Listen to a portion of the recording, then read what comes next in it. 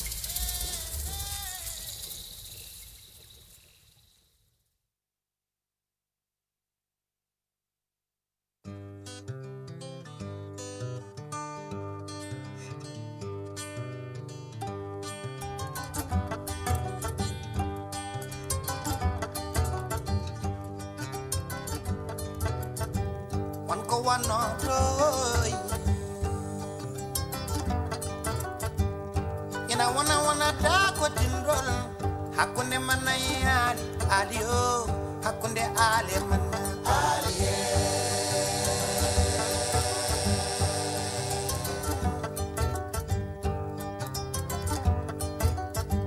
wan ko wono do ina wana ta ko tindrol hakunde manayali alio hakunde ale manna aliye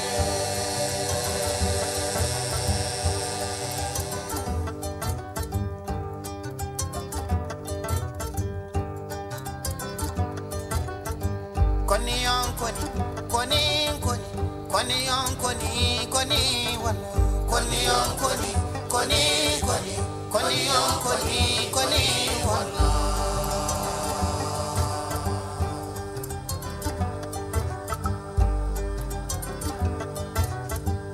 aliyo maunam aliye gelena aliye kuchi manay domen aliye idine ngarde riu aliye idine ngarde raw aliye kende yo minyam sanchu kedema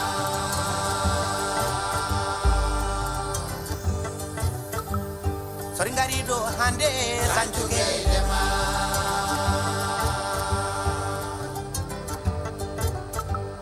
mapuchi yara go fo sanchu kedema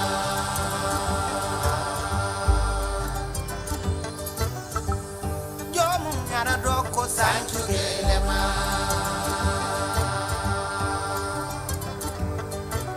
nem pendo ibinya sanchu kedema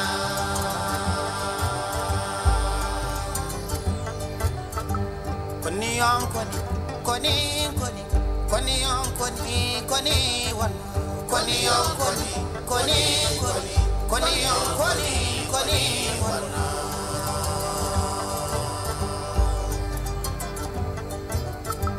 koni on koni koni koni koni on koni koni wan koni on koni koni koni koni on koni koni wan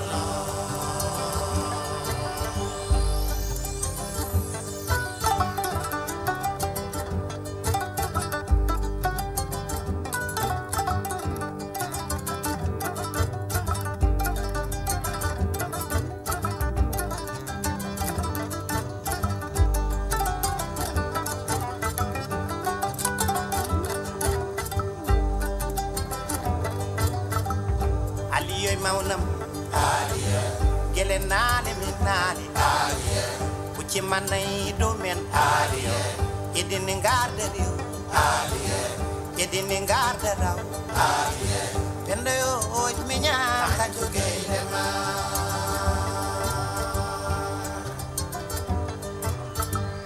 sori ngari do ande sanju kedema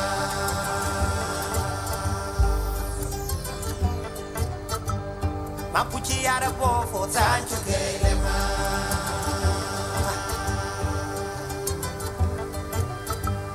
jom yara do ko sanchu kelema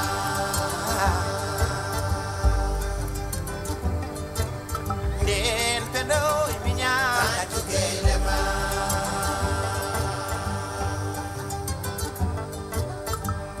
ni on koni koni koni koni on koni koni wan koni on koni koni koni koni on koni koni wan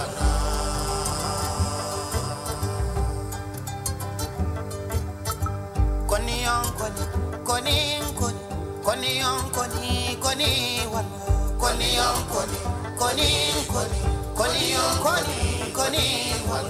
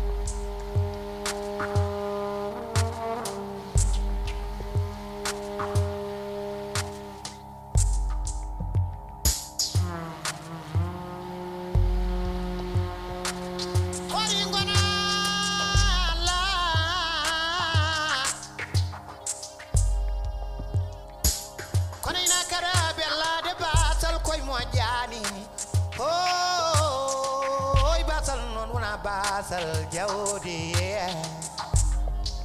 sabu neɗɗo no ronka jawdi duniya taw ronka nendima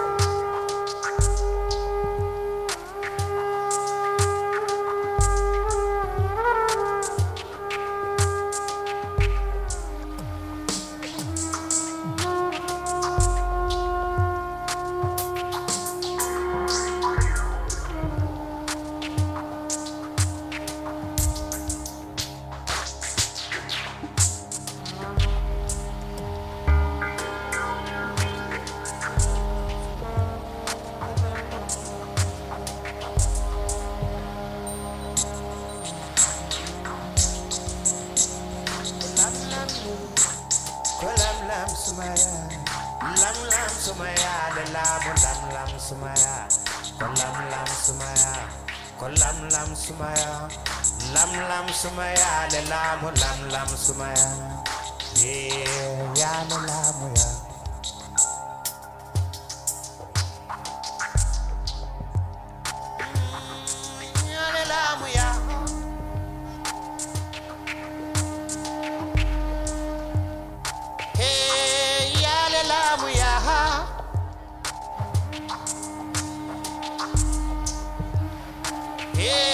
ya le lamu ya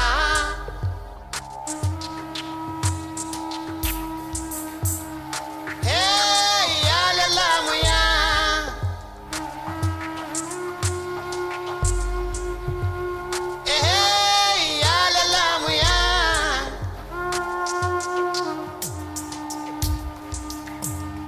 hey ya le lamu ya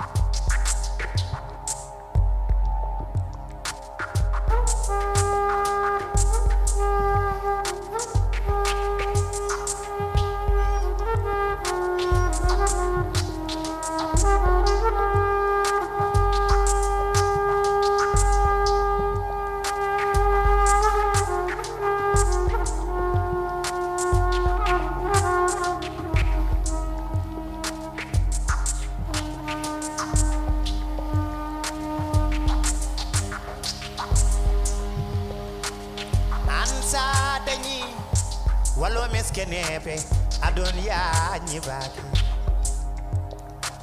antan sa ala nang toy golema an adon ya nyibaki kwa alla rokata ko alla yitata an kwa alla faboto asugaji men alla fecunode gila en garani Kiram bolle yeli banna wola ram yeli banna Kiram bolle yeli banna oh yeli banna oh yeli banna malikundo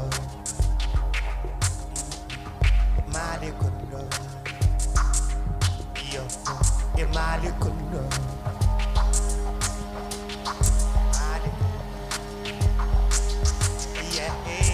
Malikundo Komalikundo Komalikundo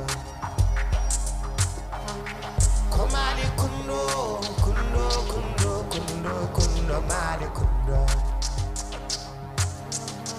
Komalikundo Kundo Kundo Kundo Malikundo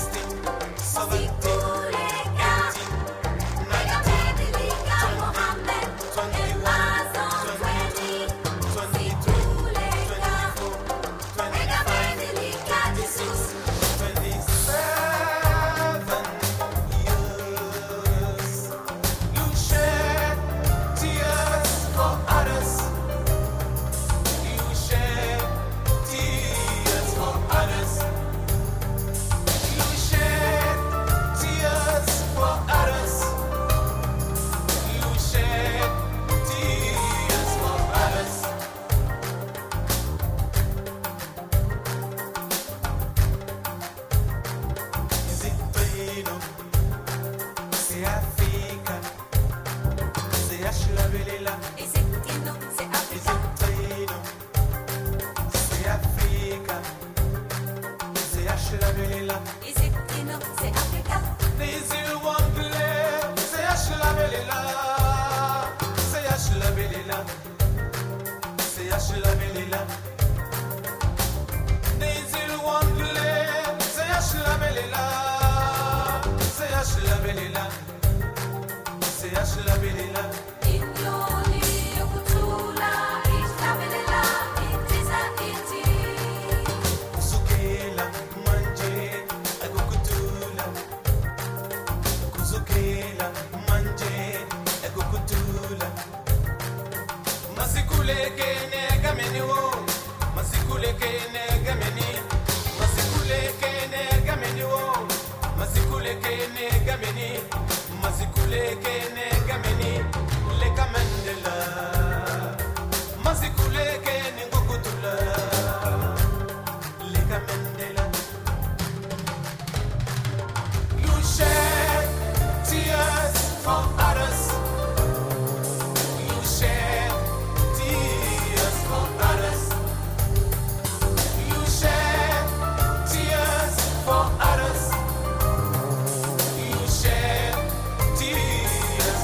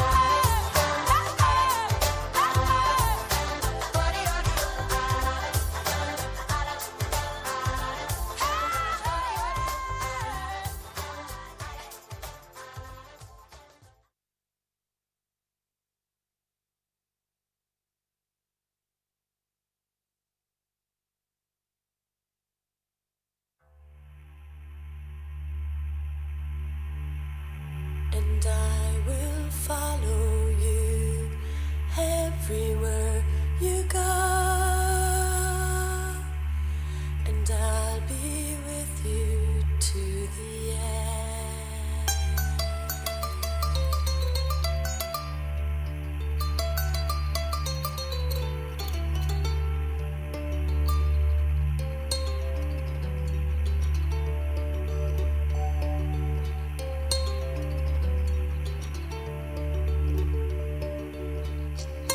And I will follow you everywhere you go,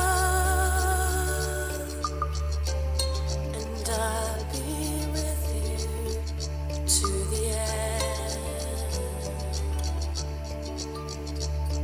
Yeah, And I will follow you everywhere you go.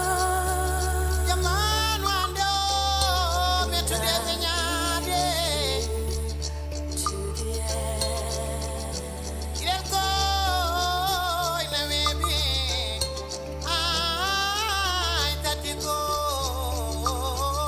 my dido. Sakanayo, minayo, minaye.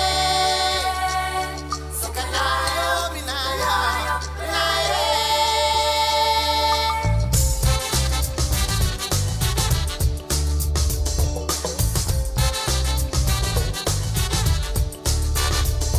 Sakanayo, minayo, minaye. Sakanayo, minayo,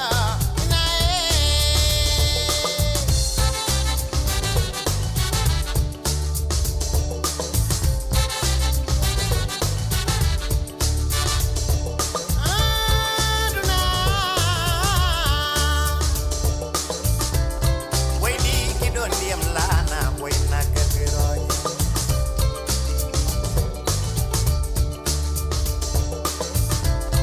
Aliyoy, mauna pende oy, minyam penda.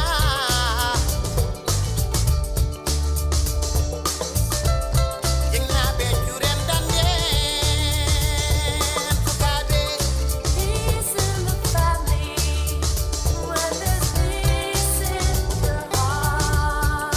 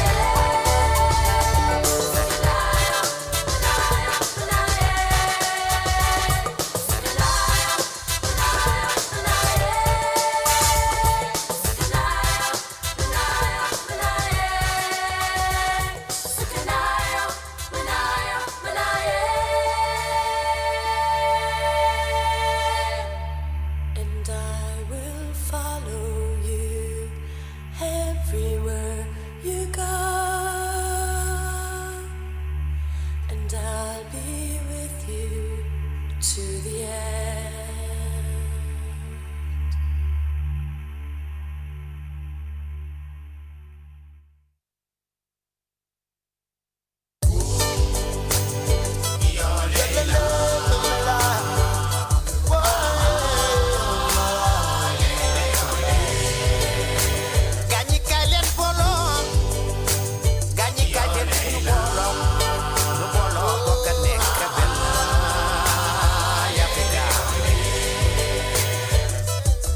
Scatter the souls to the corners of the earth. Teach us some more about humility. Oh, can't we see? We denied ourselves our blessings. In this time we learned our lessons that we should serve the Almighty. Degarel Makoki, Takawal Mwatayi. Niwa Dakar, Niger, Devon, Africa. African Polole, you bole koli you like. African Polole, you bole koli you like. Africans unite, Africans unite. At home and abroad, let's shine on light. Africans unite, Africans unite. Oh, at home and abroad, you gotta shine your light. Yes, you wanna be an example. First you gotta find the love, then let your light shine to mankind.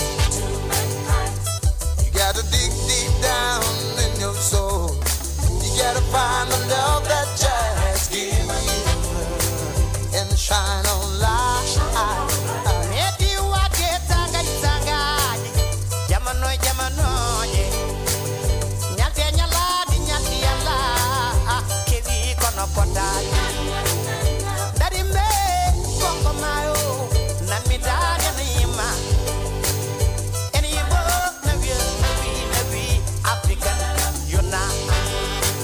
Africans unite.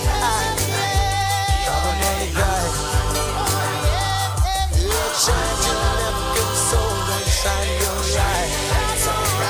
Africans unite. At home and abroad, you gotta shine your light.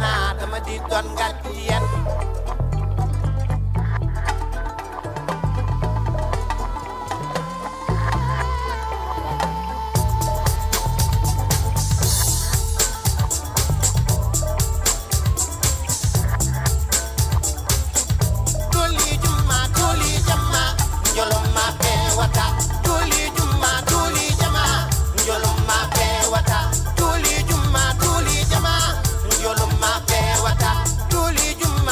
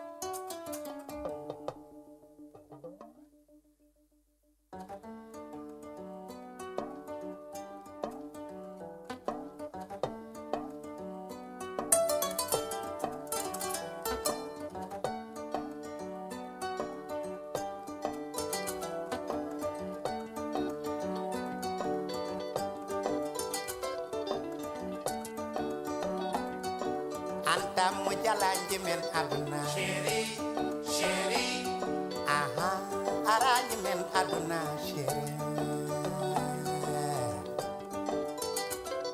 chéri, chéri,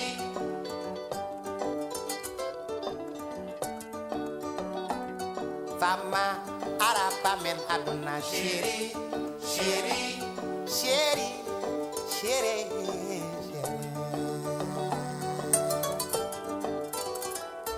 chéri, chéri,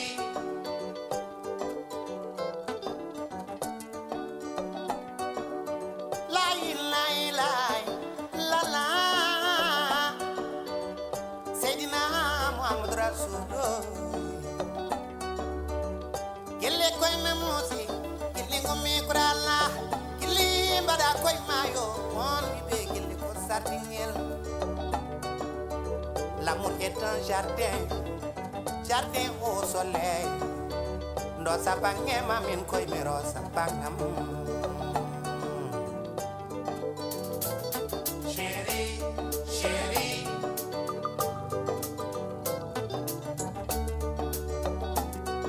I need your smile my love my lover, I need your smile my love my lover, when you smile in the night my love my lover, it's like a sun shining all the night my love my lover, it's like a sun shining all the night my love my lover, yes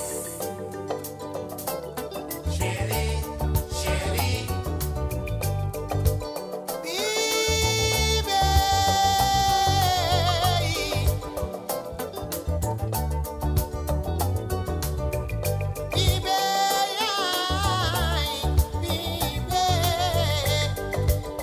baby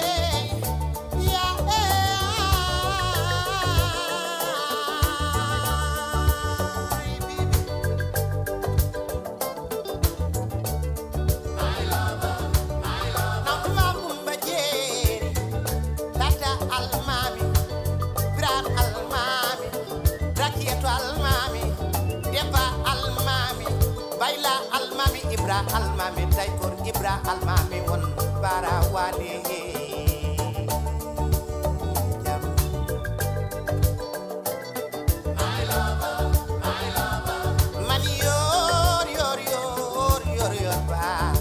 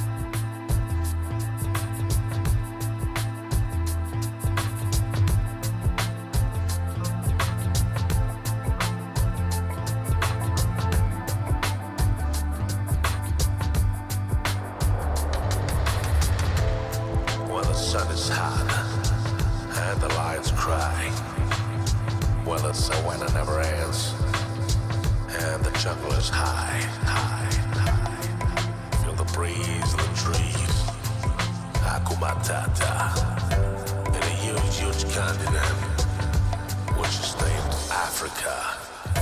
Well, he was a great doctor, and in fact he was looking for the Nile.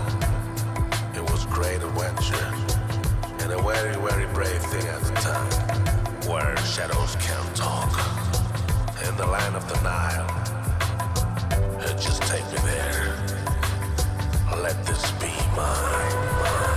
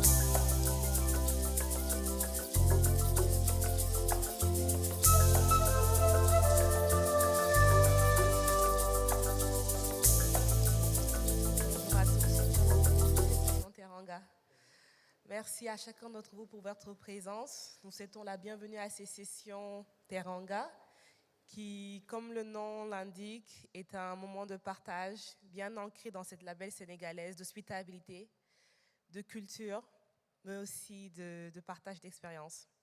Et pour ce faire, nous allons commencer par un interlude culturel, une prestation d'Asiko, qui est une musique urbaine trempée dans la culture dakaroise. Et nous recevrons donc le groupe Asiko de Sandial, de Dakar Plateau, pour cette prestation. Merci.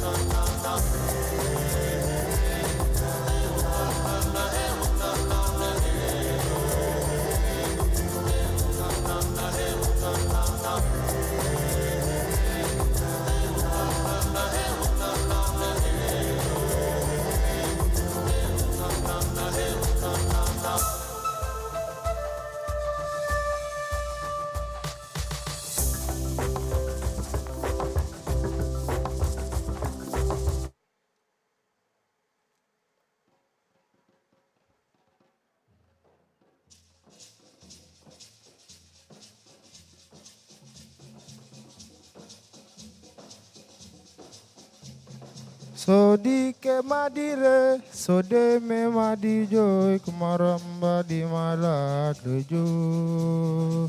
Aye, yo no plato sorina, sorina.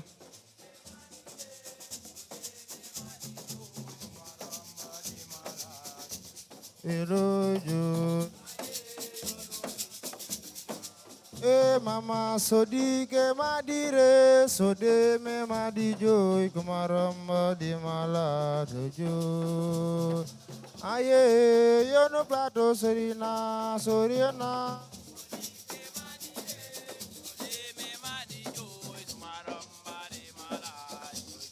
Rojo. Sorina, sorina, aye, yo no sigo sorina, sorina, ayo, salamatu samamu, bayo bayo samamu, salamatu, bayo bayo samamu.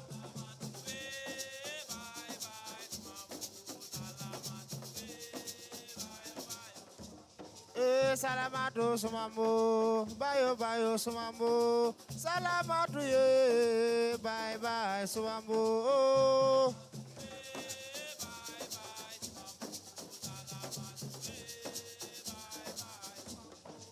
Kakande we mama ye, kakande sorina.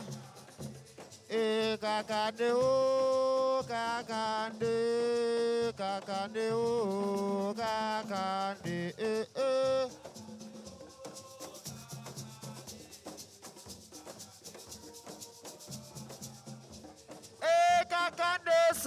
sorina.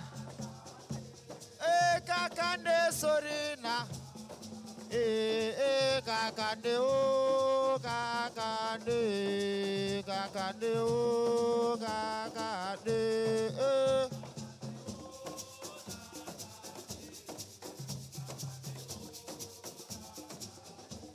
Oh baby yo, ah baby yo sa, baby yo, ah baby yo sa.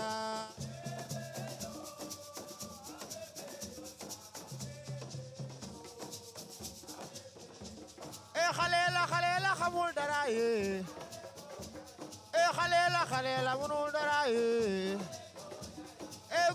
Goody yow la bocok man la bala ma tàggu sama ndaw si sama yaram daw na.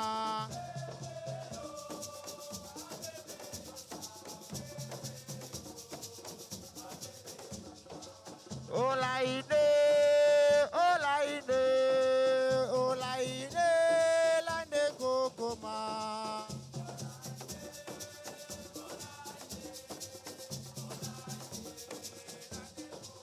Siko lande kokoma. Siko lande kokoma. Siko olaine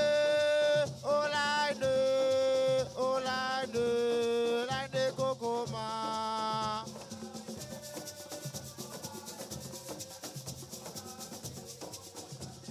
Wenikama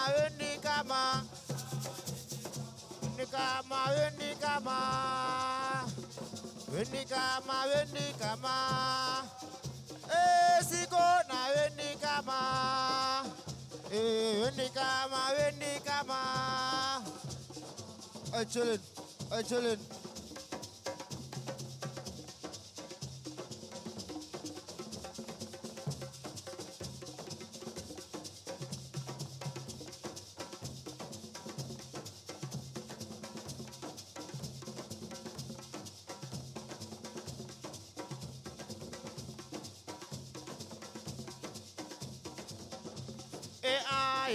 Baby nasa mado asuka jale baby nasa mado.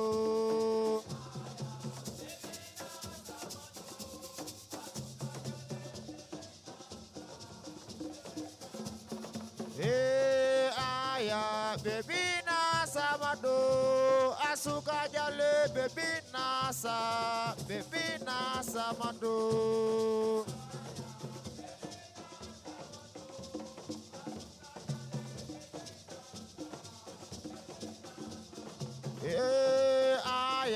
Baby nasa mado asuka jale baby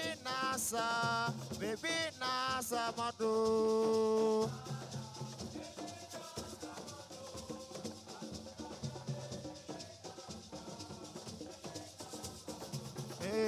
Asuka jale. Asuka jale. Asuka jale. Asuka ye mama o. Asuka ye mama o. Asuka ye mama o.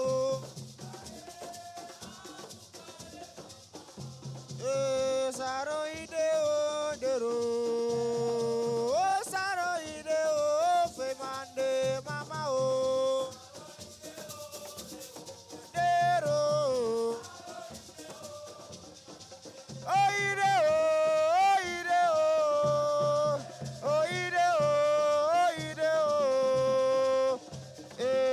Samadovia.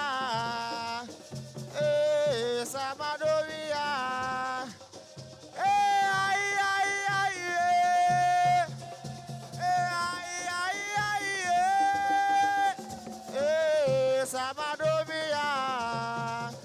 Siko Samadovia. Samadovia. Siko Samadovia. Saro ideo dero. Sara ideo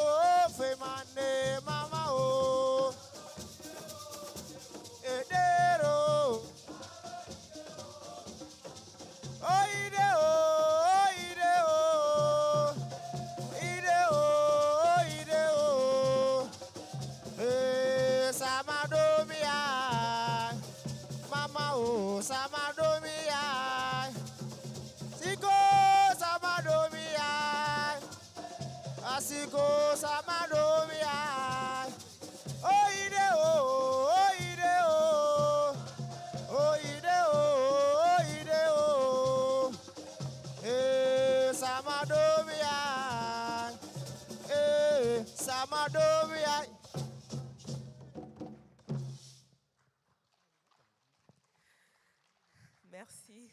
Merci, merci beaucoup. Nous remercions énormément le groupe Asiko Sandial qui nous a plongé dans l'ambiance festive du centre-ville de Dakar avec ses sonorités qui accompagnent très souvent les cérémonies traditionnelles au Sénégal, mais aussi le mouvement associatif. En tout cas, merci beaucoup, c'était très intéressant.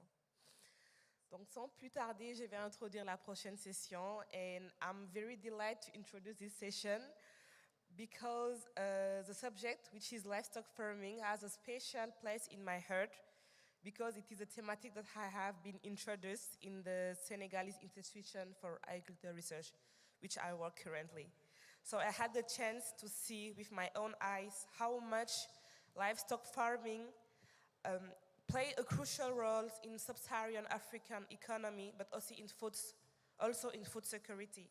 And it's a sector that supports trade, and it's deeply rooted in cultural and tradition. So I'm very delighted to introduce Dr. Sibi Noyo to give us a spotlight about the Ministerial roundtable that was held yesterday. Thank you, Doctor.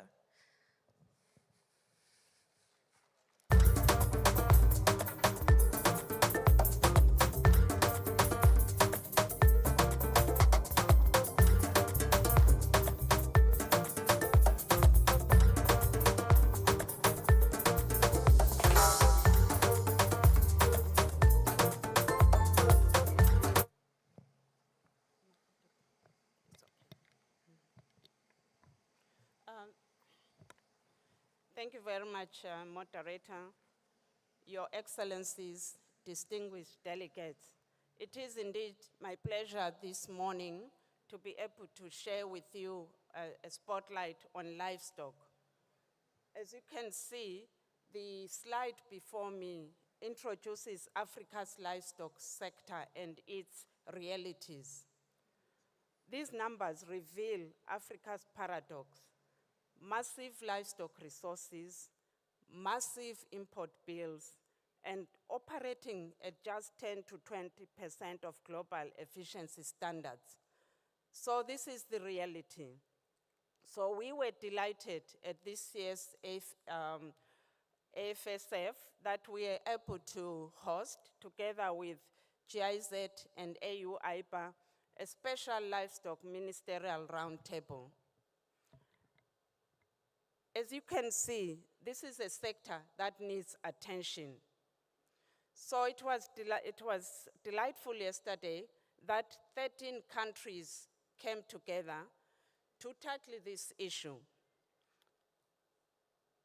The ministerial deep dive had a frank discussion to listen to the needs of African countries, to enhance peer-to-peer learning, and identify concrete partnership opportunities to drive livestock transformation, both national and at continental levels.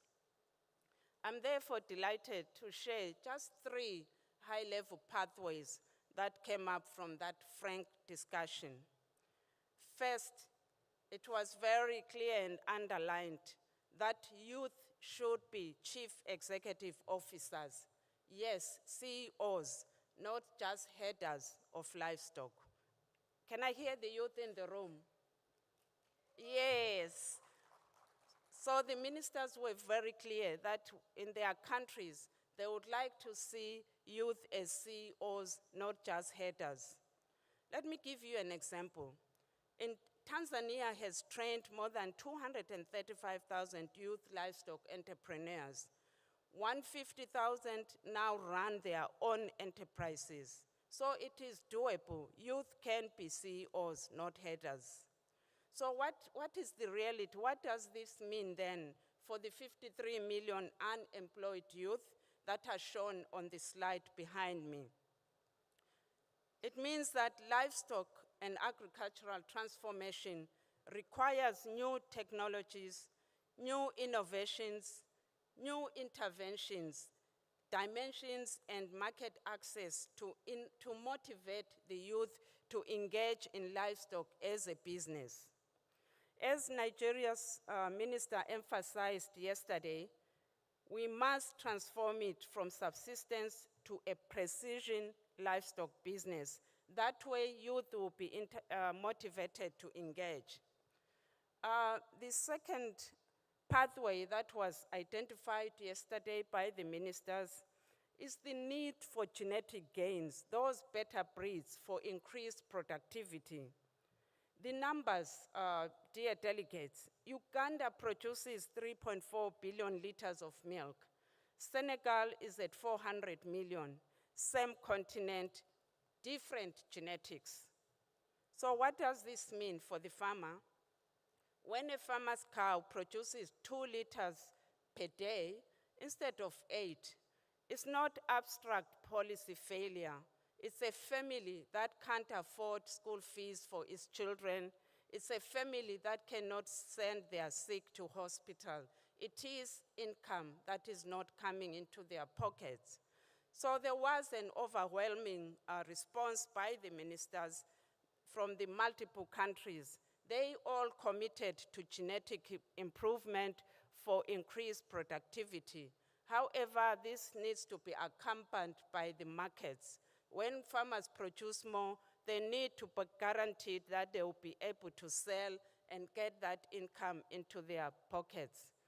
Therefore, this means if we're focusing on genetic improvement, it means better breeds that are adapted to the harsh conditions that they may be in, higher yields, and more income per animal for farmers in the next 2 to 3 years.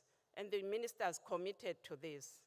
The third pathway, the last pathway that came up, might sound simple, but this is what the ministers committed to. This is a WhatsApp diplomacy. Beyond bureaucracy, Senegal's minister proposed a WhatsApp group for livestock ministers. Seemingly simple, but it's revolutionary. When livestock diseases cross borders, as they always do, farmers need solutions in days, not diplomatic communiques. Direct minister-to-minister communication means faster disease alerts, shared drought responses, and immediate access to innovations like the presentation from Zimbabwe, where they shared about climate-smart feeding practices on the ground. Therefore, what came out yesterday from the livestock ministerial deep dive was, as the slide behind me shows, the demand for meat will triple and milk will double by 2050. Ministers recognize this. It isn't about building bigger systems, it's about making current systems work better. Mali's approach, for example, integrating livestock into agriculture, not treating them as separate sectors. Somalia's model was 20 million animals vaccinated with women leading value chains. Tanzania's innovations, digital systems for real-time monitoring, reaching individual headers. Africa imports 50 billion in food annually. Every ministerial commitment yesterday targeted this. Feed banks to reduce dependency. Regional cooperation to stop fragmented markets. Youth entrepreneurship to scale local production. Genetic improvement to boost productivity. However, in all this, there is a reality on the ground.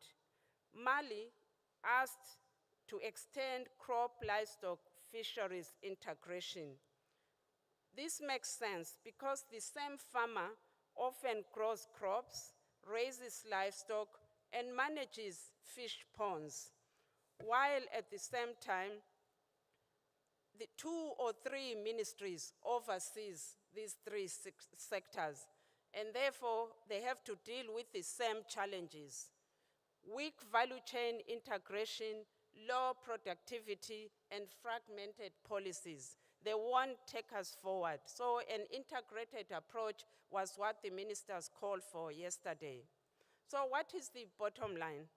Ministers didn't just talk, they had a frank discussion.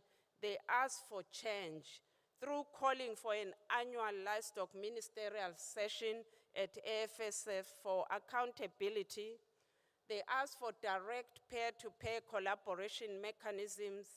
They looked for technical partnerships with institutions that coordinated the event yesterday, like ILRI, AU, IPA, GIZ, and many others that are in this space. For farmers, dear delegates, this means solutions working in Uganda will reach Senegal faster. Youth training models from Tanzania will be replicated across the continent. The gap between 10 to 20% efficiency and global standards isn't technical, it is institutional. Therefore, yesterday's session created the political infrastructure to bridge the gap, one farm at a time, one country at a time, and accelerated to the whole continent. I thank you. Thank you, Dr. Simbonosi. Thank you for giving us the spotlight and reminding us the importance of involving public authorities in the livestock issue. I think you give us also hope by presenting us all the commitment that our higher authorities take. So very thank you. And I like to introduce the next segment by saying that we all agree that investment, whatever the sector that we take, is a backbone to make things work and make things change. Investing in agricultural is essential, especially in Africa, to boost food production, to create jobs, but also to reduce poverty of our communities. So I welcome Mrs. Shania Frost from McKinsey & Company to give us a spotlight on agricultural investment. Thank you, Mrs.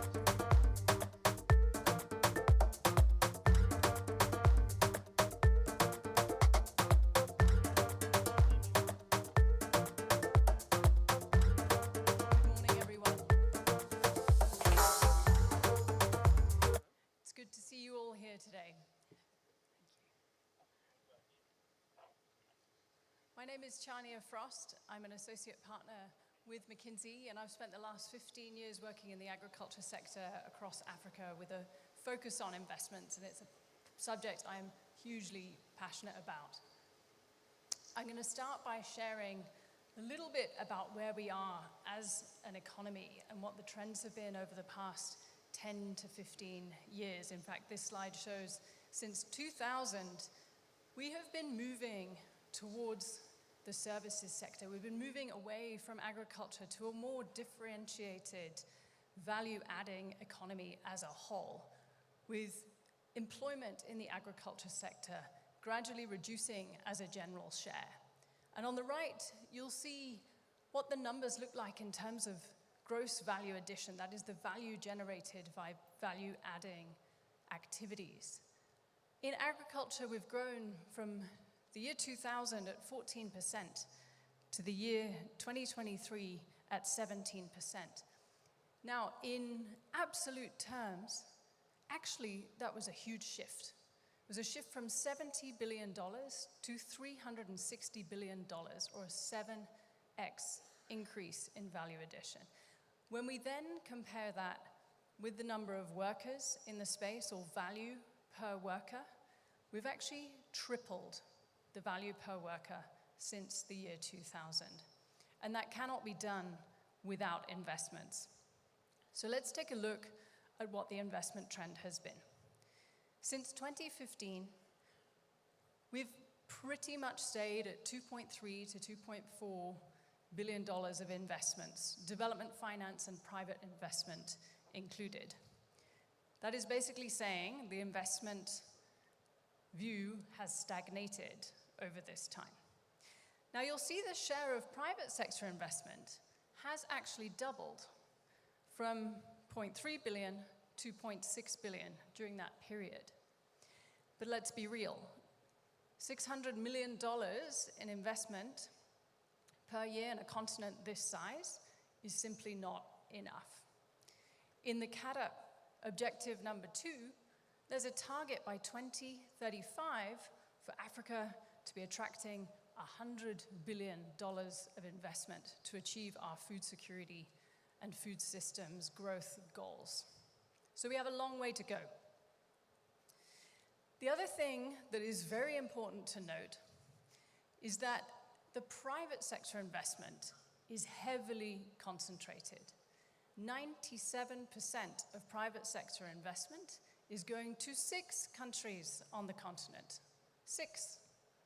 The other 48 countries absorbed in aggregate, so collectively between 2015 and 2023, less than $1 billion. So what is holding investments back in the agriculture space? These are 4 themes that we as McKinsey see. And one of them is that with the dozens of investors that we speak to and hundreds of companies that we speak to, the investors simply cannot find companies that are of significant size to deploy their capital. That's to say, the investors want to give ticket sizes 10, 20 million plus. There aren't enough companies that can absorb that kind of investment. Now, you could say that that might be because we have a smallholder farmer base. India does too. They are 80% smallholder farmer driven, and yet they have very big companies. So that brings me to my second point. India has a huge market with consistent licensing and regulatory and logistical rule books.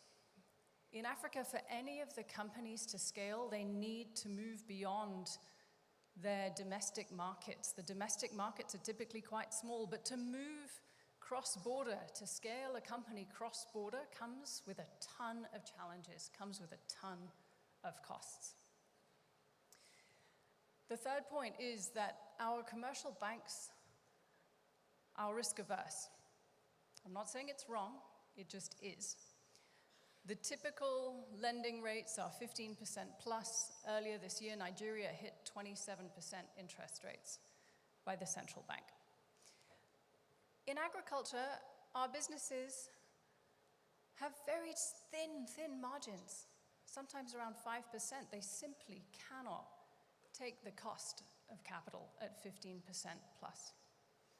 And finally, our policy stability isn't there in many cases. When governments change a policy with very little warning, when a tax policy changes, when fees change, and so on, it can threaten a business overnight. So what can be done? In terms of supporting the private sector, the smaller businesses that need $100,000 to $10 million, they really need support figuring out their go-to-market strategies, how to get into new markets, what their pricing strategies should be, how to do the financial planning, and accelerators are a fantastic way to do that. There are accelerators on the continent. They need more funding, and they need more finance for those SMEs to access. The ones looking for $10 to $50 million, they actually need support to help those transactions go through, to help those deals go through. What can the public sector consider? Unlocking trade corridors across Africa. We know that this could actually unlock 180 billion in terms of consumer market opportunity. And they can also create political policy stability. Maintaining policies for 5 years or so would make a huge difference in terms of enabling investor commitment. And finally, they could consider implementing market-driven incentives. I'm not talking about subsidies. I'm actually talking about pricing incentives. For example, in the poultry sector, in many countries in Africa, farmers are paid by the bird. They're not paid by the kilo. So if a farmer has a 1 kilo bird and a 1.2 kilo bird, they're paid the same amount. That's actually a disincentive to feed that bird. That is a disincentive to get more meat on that bird. In the dairy sector, most countries in Africa actually have a volume-based pricing regulation where farmers are paid by the liter or kilo for their milk.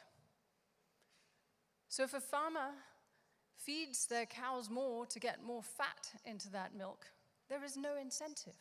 India changed these regulations in the 1980s, and they moved from being a net importer of many products to being a net exporter with a massive uptick in productivity.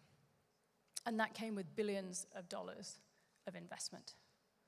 So, ladies and gentlemen, there is a huge opportunity. There are some clear pathways to achieve it. With the global geopolitics and the trends in Africa, it is imperative that we act now. Thank you.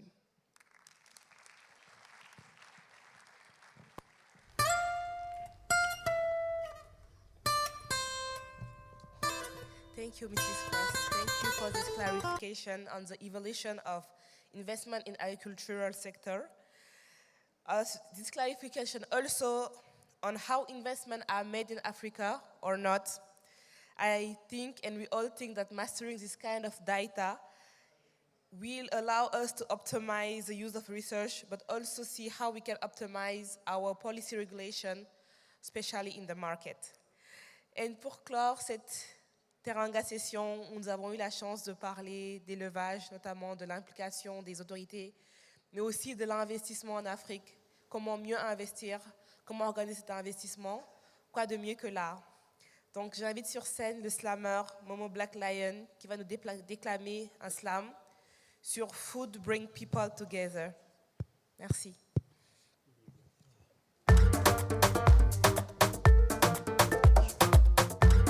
Food brings people together. Food brings people together. Food brings people together. Food brings people together. One day left and another rest. It was not the first, but not also the last. But all I know is that it was a day. Was it a sad day or a good day?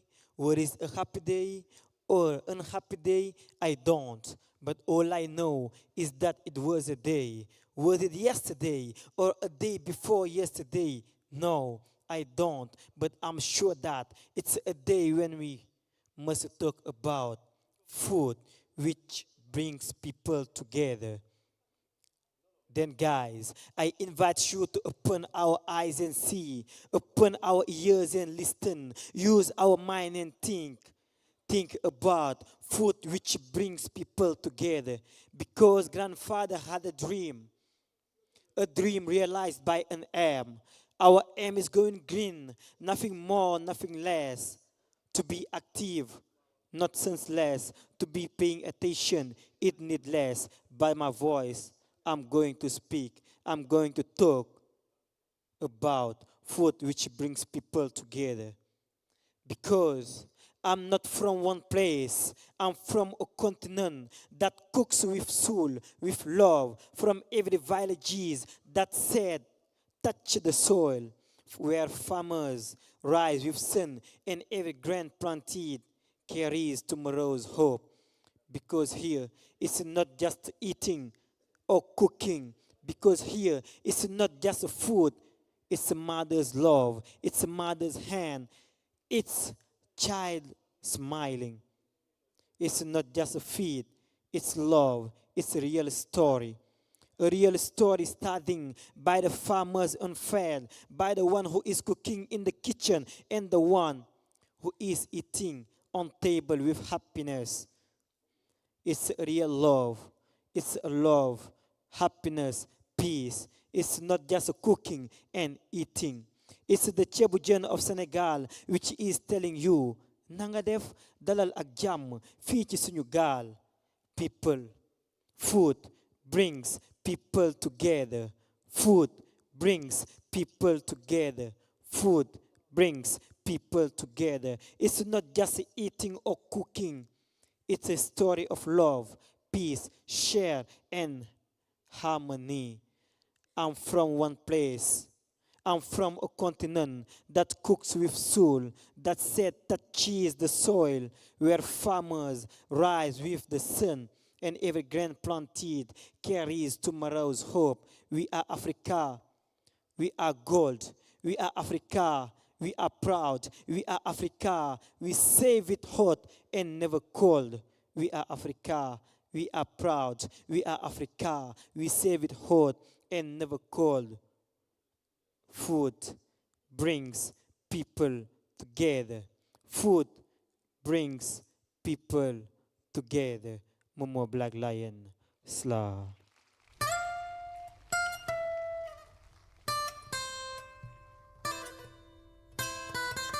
Nous allons tous remercier et applaudir encore Momo Black Lion pour ce texte très, très, très poignant.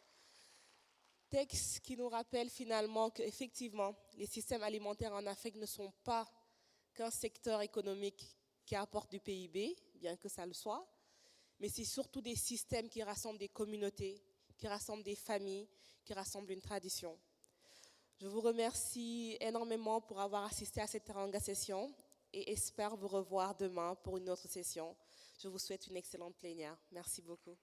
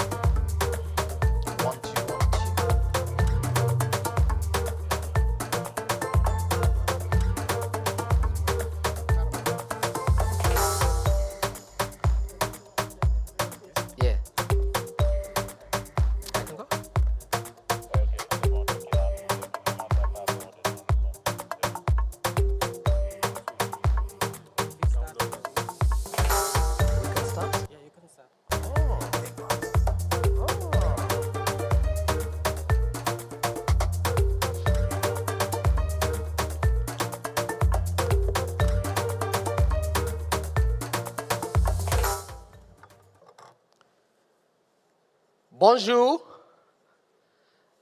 Please, please. Bonjour. Nangadev. Sorry, say that again. Nangadev. We need the energy up. We've been told Africa is hot, not cold. Are we hot in the room?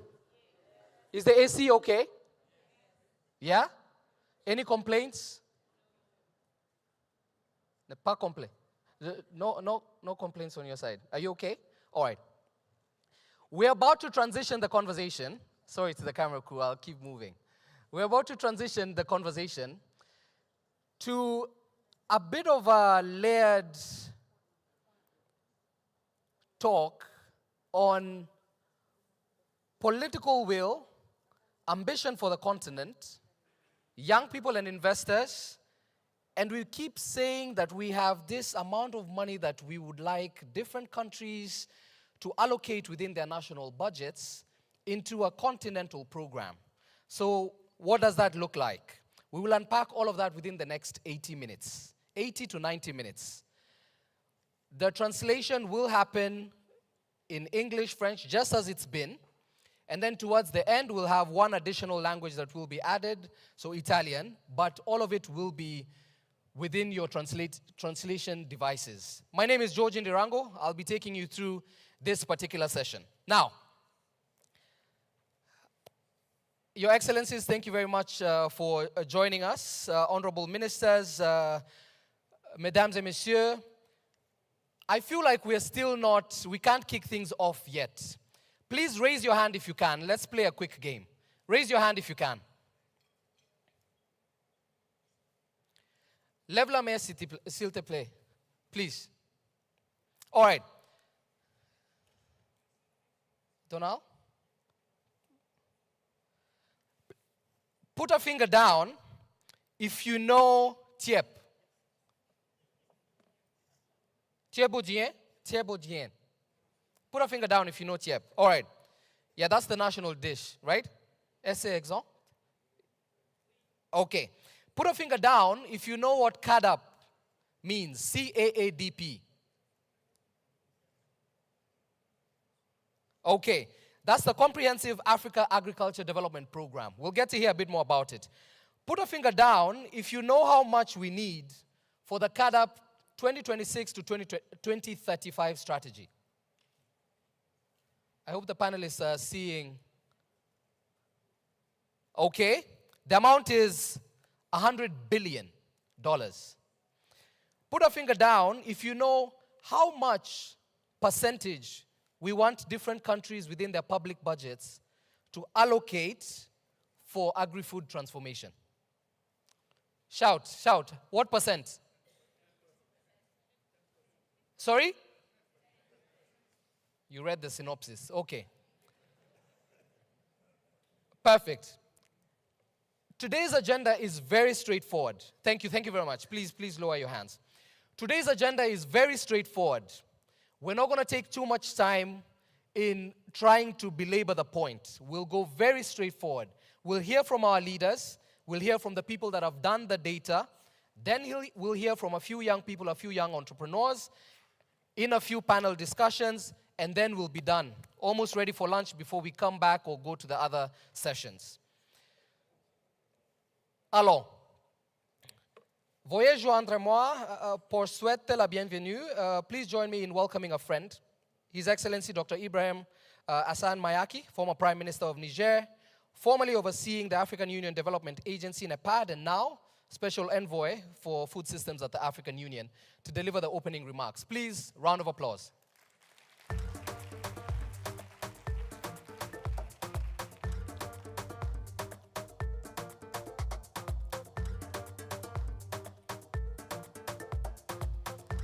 told you we'd see you again. Thank you.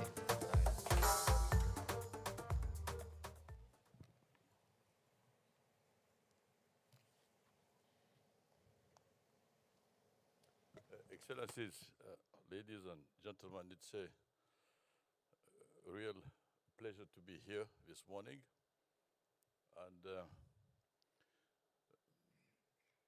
get into an issue which is quite critical at a moment of truth. The moment is decisive for Africa's future. And let me do a quick historical contextualization. Maputo was designed in 2003, and when the African leaders decided to design and adopt CAADP, at that moment, agriculture was not considered as a priority by the global donor community. Just a reminder. So the political will expressed at that moment was extremely important because it was a will of change. And the main goal which was sought was to have Africa's structural transformation go through agricultural transformation. So it was mainly political. And from there, the foundations were laid out through compacts and the redynamization of planning of the agricultural sector in more than 40 African countries. This was an important change, and I think we should remember this. It helped us move slowly, but decisively towards Malabo in 2014. And Malabo raised the ambition. What we tend to forget is that Malabo put the emphasis on looking at agricultural transformation in a multi-sectoral dimension. As a matter of fact, we can say that Malabo set and put the seed of food systems thinking, because Malabo opened agriculture from a mono-sectoral dimension to a multi-sectoral dimension, integrating trade, infrastructure, energy, etc., land issues, etc. But multi-sectoral dimension still insisted on the 10% target in terms of public funding. 10% of public resources allocated to the sector. The trick was looking at agricultural transformation in a multi-sectoral way did have consequences, theoretical and practical, on the way to calculate the 10%, on how to allocate also these 10%. And Malabo created an instrument which was called the National Agricultural Investment Plans. And these plans had also a regional dimension, regional agricultural investment plans. We didn't do so well. If we look at the biennial reviews regarding Malabo, we had a certain number of gaps, and we had to learn from these gaps. And learning from these gaps led us to Kampala in 2025. Kampala fully adopted a food systems approach with an instrument which is similar to the National Agricultural Investment Plan, but called agri-food systems investment plans. But what is important in terms of governance to underline regarding Kampala, I was referring to Kampala 2025, is that a structure was designed which is a kind of investors' council. In Malabo, we didn't have that structure of investors gathered together in order to enable a direct interaction with the public sector. So the advantage of Kampala is to have this advisory private sector council, which is part of the implementation of Kampala. It is important for two reasons. The first one is that it reaffirms the role of the private sector, and be mindful of the fact that in the private sector, small-scale farmers are evidently the most important element, because these small-scale farmers, if they are empowered to become entrepreneurs, micro, small, and medium entrepreneurs, will be the driving force of the transformation that will happen with Kampala.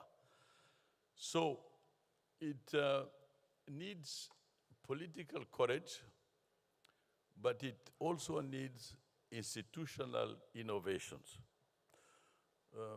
I will not go into the financial innovations in terms of instruments. We don't have the time to do it. But there is an aspect we tend to forget sometimes, It's the institutional innovations that can allow the domestication of Kampala to be a success. So what do I mean by institutional innovation? We know from most of the studies that have been done on the capacity to implement from Maputo to Malabo, that the way we are structured in the public sector is not a favorable condition for implementation, because that way is a fragmented way. And we know also that interministerial committees are not a solution to fragmentation. So we talk about a whole government approach generally, but this whole government approach needs also specific institutional innovations, which means that two things need to happen. The first one is to create systemic linkages between ministries like agriculture, environment, trade, and infrastructure. As long as we do not go towards that kind of thinking, implementation will lag behind. We frequently meet and say, well, capacity to implement is not there, implementation is not going in the right way. Many progresses have been made from Maputo to Malabo. Many progresses have been made. But we are in a situation where the progresses that we make at the speed at which we make them are too slow. In order to change and accelerate, because the challenges are enormous. Imagine we'll need to feed 2.5 billion inhabitants of the continents by 2050, and these 2.5, many of them are already born and with us. So it's a huge advantage if we accelerate. And acceleration will be the main characteristic of an adequate implementation. So in order to accelerate, institutions need to be fit for purpose for the acceleration. Vietnam has merged agriculture ministries and environment ministry. So they found a space where it's no longer interministerial, it's more systemic than ministerial. Secondly, another example that can allow us to accelerate is that if we think in terms of linking agric, trade, and infrastructure. And then, let me go back to the African Union strategic designs. In infrastructure, we have PIDA, which is a program for infrastructure development. In trade, we have a CFTA, and we have CADEP, now CADEP Kampala. These three instruments need to work together. And each one of these instruments, the two, the CFTA and the PIDA, need to prioritize food systems transformation. And an idea, a concept, a mechanism was designed in order to allow this to happen. And these are the food corridors. I mean, regions where there is an optimality, potential optimality, to produce a certain number of commodities And remember, we have a decision of the African Union on strategic commodities. And these food corridors could provide the necessary interaction between the three strategic instruments, which are PIDA on infrastructure, because in the food corridors, you would need a density of infrastructure for moving people and moving the goods. And then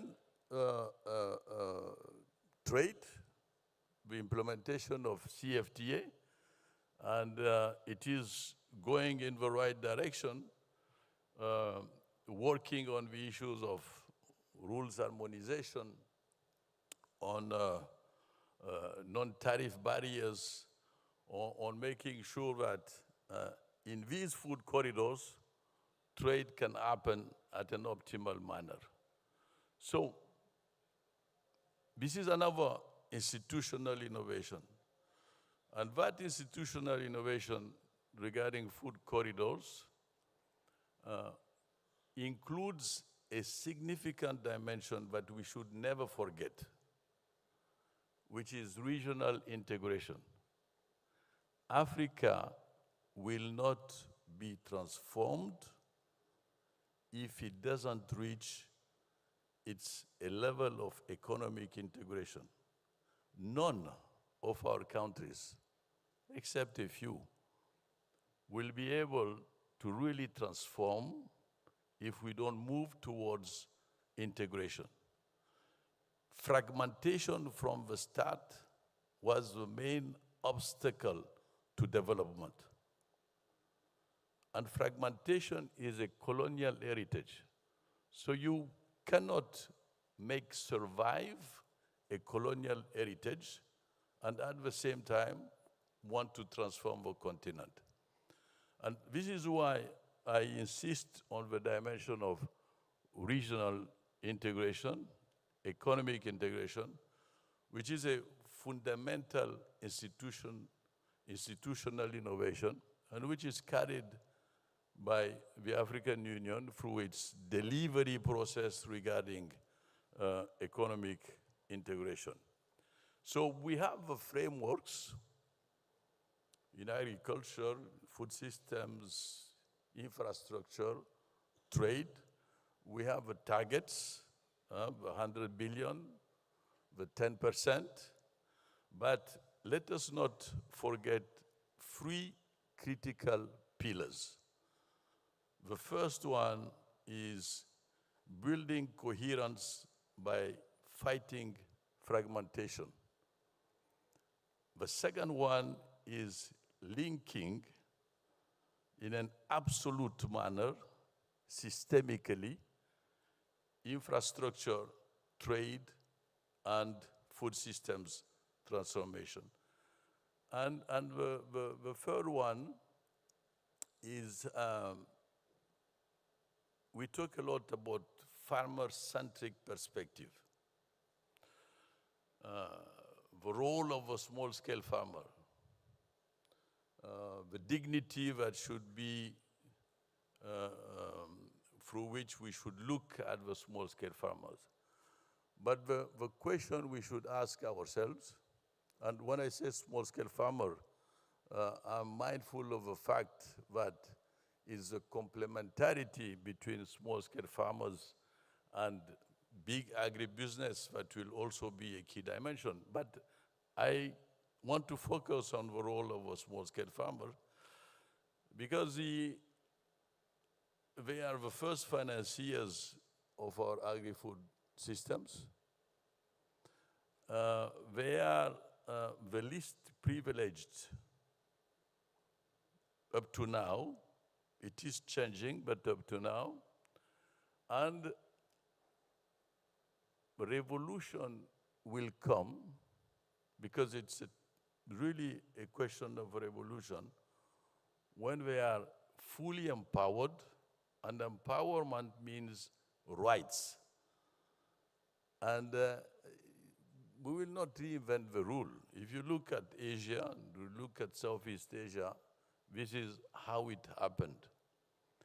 We cannot have a transformation of our food systems if we do not have a positive discrimination in favor of small-scale farmers and empower them with rights, finance evidently, and with science, because science will be a critical element that will allow us to accelerate. So the future of a continent food systems is not written elsewhere. It is written in Kampala, in our commitments, in our budgets, in our governance, and in our collective determination to deliver. And it is a commitment made by elites. And we are all in this room part of what is called the elite. So as part of the elite, we have a responsibility. We need to be accountable. And accountability is about what we do every day in order to facilitate the acceleration of the implementation of Kampala. I thank you.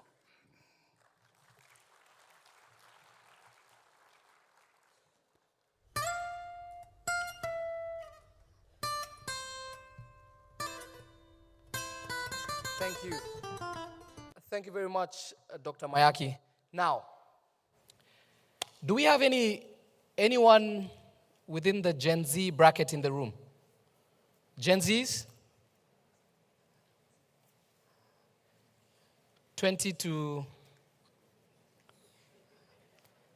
Gen Z at heart? Thank you, all of us. The reason why we're saying that is this. We don't want this room at any point for the energy to go.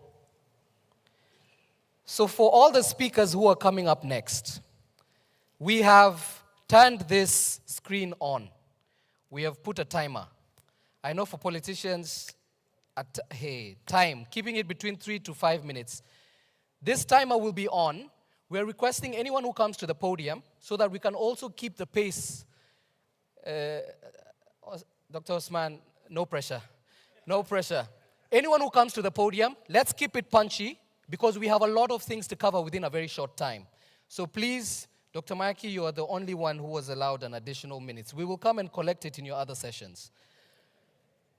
Please allow us to call on stage with a nice round of applause Dr. Osman Badian, the Executive Chairperson at Academia 2063, to now take us through some bit of accountability and the framework. The timer will be on shortly.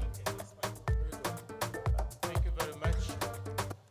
It's a pleasure to be here with you. All protocol observed, the dignitaries who are here with us.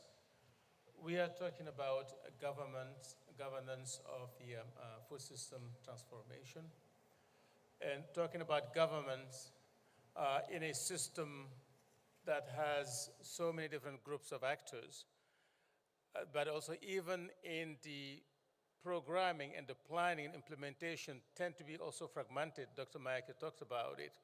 Those different moving pieces can be governed and governed effectively through agreed principles of mutual accountability. Without that, it's extremely difficult to bring everybody together. And luckily for us, one of the biggest innovation areas of CARIB is around the mutual accountability. Actually, I could even go further that say NEPAD itself, the New Economic Partnership for Africa's Development, for those who haven't followed it that closely, has put mutual accountability in the middle of the agenda. And CARIB is just one of 5 programs of the NEPAD effort. And Dr. Mayaki talked about PIDA, for example. There were health, there was science and technology, and the like, right? So we had the African peer review mechanism so that African states and heads of states and governments can keep themselves accountable and work together to deliver the common agenda. CARIB itself, from the very beginning, has been a broad movement from the farmers' organizations to the regional economic communities, to the national governments, to the specialized agencies of the African Union and their partners across.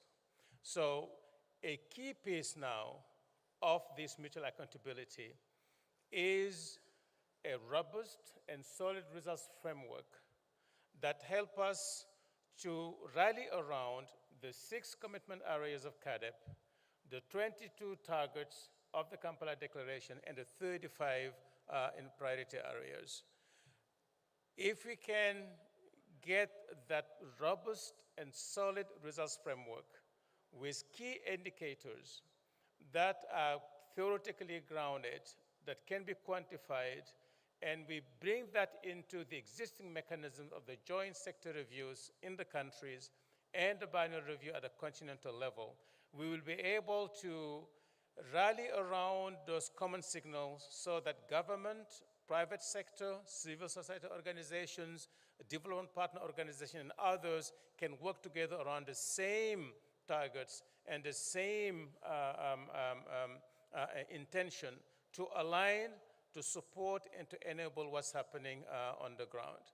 So moving forward, what we'll need to add to a solid and robust results framework, and that's my last statement, is how to improve the mutual accountability processes on the ground. The joint sector reviews, I think they're much better than they used to be. Last time I looked, there are about 30 countries implementing them, technically robust, inclusive, and comprehensive. The biennial review has helped us quite a bit going forward, but we have been using it perhaps not enough. We've been using it to look back and did we do well or didn't we do well? A backward-looking review process is good, but better is a forward-looking review process as well. How do we go from a backward-looking tracking biennial review to a forward-looking planning biennial review that help us not just to look at scores and go home, but to turn those scores into decisions that inform how we're going to be doing things better and to better align with this Kampala Declaration. Doing that and bringing it to the joint sector review will include us in each and every country to look at that one clause in the declaration. What will countries do to reflect the Kampala Declaration in their policies, their strategies, and the budget allocation, right? And once we do that and we can track it, we'll be on the way to a successful 3rd decade of the Kampala Declaration. The last 2 decades were the best for African agriculture. You'll have to go back to the early 60s to get something like that again. And if we do a good effort in holding ourselves accountable, being disciplined, and working hard and staying the course, we'll have another 10 years, and Africa will have solved quite a big chunk of its problem, as we have done over the last 20 years. So thank you for your time, and thank you for having me here with you. Next. Yes, next. Please, can we just give a round of applause both?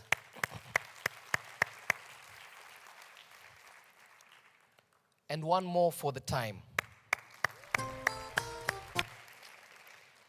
Now, thank you, Dr. Mayaki and Dr. Badian, for framing our mission perfectly. The vision of this magnitude really requires some unwavering political will. So what we're going to hear for the next few minutes before we kick off with our panel discussion is some examples from within country. Hopefully we'll get to hear from at least 4 countries to understand what they're doing within their national jurisdictions, and then we'll unpack it with a bit of a longer conversation. Coming up on stage, please round of applause to Honorable Dr. Keta Balde, Minister of Agriculture and Rural Development from the Republic of Guinea-Bissau.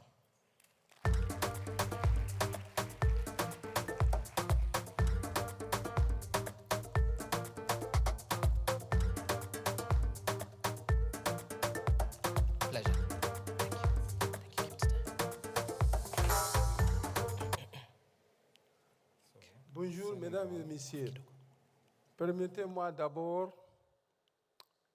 de remercier Monsieur le ministre de l'Agriculture, de la Souveraineté et de l'Élevage du Sénégal, qui m'a invité à cet forum.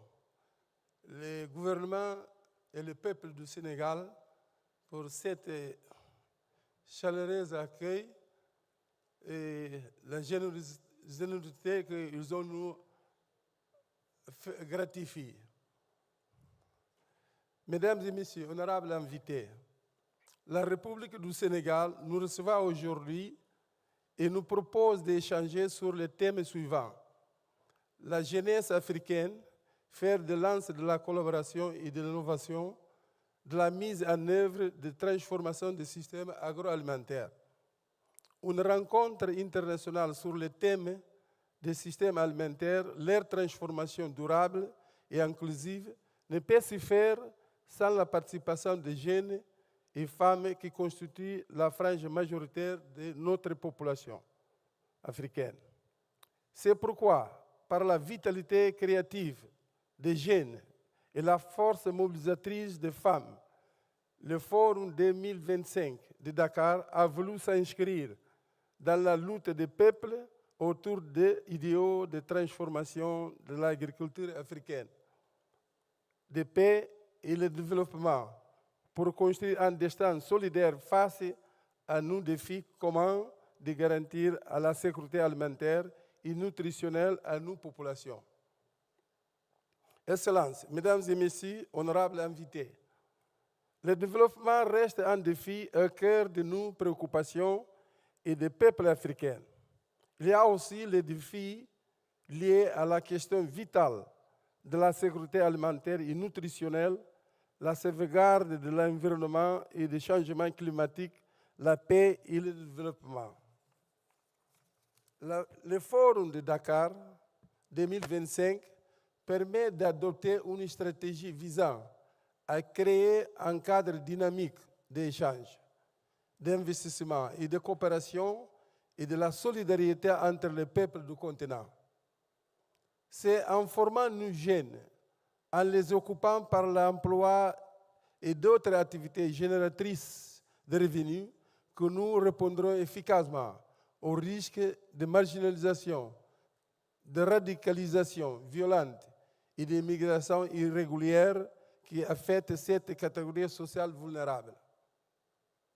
Pour bâtir notre stratégie dans la durée, je pense que ce forum pourrait être pérennisé par sa tenue régulière, qui est déjà un acquis. Excellences, Mesdames et Messieurs, en Guinée-Bissau, nombre de questions de sécurité alimentaire et nutritionnelle qui se posent à présent découlent de la dépendance presque exclusive envers de la culture de noix de cajou et de licences de pêche en tant que marchandise monétaire, ce qui donne une économie qui regarde davantage vers le monde qu'elle ne le faisait pendant la période d'avant-indépendance déclarée le 24 septembre 1973. La Guinée-Bissau a fait des avancées positives dans l'amélioration des systèmes alimentaires, notamment 1. Des taux de prévalence concernant le retard de croissance, de perte de poids pour les enfants de moins de 5 ans ont diminué rapidement jusqu'en 2015. Ils ont été bons en regard de la moyenne de l'Afrique subsaharienne. 2. La consommation de protéines animales provient pour l'essentiel du poisson, entre 16 et 18 kg par personne et par année, disponible à un prix accessible comparé à d'autres sources de protéines animales. Cependant, il reste des défis à relever pour garantir véritablement des systèmes alimentaires durables, notamment. La diversification économique et agricole est faible du fait du poids excessif de la noix de cajou. Plus de 98% de la valeur d'exportation agricole en moyenne 2015 à nos jours. La grande pauvreté atteint 61% de la population rurale contre 15% dans les villes. De tels événements provoquent les zones rurales. Le manque de compétences et la faiblesse de l'enseignement sont des éléments clés des difficultés à réaliser la diversification de l'agriculture. La plantation de noix de cajou qui ont pris la place de la culture de riz empêche la production de cultures secondaires qui diversifient la consommation alimentaire. La pêche et l'élevage sont exploités de manière traditionnelle, avec peu d'investissement de la part des familles dans les techniques de production, ce qui rend difficile l'amélioration des conditions de vie et la dynamisation des marchés. Les habitudes alimentaires sont basées sur la consommation de riz, aliments insuffisamment produits dans le pays, ce qui oblige à l'importation d'un riz moyen riche d'un point de vue nutritionnel. Excellences, Mesdames et Messieurs, honorables invités, pour terminer, je voudrais dire que la prise en compte du système alimentaire basé sur une approche communautaire et participative a pris aujourd'hui un contenu concret en Guinée-Bissau. À ce niveau, l'enjeu est évidemment plus large aussi bien pour l'État, pour les agriculteurs et les communautés rurales elles-mêmes. L'amélioration des conditions de vie des populations et la transformation de l'agriculture de façon durable et intelligente sont des problématiques interdépendantes. C'est pourquoi il est nécessaire d'établir dans les faits un véritable partenariat entre l'État, les jeunes et les femmes entrepreneurs, les organisations des producteurs agricoles et ruraux, les ONG et populations locales, les associant à toutes les décisions leur concernant. Je voudrais pour conclure remercier Monsieur le Président des séances pour sa disponibilité et son engagement, ainsi que tous les pays y représentés pour leur soutien. Qui de Dakar s'élève aujourd'hui un message d'espoir et d'engagement, nourrir l'Afrique par elle-même et garantir à chaque Africaine le droit à une alimentation saine, digne et durable. Je souhaite un plein succès à nos travaux. Merci pour votre attention.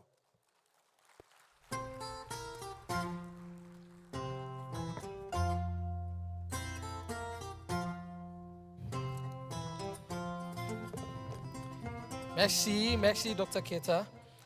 Let's switch and pivot slightly to la force motrice, the driving force of our continent's future, our youth. We'd like to get into our first panel discussion. Please allow us to call on stage Ms. Hannah Rotimi Williams, the founder of Carmela Farms. If you don't clap for the youth the way you've clapped for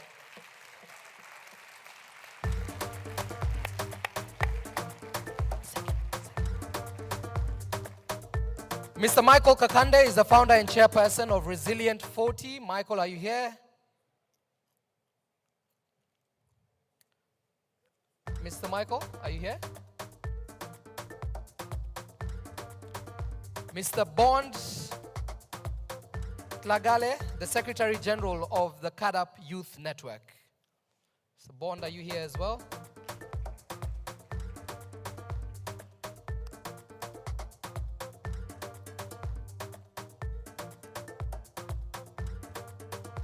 All right, we'll have a fireside chat.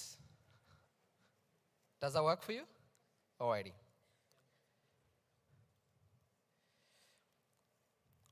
One, two, three.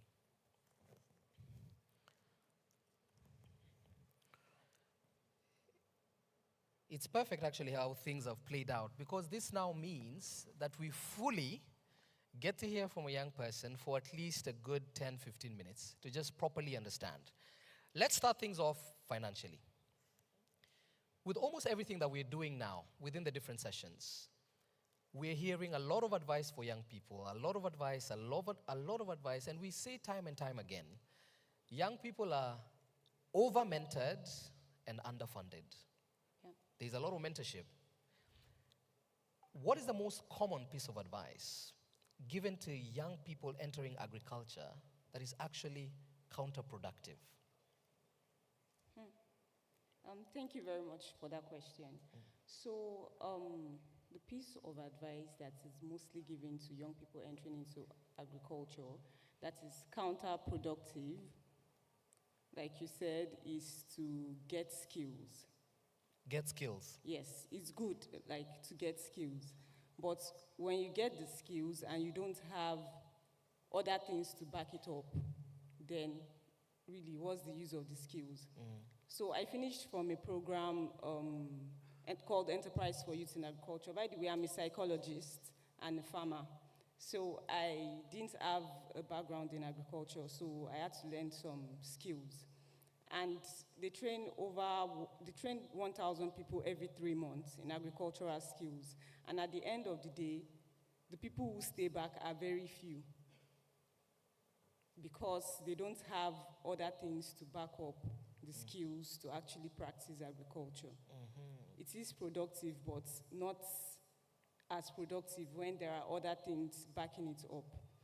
Also, I would also say entering into production, most times when young people are given advice, most of them they want them to go into production, but there are other things along the value chain of agriculture that are also very important, not just production. We're talking about even not just value addition, we're talking about logistics, we're talking about marketing, branding, and all those things. They are very, very important, not just production.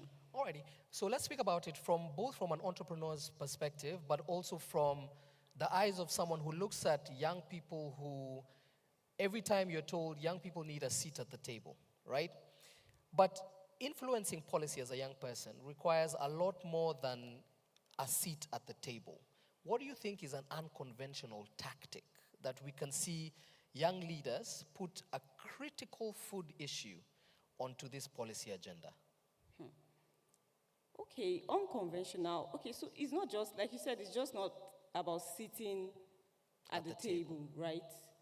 There are a lot of unconventional methods that young leaders can use for this. One is research. So we actually need young people to go to where the farmers are. We need farmers in rural areas where the problems are happening to get real-time data that influence policies. It's just not coming to the table. You have to go out there to do the work and experience what it is like out there for young farmers before coming to sit at the table. Because when you're bringing people to the table, you have to ensure that these people are part of what is actually going on. So you can't just, when you talk about inclusivity, you can't just, you can't just bring one person to represent all young farmers, because we all come from different backgrounds, we have different experiences, we have different perceptions and different perspectives. So what I would come and be saying to influence policy would not be the same as what another person would come and say. So we need young people from diverse backgrounds when we're talking about policy making. All right. Yes. Let's speak a bit about Carmela Farms. Yeah. One of the things that we fail to understand is one thing that was mentioned on yesterday's panel discussion here, that we always say, okay, so something like CADAP, for example, it's deliberated, discussed in this room, and then there's a phrase called the last mile, right? And the last mile is the farmers. But we were corrected and we were told the last mile for the people in this room is the first mile for the people on ground. Yes. Is that the same for Carmela Farms? How is this landing now? CADAP and the national framework and the continental framework, how is that landing with what actually happens in the farms? Okay, actually for the framework and everything, it actually addresses almost all the issues that happens on the farm. Because the first thing, I'll start with the finance aspect. That's access to finance. But one thing I want to correct is just that we shouldn't just say access to finance. We should focus on access to affordable finance. Okay. Not just finance. The affordability is very important because, okay, like you said, I'm a fish farmer, and to start my business, to set up ponds and to scale up, I need upfront capital. And when we talk about agriculture, agriculture is actually infrastructure. You need lots of infrastructure. So when we're talking about finance, we're not just saying, oh, we need access to loans, affordable loans that are not expensive. Because first off, as a young farmer, you hardly get access to these loans in banks. And when you do, the interest rates are so high that they are designed in a way to keep you small. And when we're talking about the farmer, what we want is that we want us to be survival level agripreneurs. We don't want to be survival level agripreneurs, right? We want to scale, we want to innovate, and we actually want to transform agri-food systems. So the affordable finance part is a very important thing, and I like that the CADAP, reaffirmed by the Kampala Declaration in January, actually talks about committing to mobilize $100 billion targeted at smallholders, women, and young people. And that's a very good one. But I just hope that with this plan, these funds actually reach the young farmers, like the people on the farm. Because, again, another thing would be that the funds should actually be put into innovative modeling finance and youth-friendly microfinances so that the risk for young farmers can be reduced and agriculture can be bankable. All right. What's been your experience whenever you come to forums like this? Yes. For example, we come to the Food Systems Forum. We anticipate a report will come out. There's a plan for action. We come back next year. A report is presented, a plan for action. We come back the following year. A report is written, a plan for action. What happens in between that you can say, okay, I feel like at this particular point, one of these conversations on agriculture was actually executed on ground? Okay, for me, I would say in the aspect of capacity, the trainings and all, I've gotten a whole lot of trainings through governments and all that, and I think that's the only thing I can say for myself I have benefited from, but the rest, not really. And also, another thing I would like to mention, because I know I spoke about affordable finance earlier, another thing is rural development. It is very, very important because most farms are in rural areas. That's just the truth. And as I'll speak from the perspective of a young lady right now, if I want affordable land, I have to go to the rural area. Now, the first thing that comes to my mind is actually safety. Yes. Safety? Yes. How secure can I go there alone to do my farming activities and all that? So, lack of electricity, bad roads, and things like that actually really affects me going to the rural area to say I want to start up my farm or get my land and do all that. So yes, but for the capacity aspects, training skills, a good job on that. Really. Okay. Yes.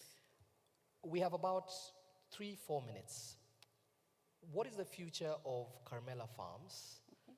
And has that changed since you came to the Food Systems Forum this year? Okay, thank you very much. So like I mentioned earlier, I'm a psychologist. Yeah, so aside Carmela Farms, I run an organization that actually supports the mental health and physical health of farmers. So we go to farming communities, we train farmers, we raise awareness, and just try to help them figure out the mental parts of farming and survival and resilience and things like that. So the future for Carmela Farms is to expand. So we're into rabbit farming and aquaculture, catfish farming. We process and we sell to markets and to people. Our plan is to get our own land, because right now we lease ponds to run this. Like I mentioned earlier, the issue of getting land outside due to safety. So I lease ponds to run my farm currently. So my plan is to get my land and to be able to scale up and also process on my farm. Also, I'm actually planning to go into a bit of agritourism, where we can start to see agriculture as a process to help people, as a rehabilitation technique to help people. So agriculture as a solution for any Yes. mental concerns. Yes. That's pretty brilliant. Yes. Please, can we...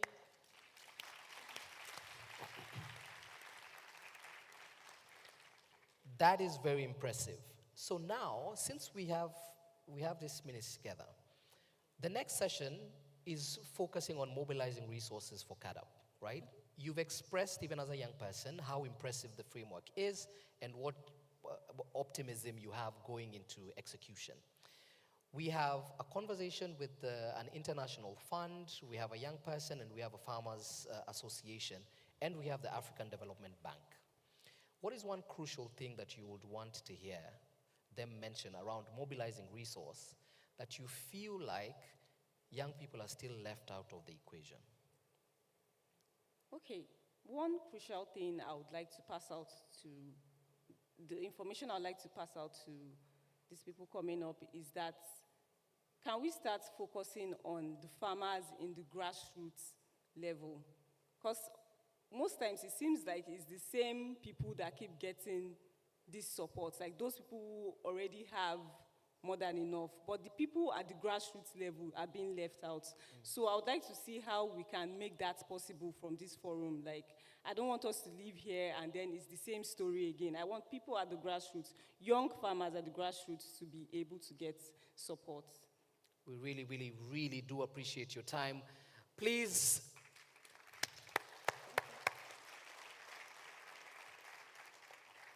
Ms. Hannah Rotimi Williams, Carmela Farms, has handled the conversation on our own. The other men were not around, but you've held it, at least for the African continent. We really do appreciate it. Thank you for setting the pace for the next conversation as well. Thank you.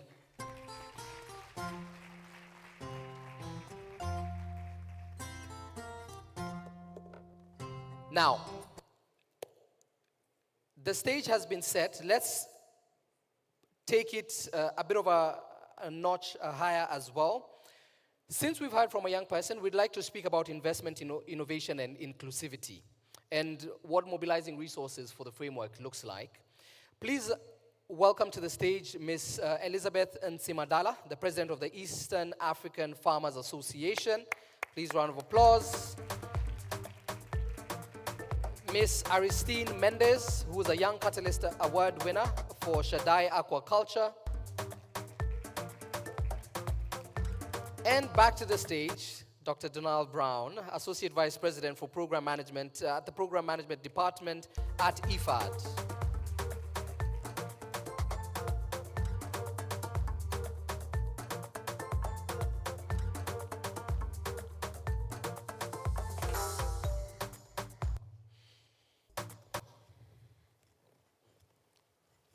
Bonjour. Are we okay? Yes. We're doing all right. Okay. Miss Elizabeth, please allow me to start off with you. We were with Dr. Donald in a different room 2 days ago, the night before. And one of the things we kept hearing was about how different smallholder farmers, different smallholder farm associations all around the world have all these great practices, Spain, Taiwan, and they always say about subsidies and giving some bit of monetary support to smallholder farmers, but very little African examples, right? We'd like to hear from you, from the perspective of the millions of farmers that you represent, some of the biggest risks or opportunities that financiers and investors consistently misunderstand. Just bring us into your world. Yeah, thank you very much for your question. And for purposes of this audience, my name is Elizabeth Nsimadala. I'm a Ugandan smallholder farmer and the president of the Eastern Africa Farmers Federation. It's a regional network that represents 25 million smallholder farmers in 10 countries of Eastern Africa. Thank you. So from your question, first of all, I want to borrow some of the statements that was made by Dr. Mayaki to respond to your question. Number one, he said that smallholder farmers are the first investors. But we are not only the first investors. Collectively, we are the biggest investors. That is number one. And number two, he also mentioned the dignity about smallholder farmers. But I would like to try to really unpack that. That when we speak about dignity, what are we trying to mean? When we speak about dignity, we are meaning that you need to listen to the farmers. We don't want you to sit in your air-conditioned offices and start assuming things that are happening on the field. Majority of the people who come up with these reports, with the proposals and whatever, they only travel to the villages once in a year, and that is during Christmas holidays, in their air-conditioned vehicles. And even when they go to the villages, the glasses are up. They don't want to be seen. And they're the same people who are reporting on what is happening in the agriculture sector in those communities. And you don't want to listen to our voices. So when you speak about putting farmers at the center, it's not about bringing us on the table. It's about listening to our issues because we understand what the issues are. I want to point out a report that we did as the Eastern Africa Farmers Federation on food imports in Eastern Africa. We understand the imports that are coming in our region. We understand the value of the imports. We know who these importers are. And the only thing to do is how do we put together an import substitution strategy so as to reduce this whole food import bill. As we speak now, it stands at $70 billion US dollars. And I think the Commission and the Special Envoy must be worried. Me, where I sit, I'm very ashamed to say that I represent all these millions of smallholder farmers, but we can't reduce this import bill. What needs to be done? I think for me, and what is going to unlock resources, especially with this CADIP Kampala process, is really to have an indicator on how we are going to reduce this food import bill. At least if we can say, annually, we need to reduce this food import bill by 20%. 20%, then we bring all the actors together, we track this indicator, and we report on it biannually, during the biannual reviews. I think for me, speaking about the budgets, yes, it's good. But for the last 10 years, our governments have not met their commitment of allocating 10%. And with this new CADIP, it is very ambitious. It is multi-sector. So what magic are you going to do? Tell us, what magic are you going to do to make sure that we meet the targets? When you look at the report that was presented in the Global Food Report that was presented by Dr. Badiani from IFPRI, up until 2015, the curve was going up. But as we speak now, everything is just going down. So we really need to unlock investments. By unlocking investments, we need an ecosystem approach. Because as farmers, when you speak about financing, one of the things, as farmers, you have to have resources. You have to first invest, because these banks need collateral. So if you don't have collateral, you cannot access investments.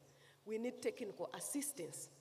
We lack the capacity to put together investor-ready proposals that are going to unlock equity, that are going to unlock loans, that are going to unlock subsidies. And these subsidies, much as I'm talking about them, at times they have a political connotation. So they don't really create a lot of impact. I would like to just pause for a second, because we'll come back for another round of questioning. And I can see you going into an area where we would like to really extract. Dr. Donald, there's a lot of things that have been alluded to that we would like to just unpack a bit more, especially inclusive finance for smallholder farmers, right? You funded, as IFAD, thousands of projects over the years, but can we share an example of an inclusive financial model that failed to meet its goals and some of the critical lessons that now shapes IFAD's investment strategy? So we're giving it a bit of a different approach this time. Thank you, and good to be here. So maybe I'll flip it the other way round about what are the lessons for success rather than the failed side of things. I don't know whether you're audible. I think it's a bit far. Can you hear me now? Yeah? Good to go? Can we hear? All right. Okay, good. So, I mean, I think, and it goes back a little bit to what Hannah just said from Carmela Enterprises, is firstly, let's say 90% of small farmers in Africa actually do not have access to finance. So let's start from there, as though there was a lot of finance, small farmers that had access. They don't. What have we learned about how to make it inclusive and how to give small farmers access? So the first thing is finance needs to be tailored to farmers' needs. So many farmers are expected, and we've heard that over the last few days, to put up collateral, to have all these sort of things for the commercial banking system, which they do not have to be able to get the access. So you need to tailor the finance for small farmers. There are ways of doing that. So in IFAD, for example, where we've found success is by not treating finance as an isolated input, but as a package.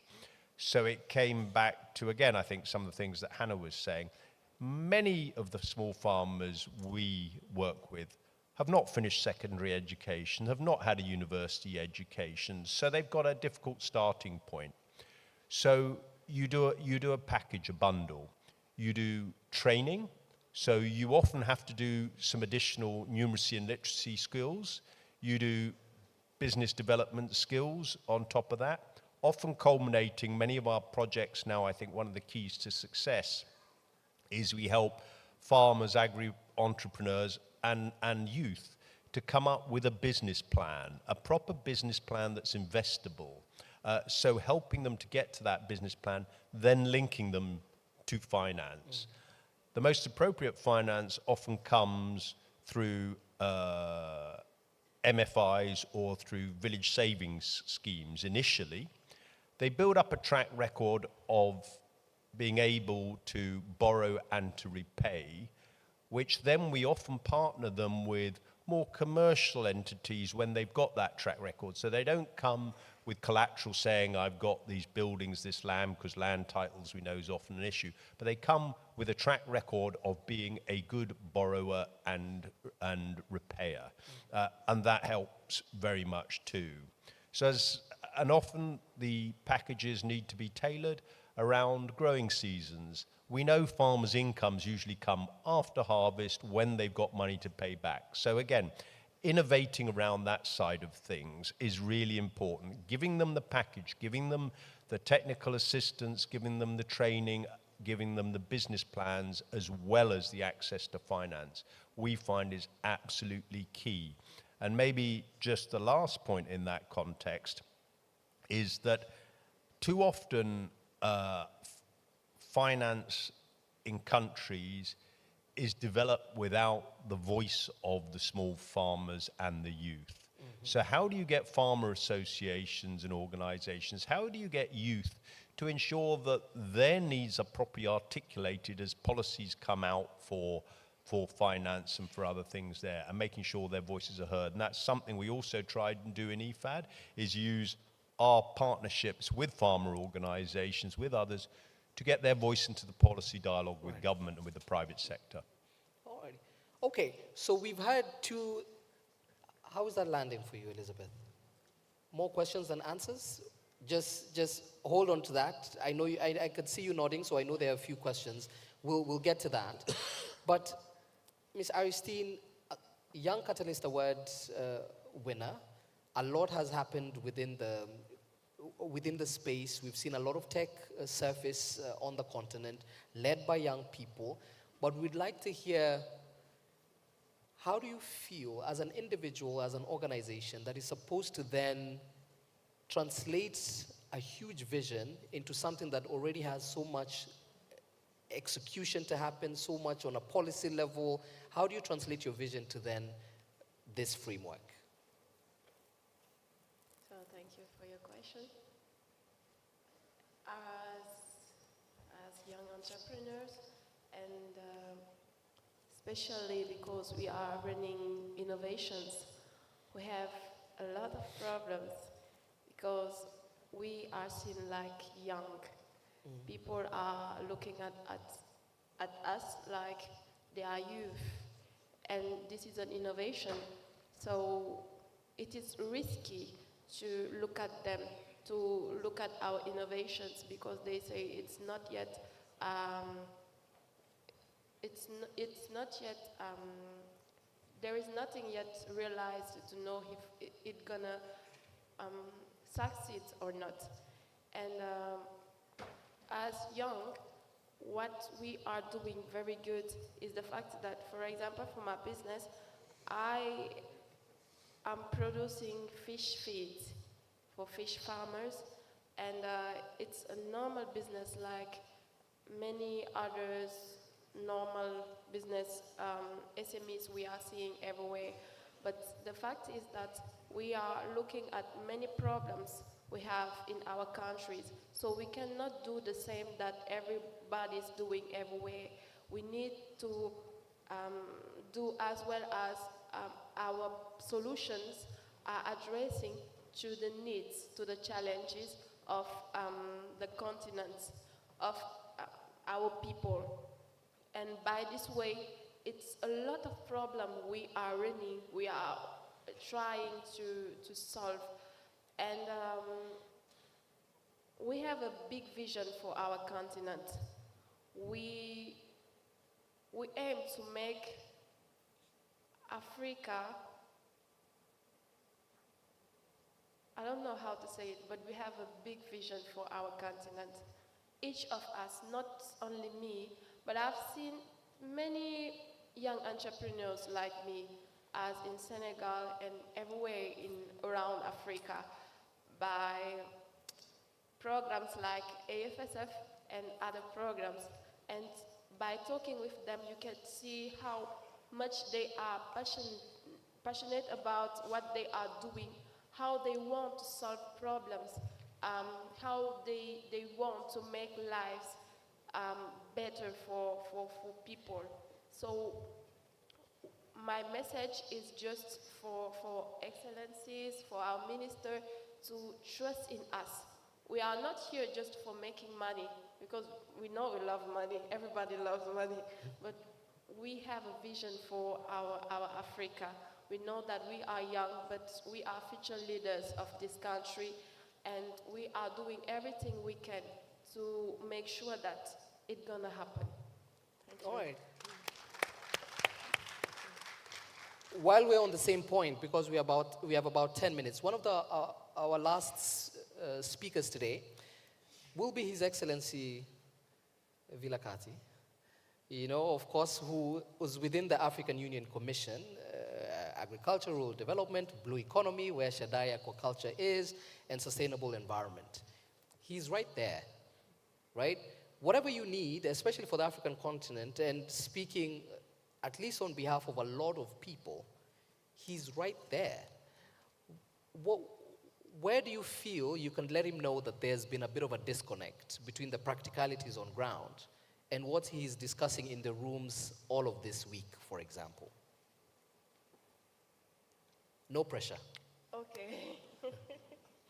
I don't know if you remember me. We were together at the UNFSF, and I told to them about my journey.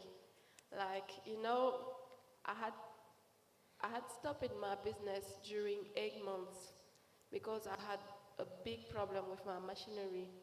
Nobody wanted to bet in my business because they say I'm young and I'll not be able to reimburse them their money. And even if it's many policies to help young entrepreneurs, but none of them worked to help me. So I had to stop everything and go find a job to have enough money and restart my business. So, Excellency, as young we have, like I was telling, we have a big vision for our continent, just like you have. But the point is that because we are young, we are seen like risky business because we are young and because we are running innovations. It is something not happening everywhere. It's not easy means, but Please pass me. we are running different business. We are running innovations. We are seeing like risky business, even for banks, even if banks cannot solve our problems. So we need to be supported, not like just promises, but we need to see them support us in reality on the ground so we could make better. Thank you. Hopefully we'll get to hear a response or two from His Excellency who's in the room. I would like to finish off with you, but Dr. Donald, we've toyed around and we've thrown around the idea of affordable finance for quite a while, but we're still wondering how best to handle that. We have blue bonds that have been factored in, we have pensions that have been factored in, we've discussed what subsidies looks like from both a macro level and all the way to the smallholder farmers, but that mix, we're still not getting it right, and ideally, we feel like it's also the idea of continental versus national. Is there a simpler conversation we should be having that you feel could be a better targeted approach? So, maybe two particular points. One, there's a lot of conversation about new finance. And I think the conversation needs to start. There's a lot of money going into agriculture and food systems in Africa already. So a bit like you're saying, how is that money being used? It comes obviously from government, it comes from the private sector, and it comes from development finance. How is that money now being used? Could it be used better, more efficiently, more effectively? You mentioned things like subsidies for inputs, etc. So we need to start by saying, are we using the money that's going in now wisely? And how then do we attract new money? And this is why IFAD, in partnership with academia, and we've got Dr. Usman here, with GAIN, with the World Bank, have the 3FS tool, which we had a big session in Kampala about, which what it does is, because money to food systems is different to money to agriculture. So the 3FS tool allows governments to see the money going to food systems, and that gives them real data, which can often be very surprising, to start thinking about those choices and the incentives, whether it's for the private sector, for development finance. So I think really having good data and a system of using it is really key. The second thing is it's very much about partnerships. As I say, there's three sources of finance: government, development, and private sector. How do you get those partnerships that actually work together to blend the resources, to de-risk those resources? So I was really pleased that I've been here this week, and with the government of Senegal, we've just finalized a package to support the government of Senegal's food sovereignty priorities. About 250 million between IFAD, the government of Italy, and I'd like to give a shout out to the minister, her putting in 90 million euros, but OPEC fund. So when you can get the right information in place, you can then get that sort of partnership of investments coming from the three sources to really crowd in. But the starting point must be evidence and how is existing money being used. All right. Ms. Hannah, does that answer some bit on affordable finance? At least some bit? Okay, at least. All right, a bit, Dr. Nal. Yeah, the bar is set so high. Tough crowd. Miss Elizabeth, I would like to wrap up with you. We don't want to leave here without us just having a panel discussion and then it's done and then we tick a box and then we go back home. I'm from Kenya, you're from Uganda. We've traveled a long way to be here. Let's make it count. In about 3 to 4 minutes, what's the message on practicality? What's practical, what's not? What do we stop lying to at least a larger population about what's practical on ground year on year, and what's more feasible? I think in terms of practicality, we first need to look at the amount of financing that goes to the agriculture sector. Africa Development Bank puts that at 5%, the lending portfolio. When you look at the climate financing, especially adaptation financing, it's less than 1% that is accessed by smallholder farmers. Then speaking to the risks that were pointed out by my young sister, the agriculture sector is already a risky sector because of that lending portfolio. But when it comes to smallholder farmers, it is even more riskier. We are profiled as more riskier. Because there are some commercial banks, for example, who lend for the same value chain to large-scale farmers or medium-scale farmers at 18%. 18% for commercial farmers.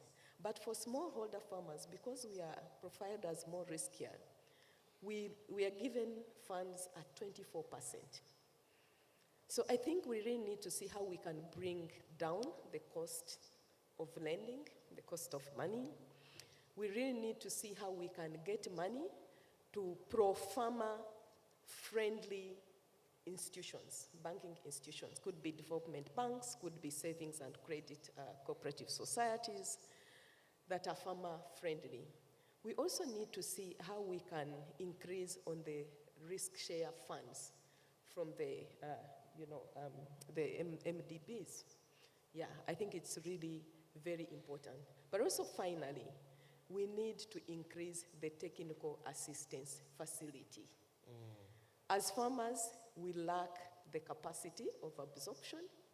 We also don't have, I had earlier mentioned, the capacity to put together investor-ready proposals to be able to unlock those resources. We also lack those investments that are required as collateral. So how do we use contracts, for example, as collateral to be able to access financing? I think those are important elements that we need to think through as we think about supporting smallholder farmers. Thank you. Okay. We have, and I know it's one question that will be asked during the closing session. So 1 year from now, we're reading a news headline, and they come to you, Ms. Aristine, Ms. Elizabeth, Dr. Donal, and there's a headline based on the work that you're doing in the newspaper. What does that headline say?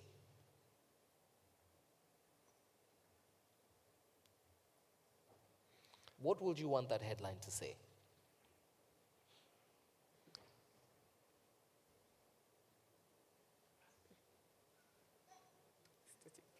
Maybe as a start of a 10, I'd like a headline to be talking about innovation. I think Dr. Mayaki may have said it.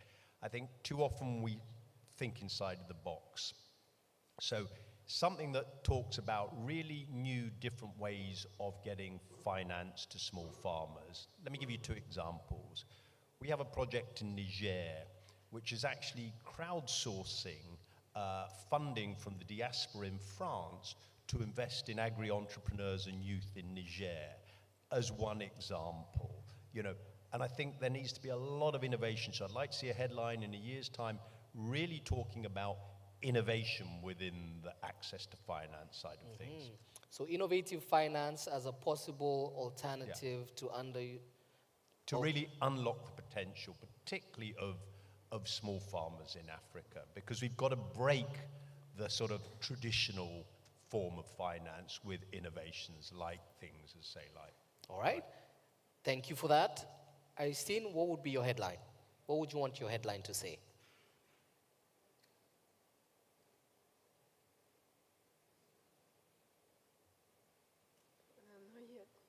To parle français, it's okay. We can read any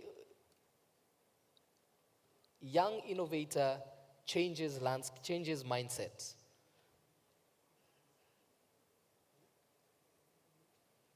Does that work? Elizabeth? I think for me it would read as investments in farmer-led innovations have helped in reducing Africa's food import bill by 20%. Very clear. Very clear. Don't worry, we still have a lot of time to work on our news. Luckily, we have, as young people, we have a bit more time. Don't tell them I said that. Yes? Alrighty. We would like to please give the panel discussion a warm round of applause.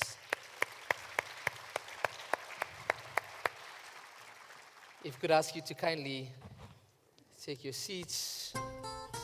Thank you. Thank you very much to the panelists. At this particular stage, as we get into some bit of closing remarks, a very familiar face and one person who has been a crucial pillar to the agri-food system space, both on the continent and how the continent relates to the rest of the world.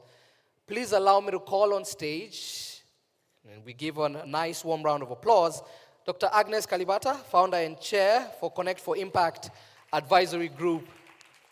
It's an absolute pleasure to see you again, Dr. Kalibata.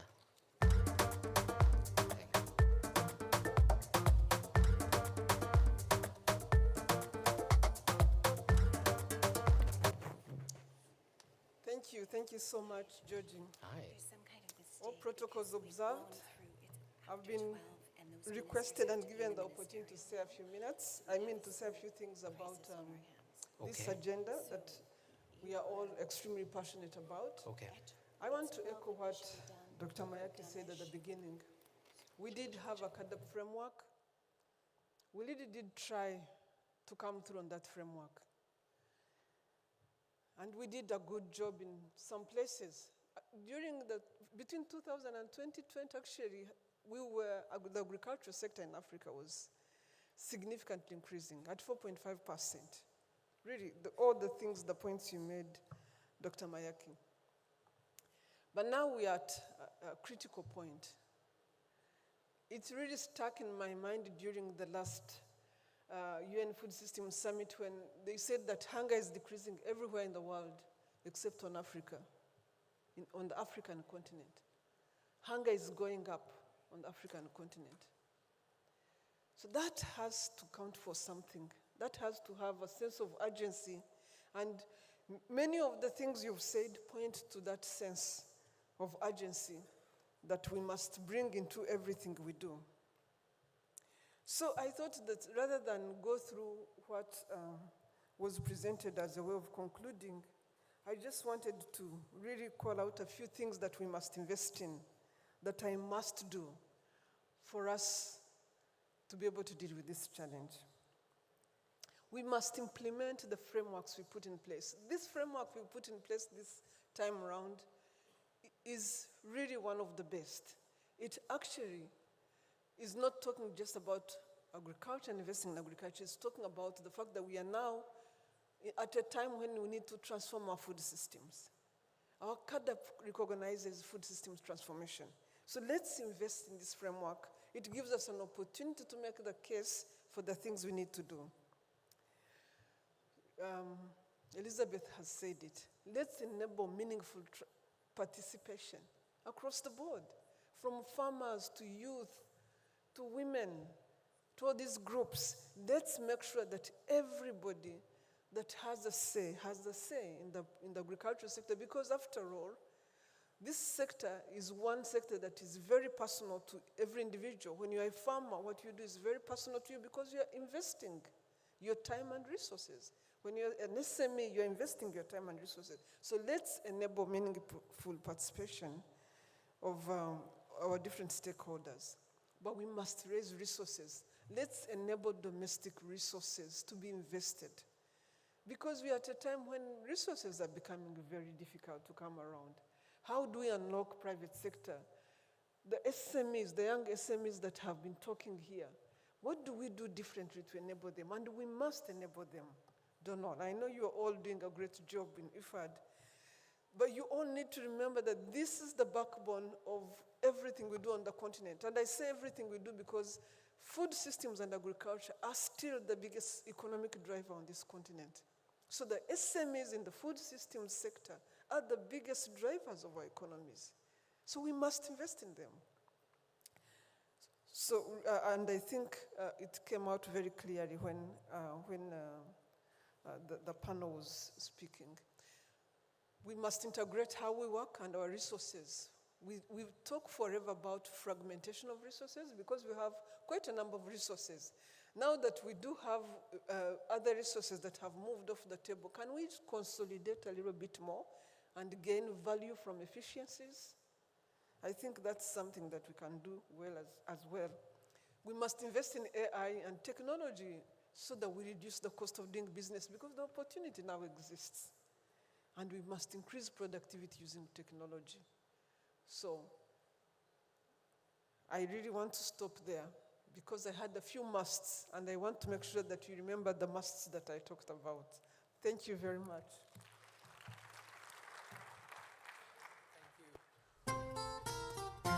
Thank you very much, Dr. We'd like to quickly just move to the next speaker. Osman Mbaye is the Secretary General of the Ministry of Agriculture and Livestock here in Senegal. We have about 3-4 minutes, and then thank you very much.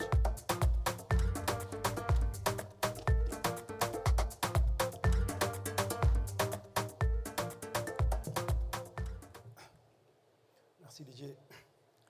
Monsieur le ministre de l'Agriculture de la République d'Italie, Monsieur le ministre de l'Agriculture de la Guinée-Bissau, Mesdames, Messieurs les chefs de délégation, Mesdames, Messieurs, chers panélistes, distingués invités en vos rangs, titres et qualités.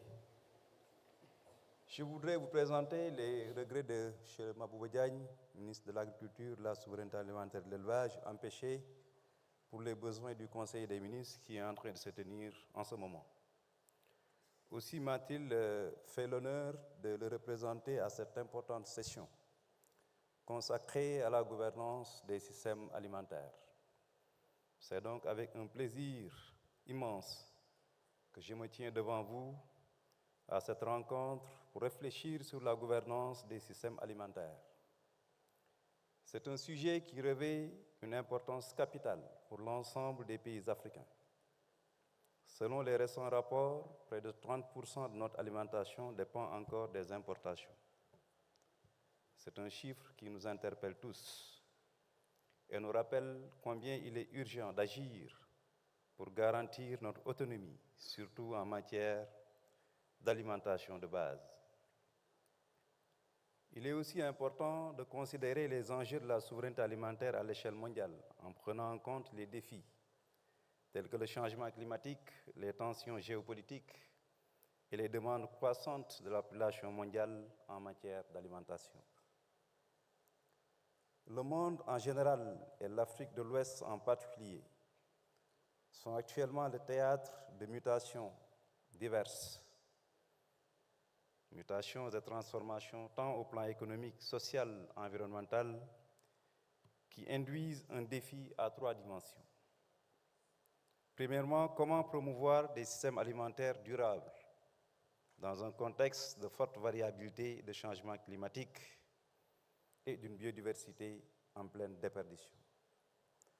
En effet, dans une région qui constitue l'une des plus affectées par la variabilité climatique, températures de plus en plus caniculaires, irrégularités et mauvaise répartition temporelle comme spatiale des pluies, fréquence de poches de sécheresse et des inondations, garantir la sécurité alimentaire des populations devient un défi majeur pour tous les pouvoirs publics.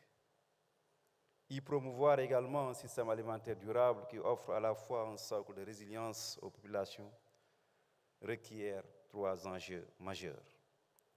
Premièrement, développer des stratégies d'atténuation et de mitigation des effets de la variation climatique qui reposent sur des systèmes de production innovants.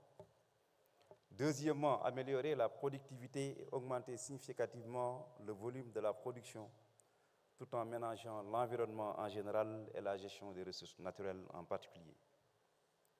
Et troisièmement, s'assurer d'une valorisation, tout ce qui est transformation et conditionnement des produits alimentaires, mais respectueuse également de l'environnement. Mesdames et messieurs, chers participants, un système alimentaire doit être rentable de bout en bout, comme l'ont indiqué les jeunes qui viennent de nous quitter. Il doit aussi fournir une large gamme de bénéfices par la société, ce qu'on appelle la durabilité sociale. Et enfin, il doit exercer un impact positif ou neutre sur le milieu naturel, ce qu'on appelle la durabilité environnementale. Les systèmes étant influencés par des moteurs de changement interconnectés ne peuvent donc être facilités, ne peuvent que faciliter un élan positif vers un développement inclusif et durable. Chers participants, la problématique de la gouvernance des systèmes alimentaires a toujours été une préoccupation majeure pour nos États, justifiant ainsi l'adoption en 2003 du programme détaillé pour le développement de l'agriculture, qui est l'objet un peu de notre session. Et malgré son potentiel, l'Afrique demeure toujours confrontée à une réalité préoccupante. Plus de 250 millions d'Africains souffrent encore de la faim et de la malnutrition chronique. S'y ajoute que l'Afrique dépense encore des dizaines de milliards pour se nourrir. Le Sénégal, pour sa part, en importe pratiquement plus de 1070 milliards uniquement pour des produits alimentaires. Ces chiffres révèlent une vérité simple, c'est-à-dire nos systèmes alimentaires doivent être réformés, mieux gouvernés, si nous voulons assurer la sécurité alimentaire, nutritionnelle de nos populations, tout en stimulant la croissance économique et en préservant nos ressources naturelles. C'est tout le sens de cette session que nous venons un peu de terminer. Et c'est avec un réel plaisir que nous y avons pris part pour, en tout cas, représenter le ministre de l'Agriculture, de la Souveraineté alimentaire et de l'Élevage. Je vous remercie pour votre aimable attention.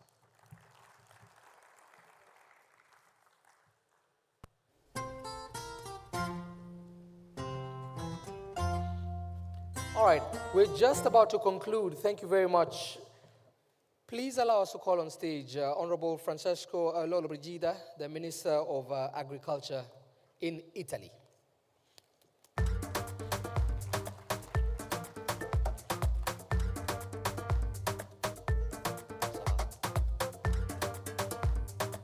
Buongiorno. Un saluto a tutti i presenti, un ringraziamento al rappresentante dell'Unione Africana Vilacati e un ringraziamento al mio collega Mabouba Diagne per avermi invitato in questa importante conferenza internazionale che riguarda un straordinario continente come l'Africa. Ho avuto modo di visitare gli stand presenti in questo evento, incontrare tanti luoghi e tante esperienze positive di valorizzazione dei prodotti, di crescita. Ma soprattutto ho avuto modo di incontrare decine e decine di giovani provenienti da ogni parte del Senegal e da altri paesi africani.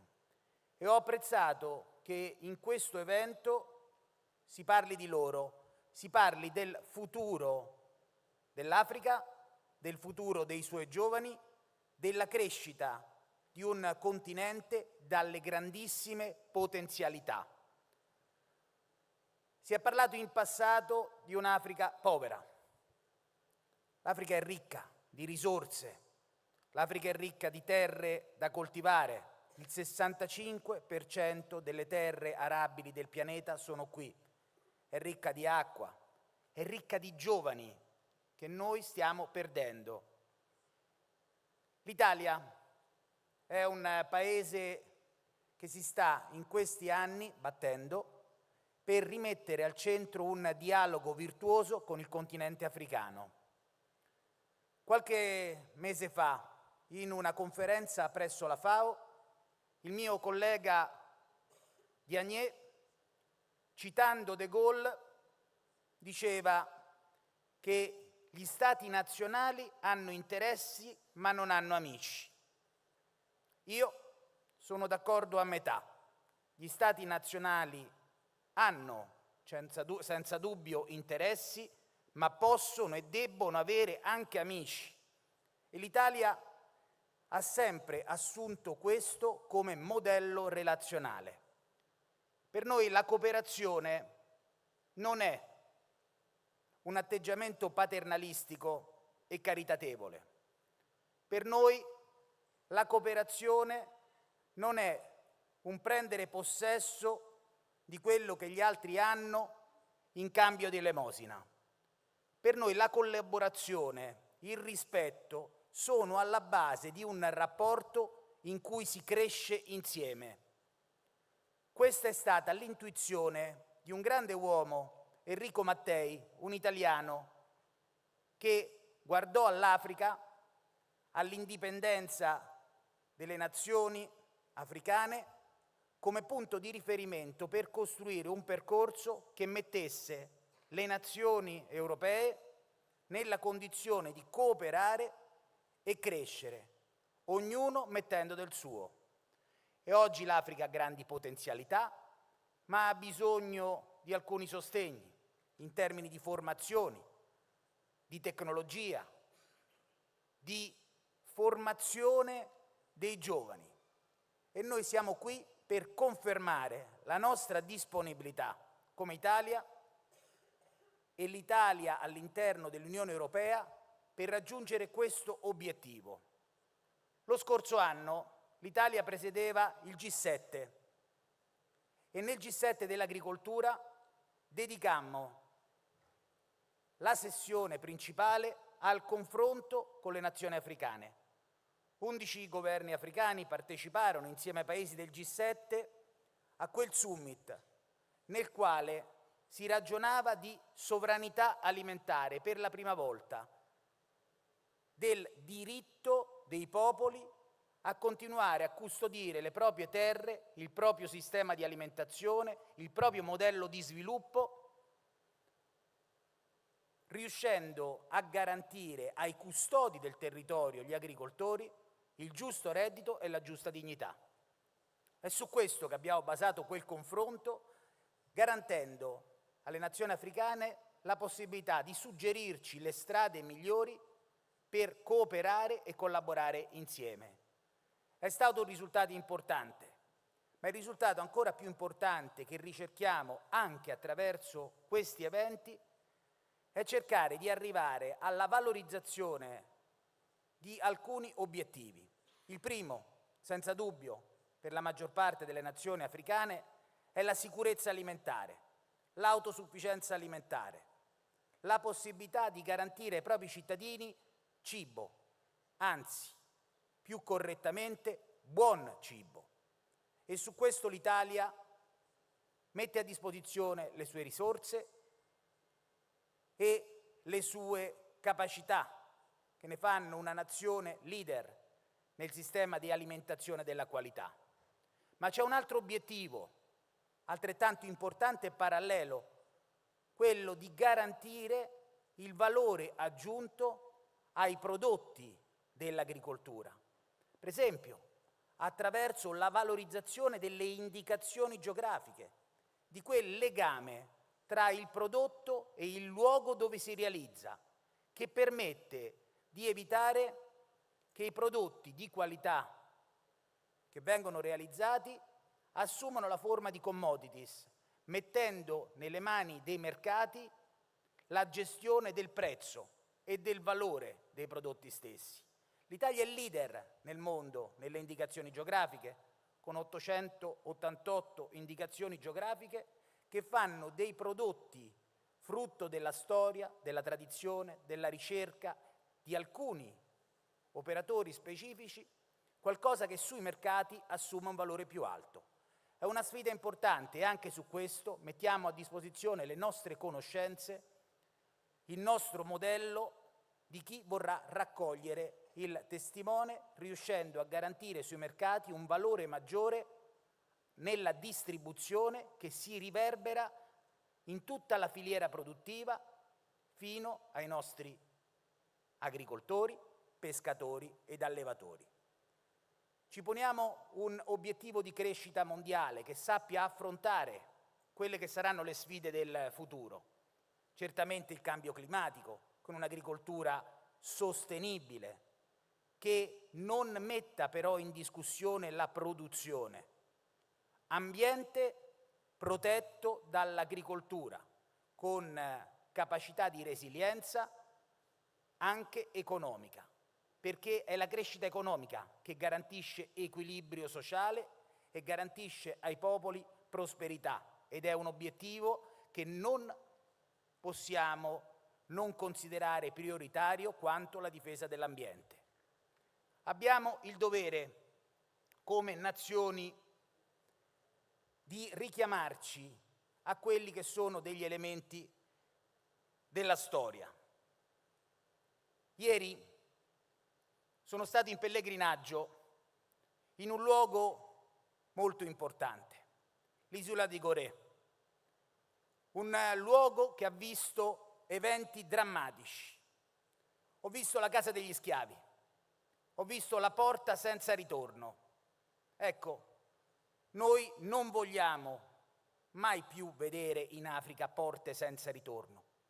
Se all'epoca uomini bianchi, con l'aiuto anche purtroppo di popolazioni locali, inviarono verso la schiavitù milioni di uomini e donne libere, oggi, a distanza di secoli, vediamo un'emigrazione irregolare e forzata che pone spesso nelle stesse condizioni tanti giovani africani. Noi non vogliamo che questo accada. Chi vorrà emigrare dall'Africa dovrà farlo liberamente, perché sceglie di fare nuove esperienze, di contribuire alla crescita di altre nazioni, di studiare, di lavorare. Non deve essere costretto dalla fame a lasciare le proprie terre, le proprie famiglie, abbandonando le proprie tradizioni. Noi vogliamo che l'Africa abbia la possibilità di garantire ai propri popoli una crescita economica che li renda sempre più liberi. È su questo che abbiamo costruito il piano Mattei, è su questo che vogliamo impegnarci per riuscire a garantire a noi, paesi europei, la possibilità di continuare a vivere con i nostri modi, con i nostri costumi e con le nostre tradizioni, rispettando quelle degli altri, e a crescere insieme ai paesi africani per riuscire ad affrontare i problemi che la storia ci mette davanti. Sono qua in Senegal, una nazione importante dell'Africa occidentale. Abbiamo avuto modo qualche giorno fa di partecipare ad un'altra conferenza importante ad Addis Abeba, dall'altra parte dell'Africa, per confermare questo nostro impegno. Sono orgoglioso del ruolo che l'Italia ha avuto nella storia. Sono orgoglioso del ruolo che l'Italia vuole ancora oggi, insieme agli altri, garantire per il futuro. Sono orgoglioso che la parola Italia non sia scritta tra i grandi paesi che hanno inciso in maniera negativa il loro nome nell'isola di Gorée. Noi siamo figli di una tradizione del rispetto, dell'amicizia, dello studio, e ci sentiamo forti della nostra cultura, ed è per questo che non temiamo gli altri modelli, li rispettiamo, vogliamo cooperare e collaborare. Siamo qui a confermare il nostro impegno e a garantire la collaborazione che in queste ore si sta configurando in tanti paesi africani, con la creazione di luoghi sperimentali per migliorare il sistema agricolo, renderlo più resiliente, affrontare le tematiche legate al corretto utilizzo delle acque, delle sementi, e a garantire sui mercati il giusto valore al lavoro di chi produce. Grazie a tutte le nazioni qui presenti, grazie al governo senegalese per aver organizzato questo evento. Buon lavoro.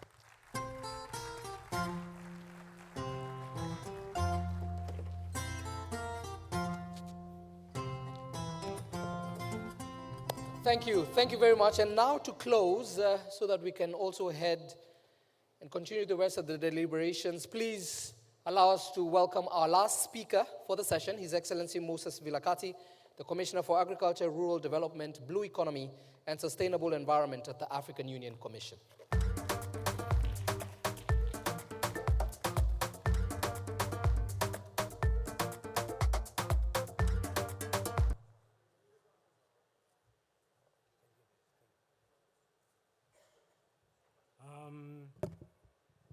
Thank you, Director of Ceremonies.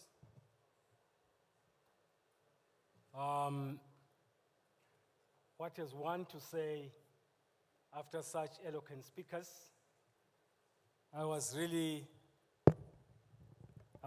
fascinated and excited, particularly to get the views of the farmers who are on the ground, particularly the youth farmers. I think our policies need to be targeted to the youth. When the young farmer said she was not afforded the opportunity because she was just young, that touched me a lot, and I think we should do something. Honorable ministers, particularly the minister from Italy, distinguished guests and delegates, esteemed speakers, ladies and gentlemen, allow me to begin by extending my sincere gratitude to all of you for the rich contributions that you have made during this important session on food systems governance. Your insights, perspectives, and recommendations have enriched our dialogue as well as strengthened our collective resolve to accelerate transformation of Africa's food systems. So I will not even attempt to summarize all the eloquent presentations and discussions we've had today. Instead, I wish to highlight a few key issues in my view, which are central to the journey ahead. First and foremost, the domestication of the Comprehensive Africa Agricultural Development Program, the CAADP Kampala Declaration, and its bold 2026 to 2035 strategy and action plan will be instrumental in driving positive transformation across agriculture and rural livelihoods.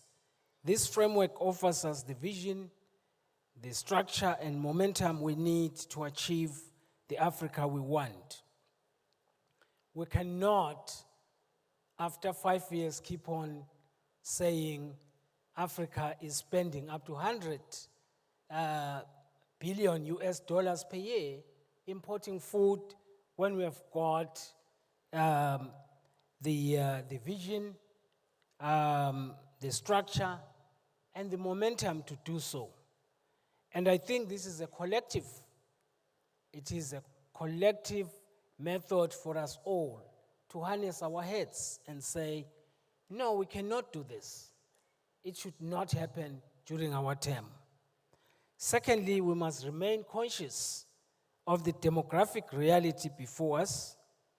Africa's young population is growing rapidly and is projected to make up more than 60% of the world's population within a generation.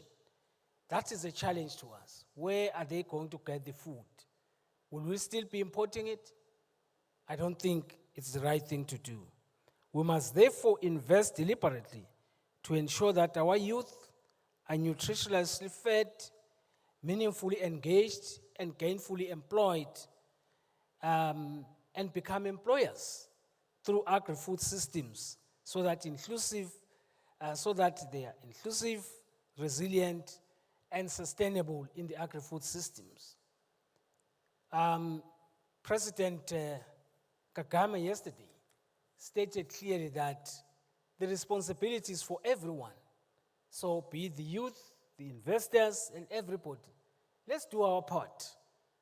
Let's stop pointing fingers and say we do not want to be a donor continent where people just donate things instead of us growing the food ourselves. Where we've got the land, we've got the water, and we've got the experience and expertise. Some of you have already learned from the various schools across, which gives you the impetus to deliver.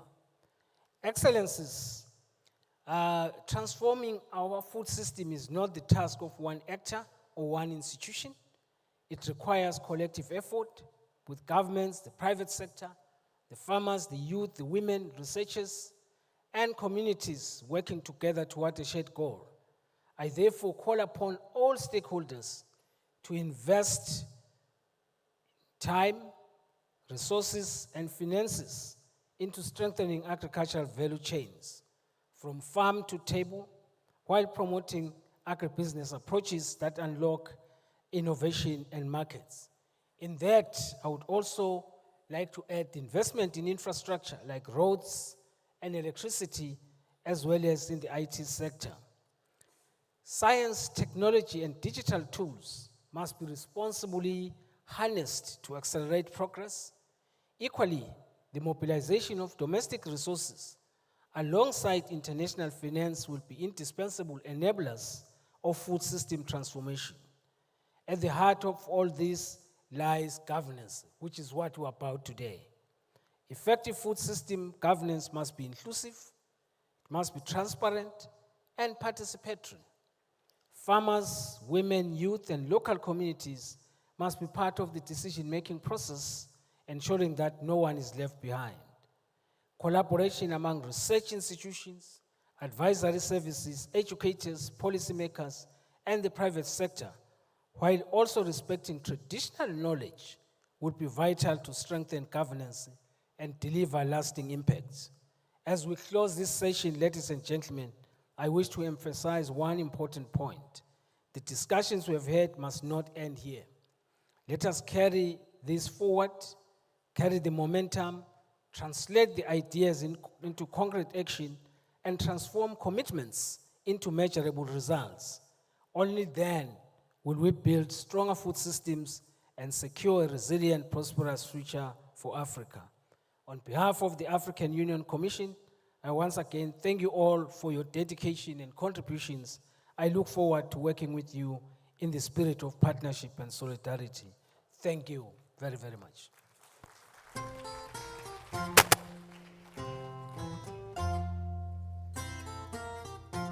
Your Excellency, thank you to you too. Thanks to everyone here for creating time. I know all of you are busy, so we really do appreciate you coming. Je m'appelle Georgie. Merci d'être ici avec nous. Thank you for being here with us. Enjoy the rest of your day. Thank you.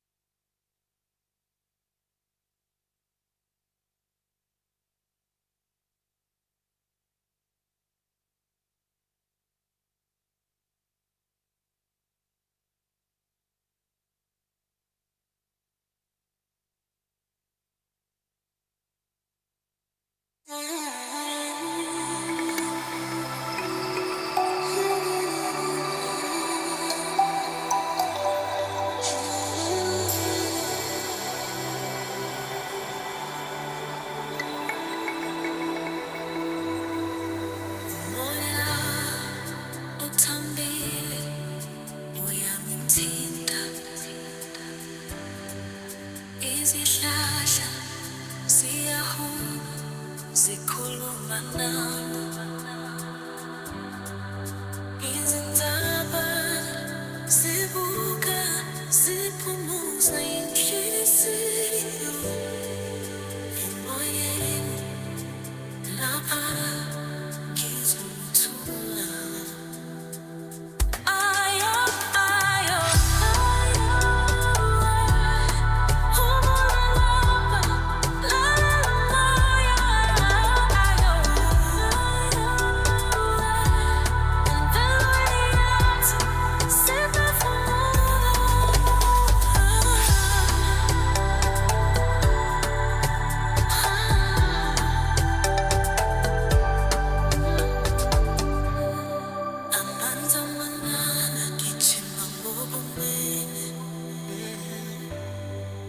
izingane zikhanya ebusuku bobuthule. Umhlaba uyaphila usinikeza amandla. Empilweni ngizobuhle. Ayo, ayo,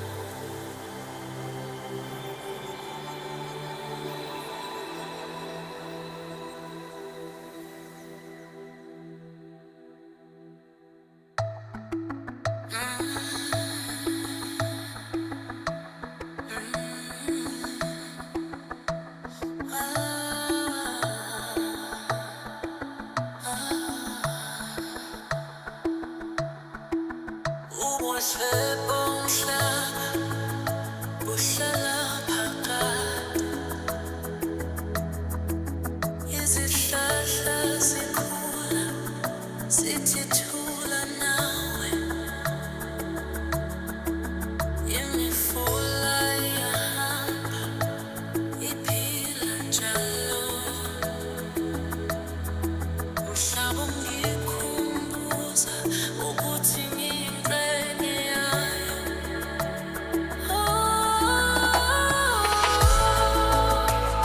Ubuhle bomhlaba,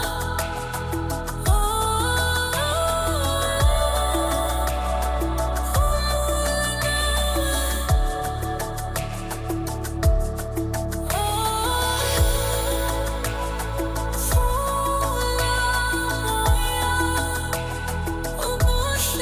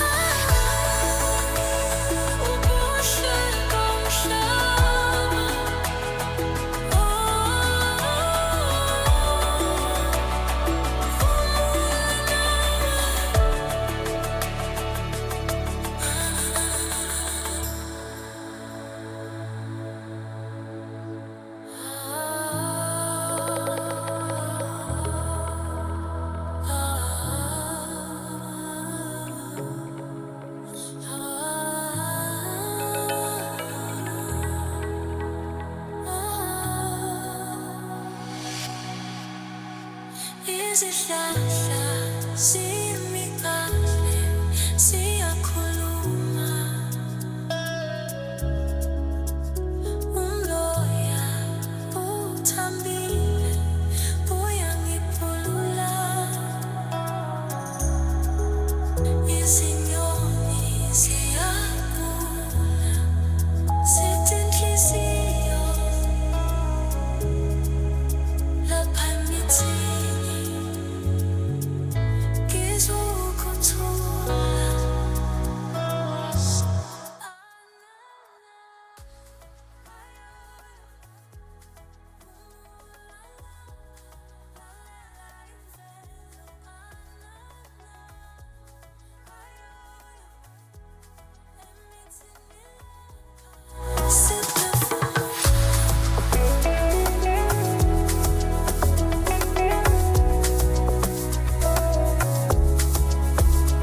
ilanga lishisa likhanyisa umhlaba amadlelo anuka kahle ngephunga lothando imifula iyahuba idansa emhlabeni lapha emithini ngizwa amandla alala ayoyo umula lalela imvelo alala ayoyo emithini lapha siphefumula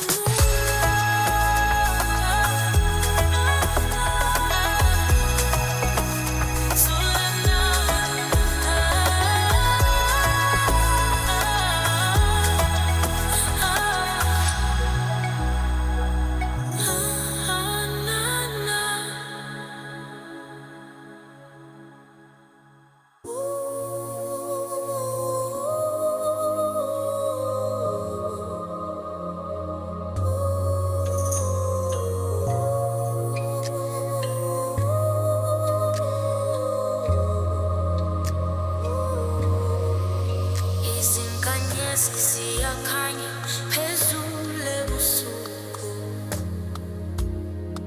umoya uyangithinta uphonsa uthando isibhakabhaka sithule sinikeza amandla ebusuku lapha ngizothula kwami izinkanyezi zikhanya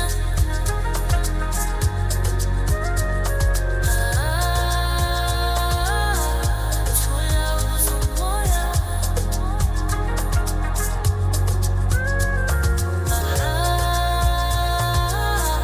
siphumula sonke ukuthula kwezinkanyezi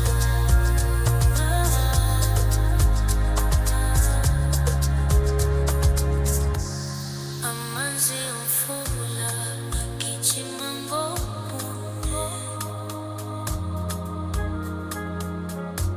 izihlahla ziyathandaza emoyeni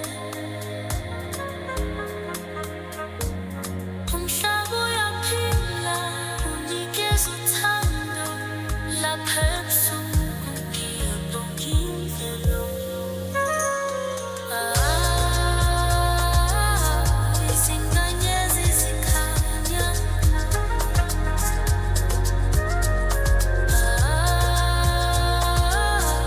thula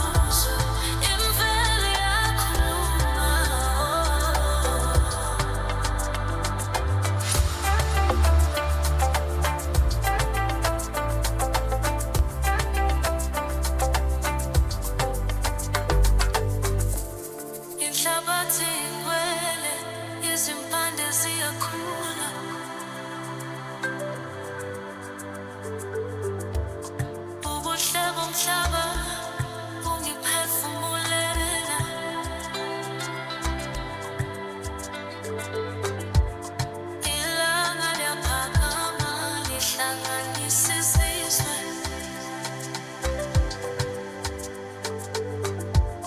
Emvelweni siphephile, siyathula.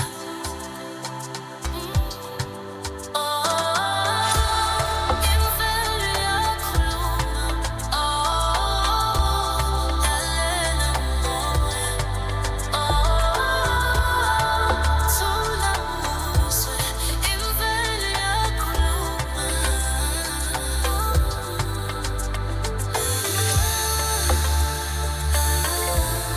Phumula nawe.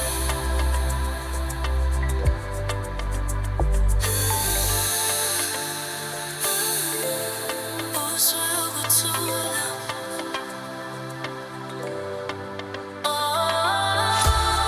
Imvelo iyakhuluma. Lalela umoya. Thula uzwe. Imvelo iyakhuluma.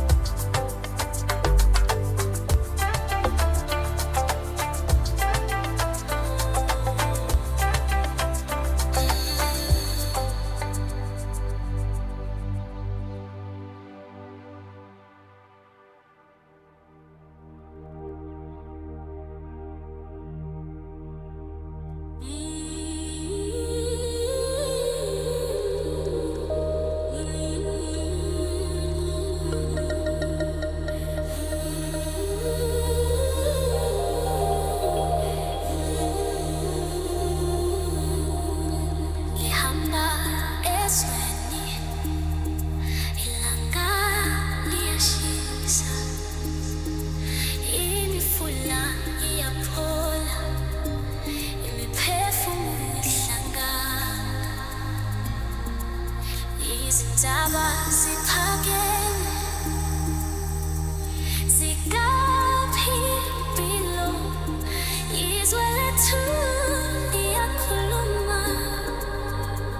Lihlala nginomusa.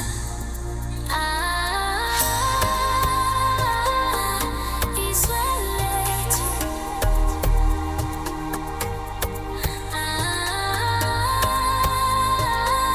Linokuthula.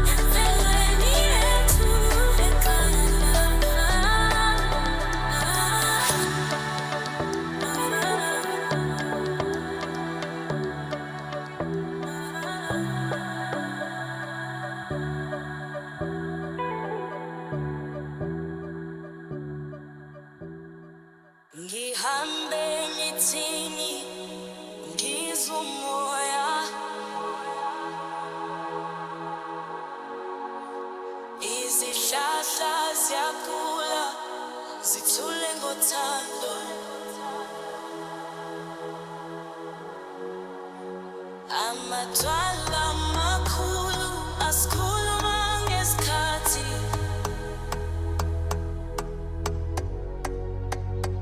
emhlabeni wokuthula ngizukhanya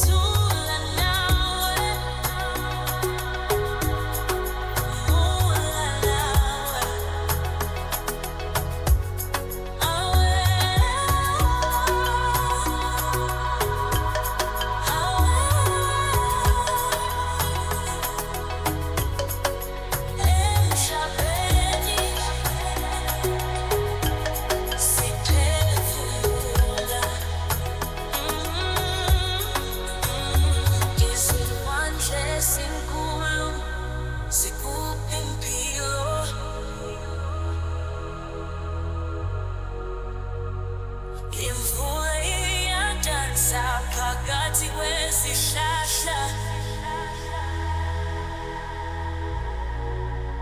isibhakabhaka siyabona ngesingesi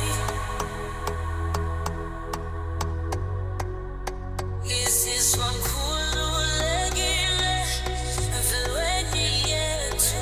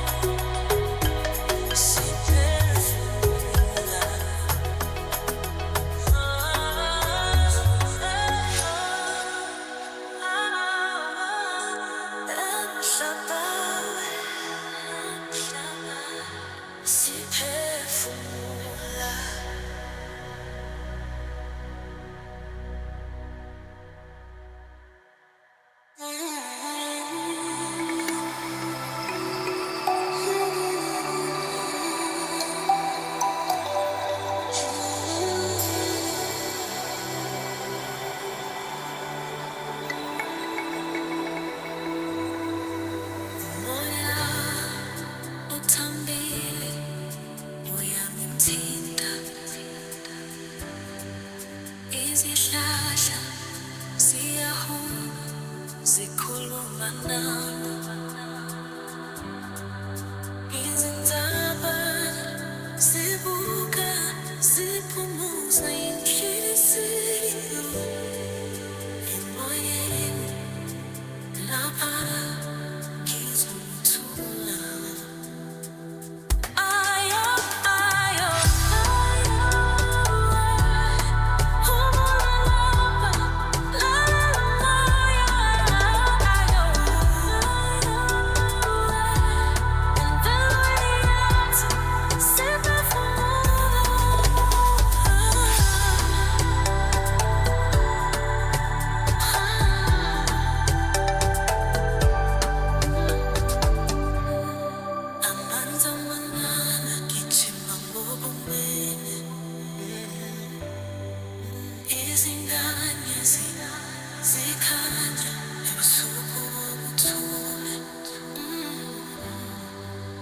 Umhlaba uyaphila usinikeza amandla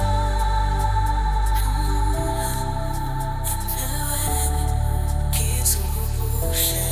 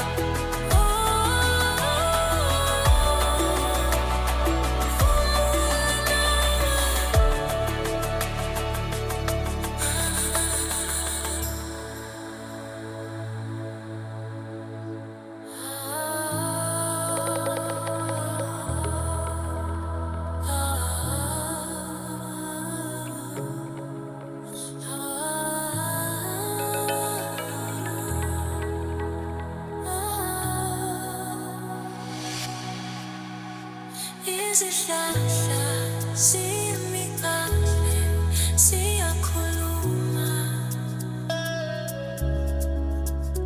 umoya uthambile uyangipulula izinyoni ziyagula zithi inhliziyo lapha emithini ngizokuthula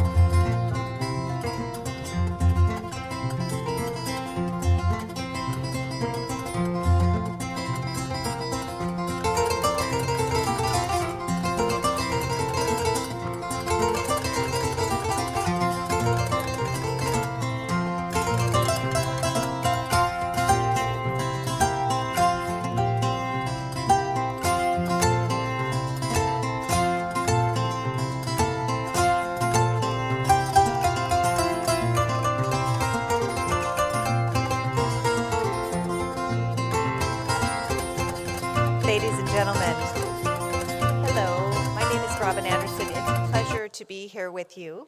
You may have noticed that it is 2 o'clock, more or less, and that we are eagerly awaiting the arrival of their excellencies from the ministerial session that's currently been conducted right here in this building. We are just in the process of letting them complete that session, and we will be underway by 2:30 at the latest. Please bear with us for a moment, but we know you are eager to hear from our former heads of state, the ministers, and the other leaders who are part of shaping the future of trade in Africa. So please bear with us a few moments. Stay in your seats. There's water at the ushers in the corners, and make yourselves comfortable, and we'll be getting underway as soon as possible. Thank you.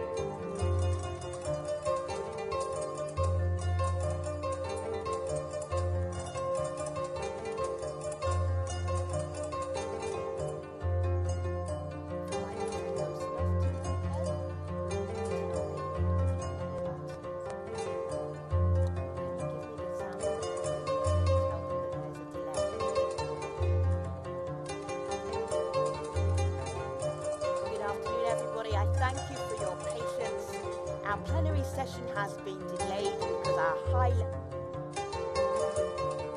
finishing off a high-level ministerial conversation. As soon as that happens, we will begin this plenary session.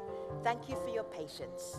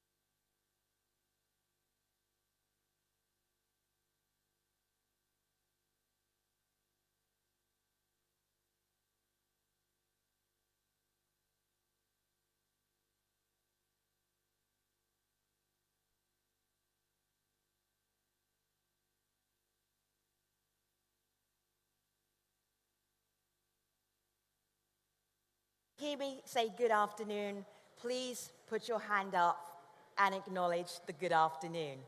Excellent. I love this sound check. Thank you for your patience. We are currently waiting for our high-level panelists to join us, but it doesn't mean that we can't start our conversation right now. Thank you so much for your patience. I really appreciate you. My name is Femi Oke. I am your moderator and guide for this plenary session that will be looking at Africa food systems, trade and market, and also have a unique Council of the Wise. Thank you for being wise enough to spend an afternoon with us here in this plenary session.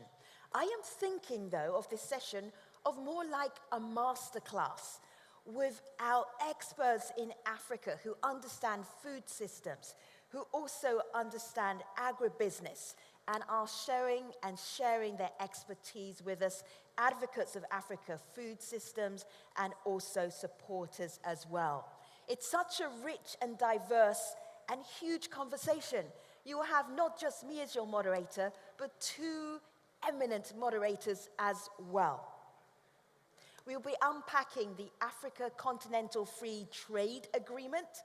We will be also looking at youth-led acceleration in Africa food systems and trade on our continent, and unleashing the wisdom of the Council of Wise in a way that has never been done before, intergenerational wisdom exchange. There is so much to do and so much to dig into that I'm not going to delay our very first discussion. I'm going to ask to come to the stage Mr. Baraka Chichenga, founder and CEO of Killimore Fresh Foods, Mr. Alan Kessler, CEO of the African Food Security, Ms. Jacqueline Banda, founder and CEO of JI Foods, and also Mr. Mandla Mkomo, CEO of Partners in Food Solutions. Panelists, please make your way to the chairs on the stage. The audience will erupt in spontaneous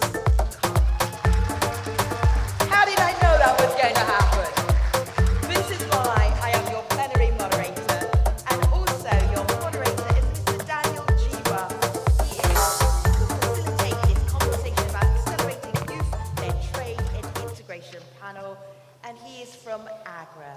Thank you so much, Mr. Jiwa. We appreciate you. The floor is yours.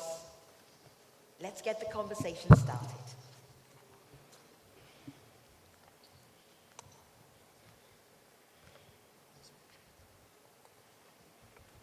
Hello, can you hear me? Oh, great. Thank you. Thanks, Femi. And welcome, everyone. As you can appreciate, there's been a change in the program.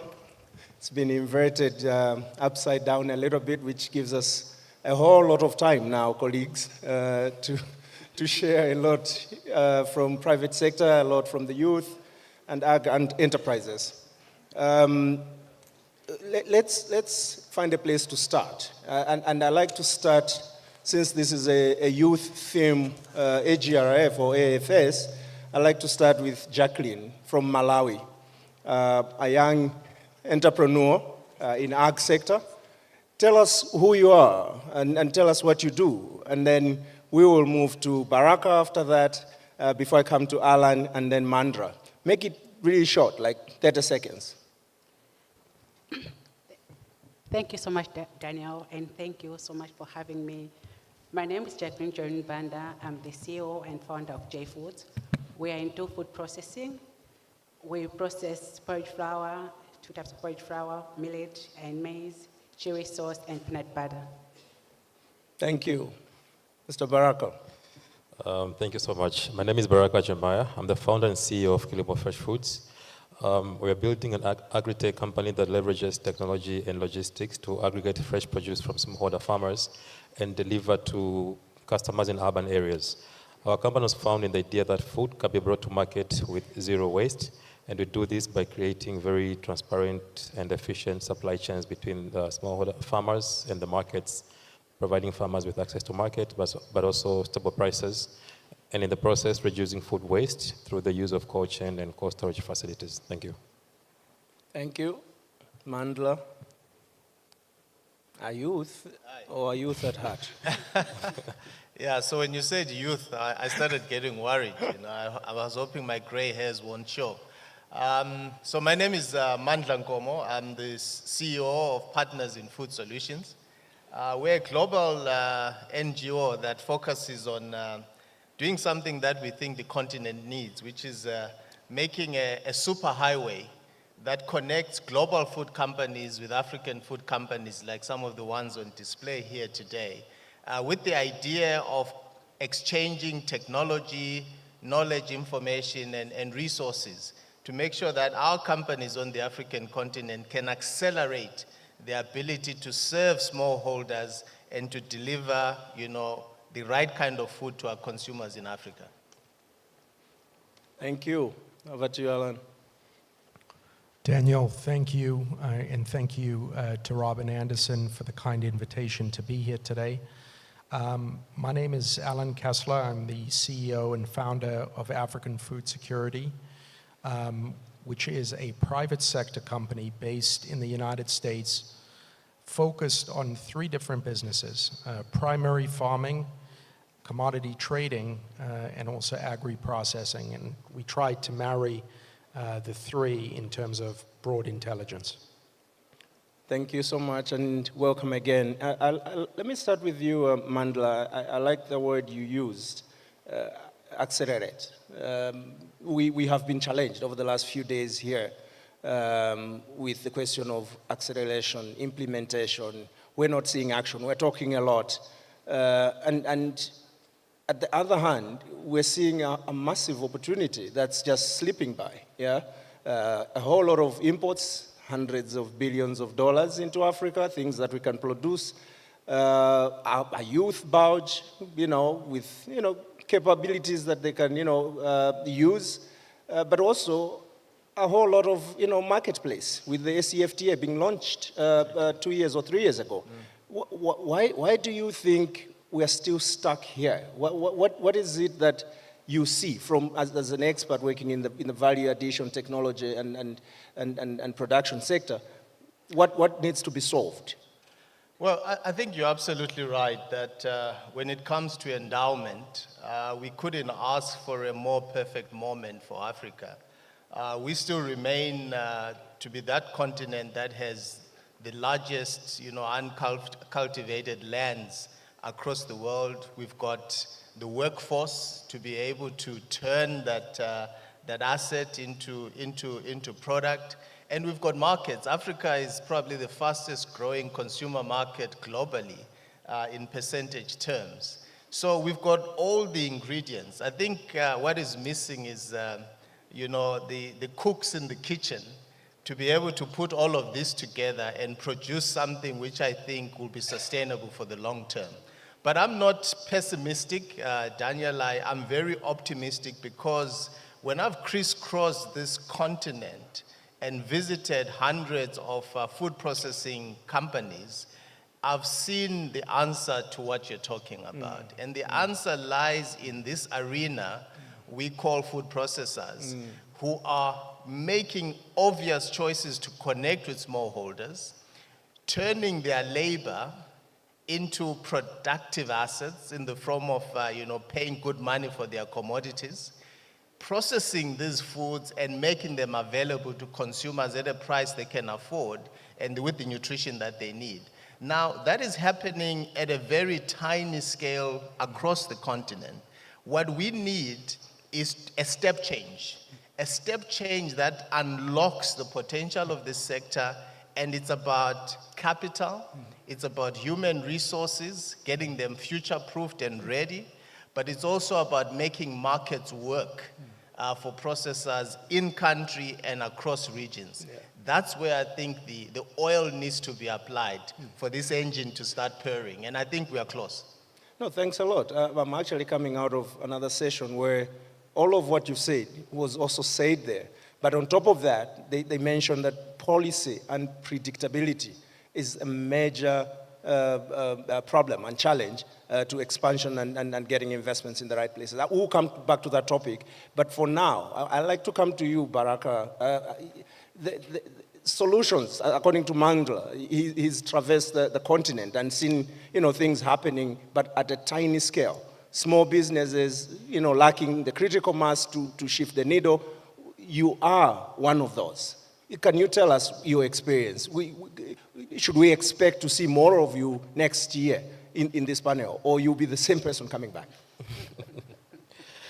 I think I usually like to say that I think I'm one of the most privileged youth, and by privilege I don't mean by access to resources, but I think ability to find opportunities and make the most of them, especially by not just limiting myself within the confinement of my country, Tanzania, but going outside and try to find out what is happening in other countries and how can I take the products there.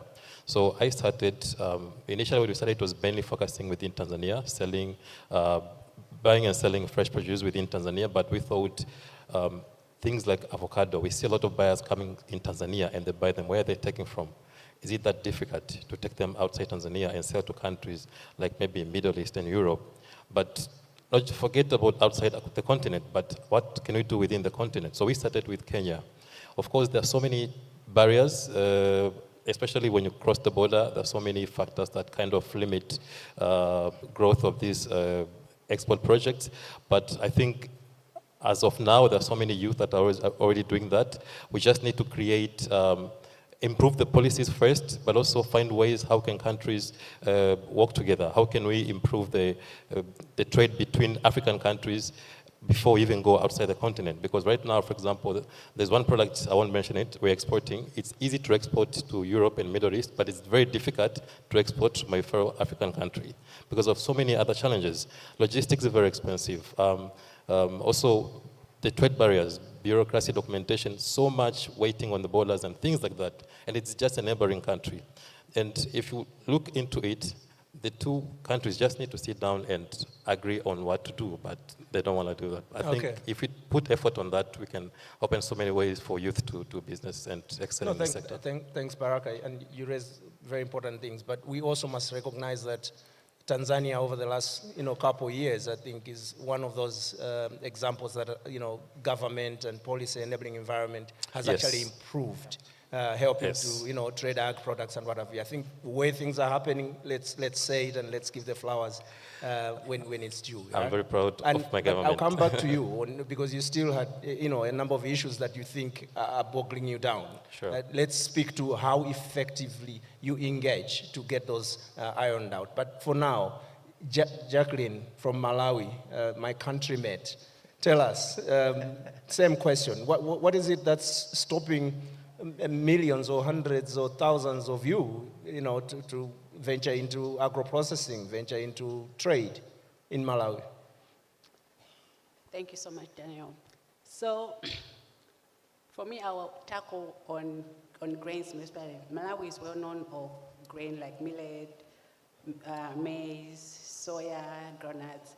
But one of the things that we normally face when we're trying to export, it's about standards and aflatoxin.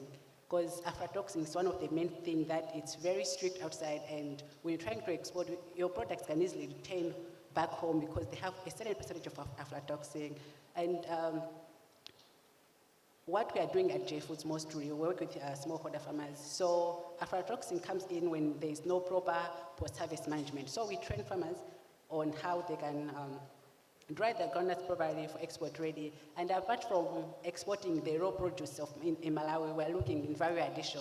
Imagine exporting millet, gluten-free, especially for Malawi, drought-resilient crops for Malawi, and even fortified products for Malawi. But mostly it's about standards. Okay. I always, and for youth business, for SMEs to meet MBS is the standard that is just around in Malawi. The process is very hard. So normally, these are the things that we are facing. Thank you. We'll come back for solutions. What you think is, needs to be done to resolve that. But for now, Alan, you're talking global business, yeah? You definitely have seen, opportunities in Africa to export into the global market. What are these opportunities, and what's stopping us from reaching the scale that we need to, get to? When you sit out there, what do you think needs to be done? Number one, number two.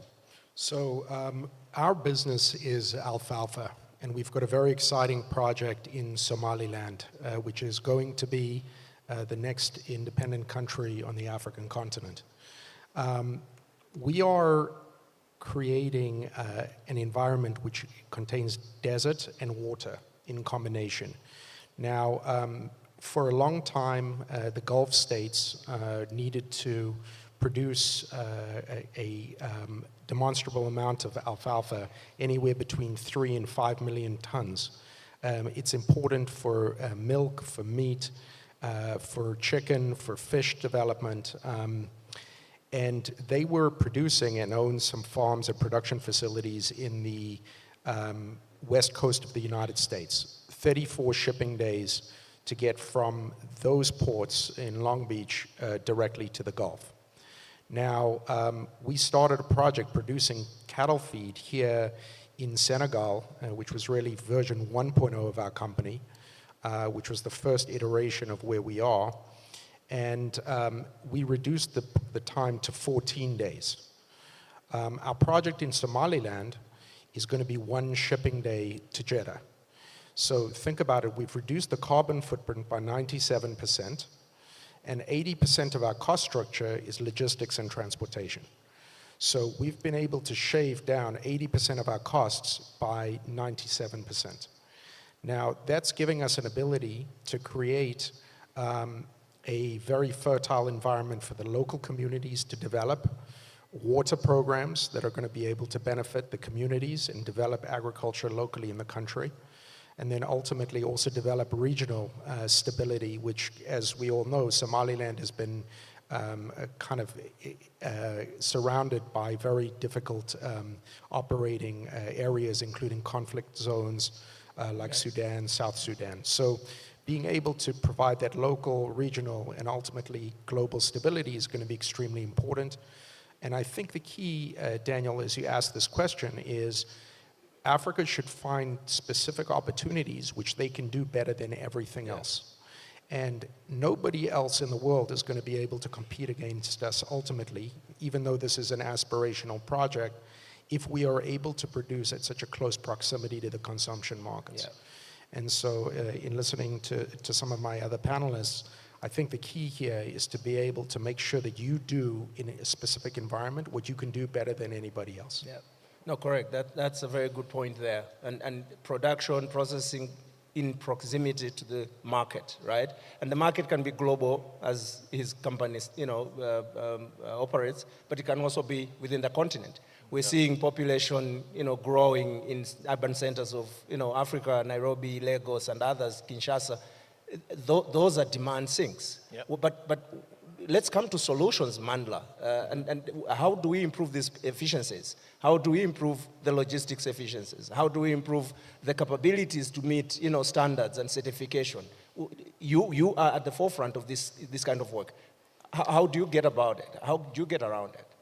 Well, I think one of the things that certainly excites us is this idea that brings us to this panel around, corridors. Creating economic corridors, which are very deliberate in terms of the kind of infrastructure that they make available, because that's a burden that, what we find in the processor sector companies have, the ability to set up the right kind of energy and processing infrastructure to do the work that they do. But beyond that is logistics. Corridors also facilitate the creation of deliberate logistics that make connections easy. I mean, my brother here talks about shipping stuff into Kenya. The border post that most, exporters from Tanzania use is a single border post, where you get in on one side, you do everything. When you leave, you are leaving. You are not going to another border post to engage. And I think that's something we need to see more on the continent. But I think there's an area that I think, Daniel, is equally important, which is what are we doing to connect the private sector to the private sector across the continent? Because if you're a private sector guy, your whole DNA is about providing solutions for profit. How do we incentivize them to step into the arena like people like Alan are doing on an export basis, but we're looking at Africa to say, what can the private sector to private sector themselves do? And what I find is that across the continent, one guy does not know what the guy on the other side of the fence is doing. And as a result, we've got these perpetual inefficiencies that we are not solving for because we're not connecting. So I think it's about connection. That's a good point. And I like to bring Alan back because he has helped, at least in his business, you've cut down costs logistically and what have you. And it probably required you to connect to a private sector, another company. How did that happen? And how would you advise everybody else who's listening today how to go about this? Is it through these associations? Are they helping us enough? Look, there are many complications, but there are also many solutions. You've got incredible innovation. Just walking the halls here today and seeing the magnitude of the youthful population, people excited about new innovations, technology, AI, implementing data. This is something that Africa's youth is really going to continue to develop and evolve. And it's an incredibly exciting time for that transparency. So I think what we can do is continue to try and educate and work and collaborate and work in communities. But I think the key focus, and if I had to itemize one thing, it's to continue to focus on logistics. Logistics are the key to pre-harvest, to post-harvest, to making sure that the supply chain is intact. A strong supply chain is going to attract global buyers in the United States, in Europe, in the Middle East, in Asia. And the more that they can see consistency of product, transparency and movement and a reliable food chain, you're going to take great product, which Africa has always had, but you're going to be able to then navigate that to becoming something that can be used and sold and commercialized, which is ultimately going to continue to drive the attendance at this conference for centuries to come. No, thanks a lot, Alan. I thought that's very useful. And logistics has come up many times. Our leaders who are in the room, please, let's note that down. It's the biggest bottleneck. But I know that on the back of that is also a technology solution. And Baraka, you are actually part of the few young people that have delivered technology solutions to trading. What's your experience? I think 30 seconds, yeah. All right, I'll keep it very short. I speak about youth mostly. Most youth are currently leveraging technology to disrupt our food systems in different ways. How we produce, how we move, how we process our food. It's about time that we create an enabling environment for these disruptors to use these innovations, not just to benefit our local markets, but even access markets internationally, as well as connect to other players in other continents as well. So to keep it brief, just to say that tech is the future, tech is the present, let's invest in it. Thank you. No, thanks. Jacqueline, what would you ask if you were talking to a god of food corridors, to say, sort this one problem for me, and I know 10 others, young like me, who are going to join in and start, producing and trading. What is that? Or if you're given an audience with the president, what would you ask for the case of Malawi? For me, it's going to be standards. I know it's a big ask, but one of the main things that is holding us back is the standards, the procedure to standards, the fee to standards are so much big that an SME cannot manage to have. And for us, our products to be standardized, we need a facility. And as a youth, we don't have the capacity to have a facility to have a standard. So if we can have we call others, they call it one-stop shop, where you buy everything, but a place, a hub whereby every youth can go and process their product. For instance, if I'm processing porridge flour, I'll have a section whereby I process porridge flour with a sticker of standard that is, I can export everywhere. That can be one of the things that I was. Thank you. I heard a clap somewhere from the audience, which is a deserved clap. But standards, I want to come back to you, Mandra, definitely on this, because she took me by surprise, I must admit. I thought she was going to talk about money, like financing and all that. But apparently that's not number one. If you sort other issues, money flows. In your experience, Mandla, facilitating and supporting businesses to build their capabilities to meet standards, is there a solution behind standards that can unlock a whole lot?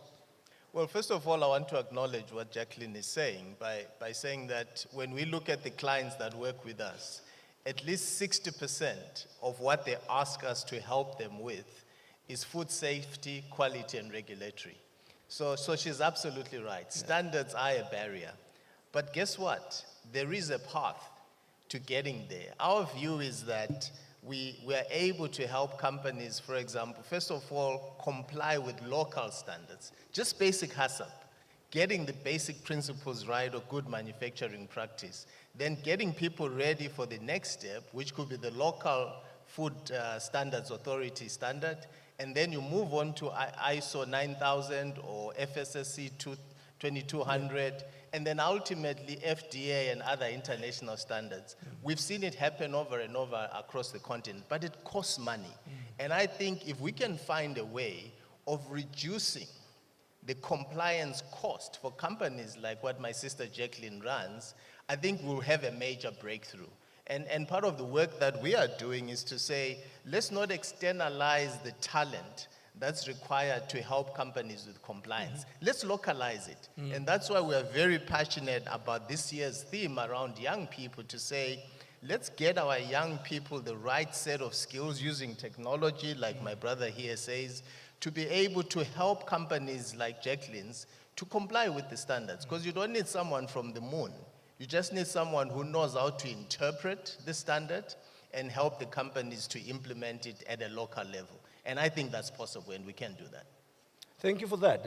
I think I might just have bought us 2 minutes extra, because I think this is exciting. But I'd like to come to you, Alan, on this, because you have a view of the external market, whose demands with regard to standards are quite stringent. Have you seen a case of an African exporter, agro-processor, going into those high-value markets and succeeding? And what did it take? Both from the business itself, but also from the governments where they operate from. There have been unique cases. Ceres, which I believe belongs to Coca-Cola now, Pioneer. that have come into the US market. But I just want to give you an idea that the US buys $1 trillion a year of groceries. 82% of those SKUs can be sourced on the African continent. So you're talking about $800 billion that the US consumer can buy in Africa. Right now, that current market share is 0.3%. So you're talking about a little over $2.5 or $3 billion out of a potential $800 billion. And the reason that it's not higher than that is simply because of the standards. It's not demographically represented. It's just based on the fact that things like HACCP and ISO 9000 standards and the ability to work with Food and Drug Administration and the logistics and the transportation and the putting a container in the water inspections do not comply with regulations. And I think the minute that those things can start to get fixed, you can really create an uptick in the consumer demand abroad, which will help the price point, and it'll start to creating jobs and money into the system here that can ultimately create a solution for what we're doing today. That's wonderful. That's wonderful. I mean, the key word here is competitiveness. Yeah, how do we get that product in the market where it is required at the best price, but also the quality and standards. But let's assume this is hypothetical. All the ports, all the roads, the rail are built. And what next? I like you to weigh in still, Alan, on what Jacqueline said, where you say they need a central place to aggregate, to add value, to label, branding, and all that. What is she talking about?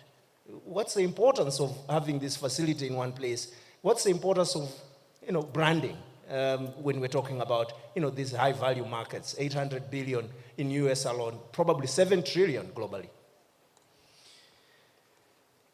I think it's important to keep the Africa content identified, and I have always believed that the Africa production of agriculture is better than anywhere else in the world. You use less chemicals, the water is purer. The opportunity to manage the soil integrity is much more nascent than a lot of the soils that have been abused globally. So there's incredible opportunity to brand this as Africa is better and should actually be getting a premium. So I'd love to understand or challenge people in the audience today to how to drive that next value chain in terms of branding the African product at a premium, rather than non-represented, or even if it is represented, at a discount. I do think that there's a way, though, that even the raw materials can continue to develop market share. I was listening to the Ugandan presentation today on the green bean representation. There's plenty of opportunity in even raw materials. So I don't think it has to solely be branded, but I do think that there's opportunities all along the value chain, and be it from port to shelf in one of these global consumer markets that can change along the way as well. Thanks a lot. Colleagues, we have to wrap it up now, but we have an opportunity to use the last 20 seconds, the three of us, because we have the next panel with governments and public officials. What is the message, Jacqueline, 20 seconds, Mandla, 20 seconds, and Baraka, 20 seconds, that you want to leave the audience with? Jacqueline. Malawian youth, we are so ready to go far and beyond and leverage on AFCTA markets, but we need things to be done at home. So I know that officials from my country are here, and they have to work on the standard that we want, and so that we can go far and beyond. Thank you. Mandla. I think my message is simple. The time for us to fire up the African private food processing sector is now. Farmers need it and consumers need it. The time to do it is now. Baraka. My message is simple. I think Africa can feed itself if they can fully harness the potential of the youth, not as beneficiaries of the food systems, but as actors, entrepreneurs, and disruptors who are driving transformation from farm to fork. Thank you, Baraka. Thank you, Mandla. Thank you, Jacqueline, and thank you, Alan. They deserve a round of applause. Thank you.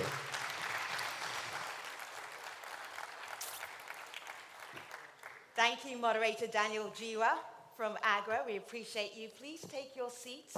I am not releasing you from this plenary session. Just because you started it doesn't mean that you can leave, because at the very end of the session, we will be doing a family group photograph. Thank you. As we look at Africa food systems and trade and markets, a couple of big questions are coming to mind about our continent. How do we connect our food corridors, our food supply chains? How do we import less, process more within our continent? These are big questions that are difficult to answer and find solutions for, but you will hear them during this afternoon's plenary. Honourable Clover Getete has many answers to these big challenges, and he will be joining us on stage in a moment. Honourable Clover Getete, please will you make your way to the main lectern. Applause will arise as you make that way to the lectern. And also, as Honourable Clover Getete sets the scene for us for the rest of this plenary, it only really can go to a speaker with a very long title, which gives us a sense of how important you are, Honourable. United Nations Under-Secretary General and Executive Secretary of the United Nations Economic Commission for Africa. We welcome you, we thank you for being with us. The lectern is yours. Yeah, thank you very much. Okay, we've been together, I think, for the last 20 years. And every time you've been asking me how important I am, and I tell you I'm not important.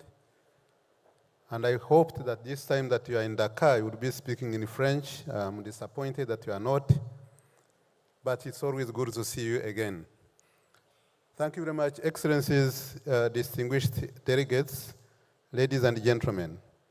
It is a privilege to address you today at the Africa Food Systems Forum Annual Summit under the theme Africa's Youth, Leading Collaboration, Innovation, and Implementation of the Agri-Food Systems Transformation. I convey warm greetings from the United Nations Secretary General, Antonio Guterres, He had hoped to join us here, but circumstances beyond his control prevented him from doing so. Nevertheless, he sends his strong support for our shared mission to accelerate Africa's food systems transformation. It is a particular honor to be here in Dakar under the leadership of His Excellency President Faye, whose vision for sustainable development and agriculture transformation inspires not only Senegal, but the entire continent. I also thank the government and people of Senegal for their gracious hospitality and commend the Africa Food Systems Forum Partners Group and AGRA for convening this timely gathering. Excellencies, distinguished delegates, we meet at a time of profound challenges. Across our continent, climate shocks, biodiversity loss, high cost of capital, and rising debt distress are converging to slow agriculture transformation. For many countries, these pressures translate into higher borrowing costs, constrained fiscal space, and underinvestment in agriculture, infrastructure, and human capital. Indeed, we are not merely confronting a food production challenge. We are also facing a development challenge. One with food insecurity, where food insecurity competes directly with investments needed to drive economic growth, jobs, innovation, and resilience. So this is a wake-up call. And the question is, how do we unlock Africa's agriculture potential, and how quickly can we act? Let us start with facts. For the last 2 days, we have been talking about Africa holding more than 60% of the world's arable land and has the potential to build a $1 trillion agri-food industry by 2030. Unfortunately, despite this immense potential, Africa still imported food worth up to $115 billion last year. If a continent with these resources, this youthful energy, and this strategic position cannot feed itself and the world, then we must ask, what are we missing? And what will it take to change this story? To begin with, access to markets, value chains development, and regional connectivity remain key challenges. How can farmers access regional markets when transport corridors are underdeveloped? Border procedures are slow, and energy markets and digital systems are fragmented. And how can we build resilient value chains if goods cannot be preserved when harvested and moved efficiently from surplus to deficit regions as raw, intermediate, and finished products? This brings us to the pivotal role of the Africa Continental Free Trade Area. By aligning standards, removing non-tariff barriers, and investing in physical and digital infrastructure, we can make intra-Africa food trade faster, more affordable, and reliable. Innovations like the Pan-African Payment and Settlement System will further strengthen transparency and trust across markets.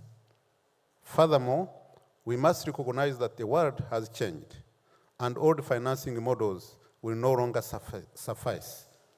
Government spending alone cannot meet the scale of investment required, and the concessional financing is insufficient.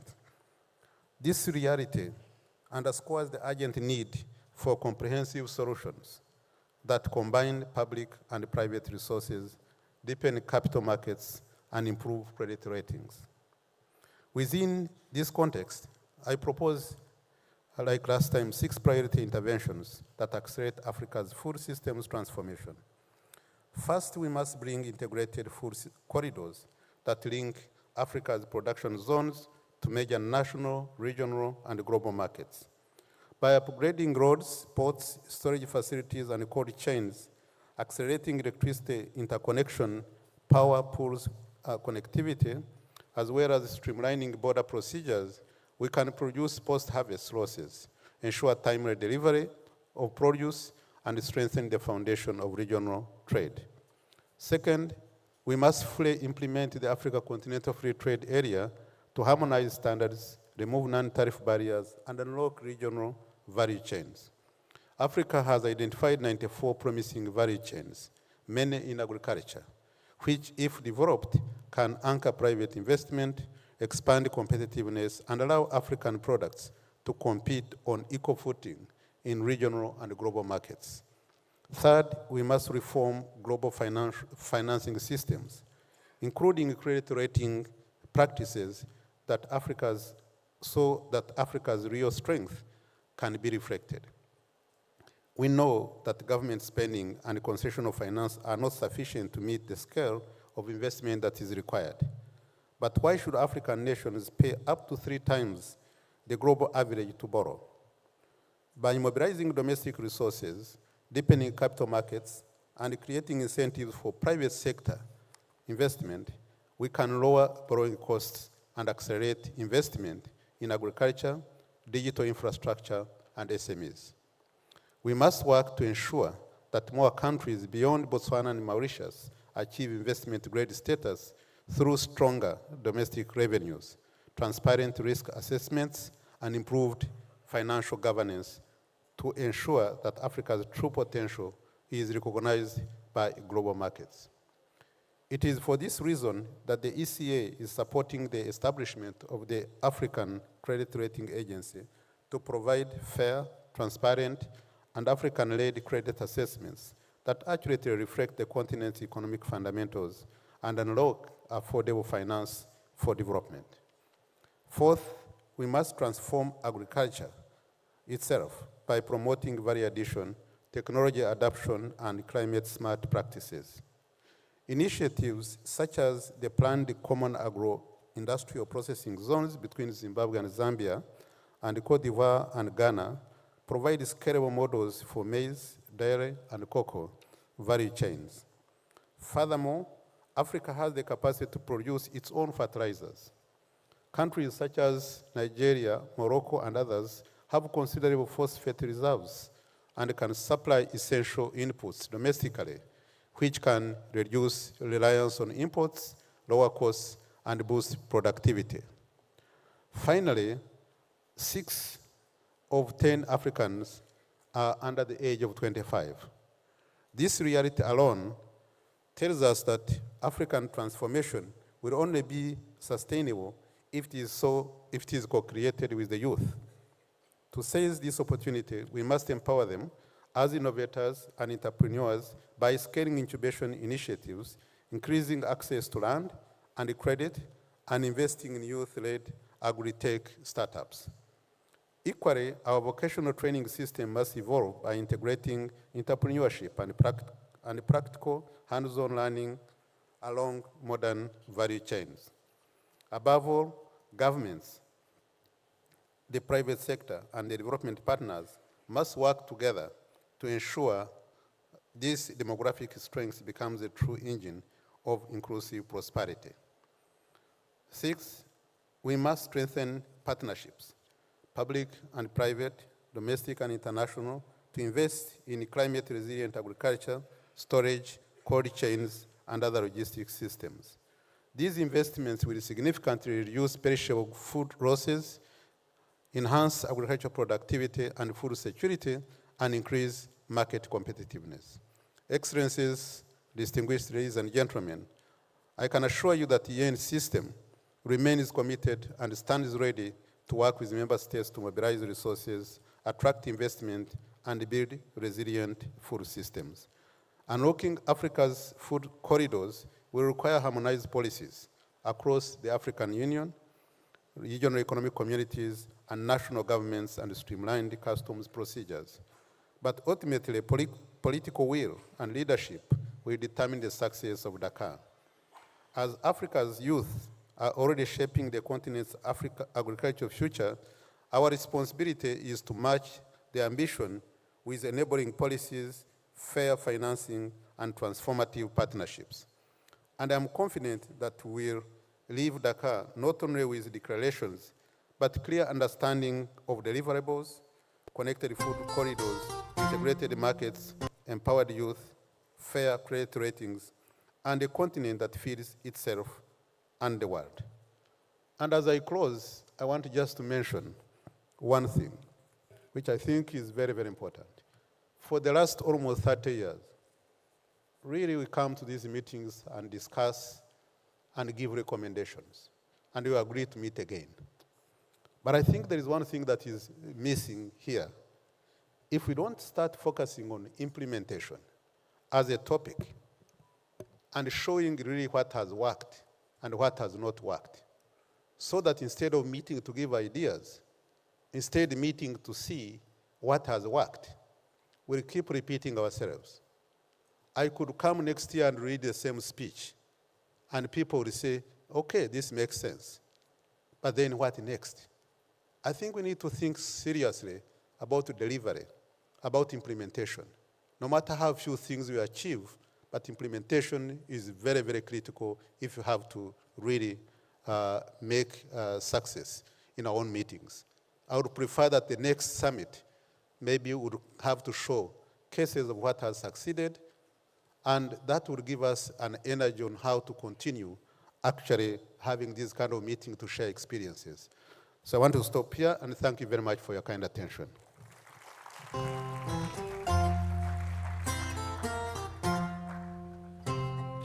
Thank you and merci beaucoup, Honourable Gatete. I know if you have been in this plenary expecting French interpretation, that there is an issue with the French interpretation. I am very, very sorry. We are working on it right now, and I'm hoping that we will have French interpretation in full very soon. We do know that there is a problem, and I'm hoping that we will be able to fix that before the end of the plenary. I am sorry about that. We also, yes, but I see you are bilingual at least. We also have, this is a good opportunity for me to say that we also have interpretation in Wolof, Spanish, Portuguese, Arabic, this language that I'm speaking now, which apparently is English, and we should have French, Francais very soon. Please bear with us. I do apologize for our technical issue there. We are moving on to talk about thriving food systems. We will be having that conversation. Maintenant, nous avons français. Even I can speak French for a few minutes. All right. Thank you. Thank you for your patience. We appreciate you. Just in time, because we are going to be talking about thriving food systems, and I'm going to tell you who will be on the stage. Ms. Marie Thiam Soumare, who is president of the African Women Network of AFCFTA. Madame, please take a seat on the stage. Welcome. It is good to see you. And Mr. Mansour Ahmad, MBE. Mr. Mansour, please join us on stage. Deputy Group Head, Africa Economic Development and Team Lead, African Agribusiness Investment and Food Trade, Foreign Commonwealth and Development Office. Good to have you. Thank you very much, Mr. Mansour. And I told you, if you were here a little bit earlier, that we had not one, not two, but three moderators. So you can never get bored with me. Because for our moderator for the next 30 minutes or so is Dr. Agnes Kalabata, who is currently the founder and chair of Connect for Impact Advisory Group. And Dr. Kalabata will facilitate this session, of course, brilliantly. Dr. Kalabata, over to you. Thank you.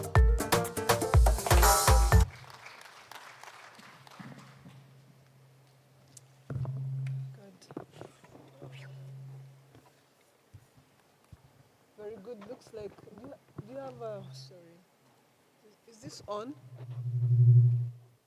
We don't have one here?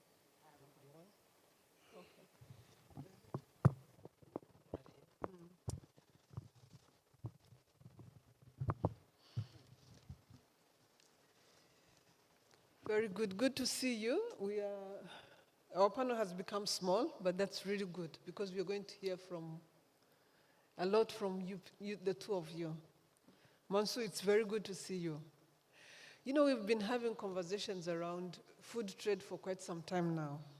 And we've been saying that Africa imports $50 billion worth of food. You had Minister, I call him Minister Gatete, Ambassador Minister Gatete, talk about 115 billion. We thought we were going to get there in 2030. This is 2025, 5 years ahead, we are already getting there, right? So really, really something to think about, and a very good reason to think about the role and place of the Africa-Free Continental Trade. Can you hear me very well? Can you hear me? You can hear English? No, French. You don't hear English? Yeah, a little bit. A little bit. Yeah. So hopefully we can manage to move this conversation Yeah. along. No problem. Yeah. So I'll start with you, Mansour.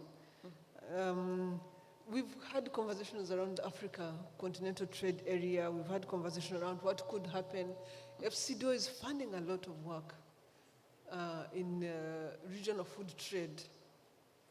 How can Africa-Free Continental Trade Area fully unlock intra-African trade? Do you think there are things that we could really, really double down on and unlock this trade? That's one of the questions. And then as soon as you finish, I would like you to go to something like policies that, if harmonized, can fast-track regional food trade. Are there things that, or policies that you think that can actually make a difference if we put them across these regions? So maybe those two questions. That's a lot of questions. And I had two more, but it's okay. And I don't feel qualified enough to answer all of those. But we've heard a lot from the panel earlier, which I think makes the case for why trade is so critical. And if we look at the AFCFTA, Africa Continental Free Trade Area, one of the key opportunities from it, and it's kind of an evidence of its usefulness, is there's political momentum behind regional cooperation and regional integration, and that demonstrates in of itself how important it is, because it's been recognized by African leaders having adopted it and committed to it. There's a few countries still to go that need to ratify it, but that ratification process in of itself has taken a long time. The next step is, as Honorable Gatete said earlier, is implementation. How can we accelerate that? We can't wait until 2063. We need for that to happen in the next decade. But what that requires is identifying the policy instruments that are necessary to implement it, but also the accountability mechanisms so that member states that have ratified and signed up to it are also held to account for how they start to domesticate that into their national policies. And so the reason why the UK government got involved and is partnering with the AFCFTA Secretariat is in recognition of the importance to development. Because if people cannot move around the continent, if goods cannot move around the continent, then that poverty link and that development and growth is unlikely to happen. And so if that trade enables growth within the continent, that also stands it in good stead for trade and connectivity globally. So we feel that as the continent is able to strengthen its ability to trade within by improving quality standards of processes, as Mandela was saying earlier, that also enables it to start to demonstrate viability to connect with global corridors. Thank you, Mansour, and you call, yeah, thank you very much. Now, these are extremely important points. Do you want to, did you hear what I said? Do you want to say something about Africa Free Continental Trade Area and what we can do to make it work? Thank you so much. I'm very honored to be part of this it's a high-level session. My name is Marie Cham.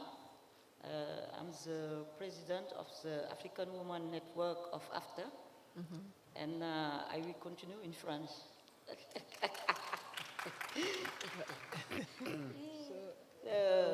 Comme il vient de le dire, la zone de libre-échange du continent africain a été lancée en 2021, mais malheureusement, c'est tombé en période de Covid-19 et la sensibilisation n'a pas été vraiment à la hauteur des attentes. Donc, il faut encore sensibiliser.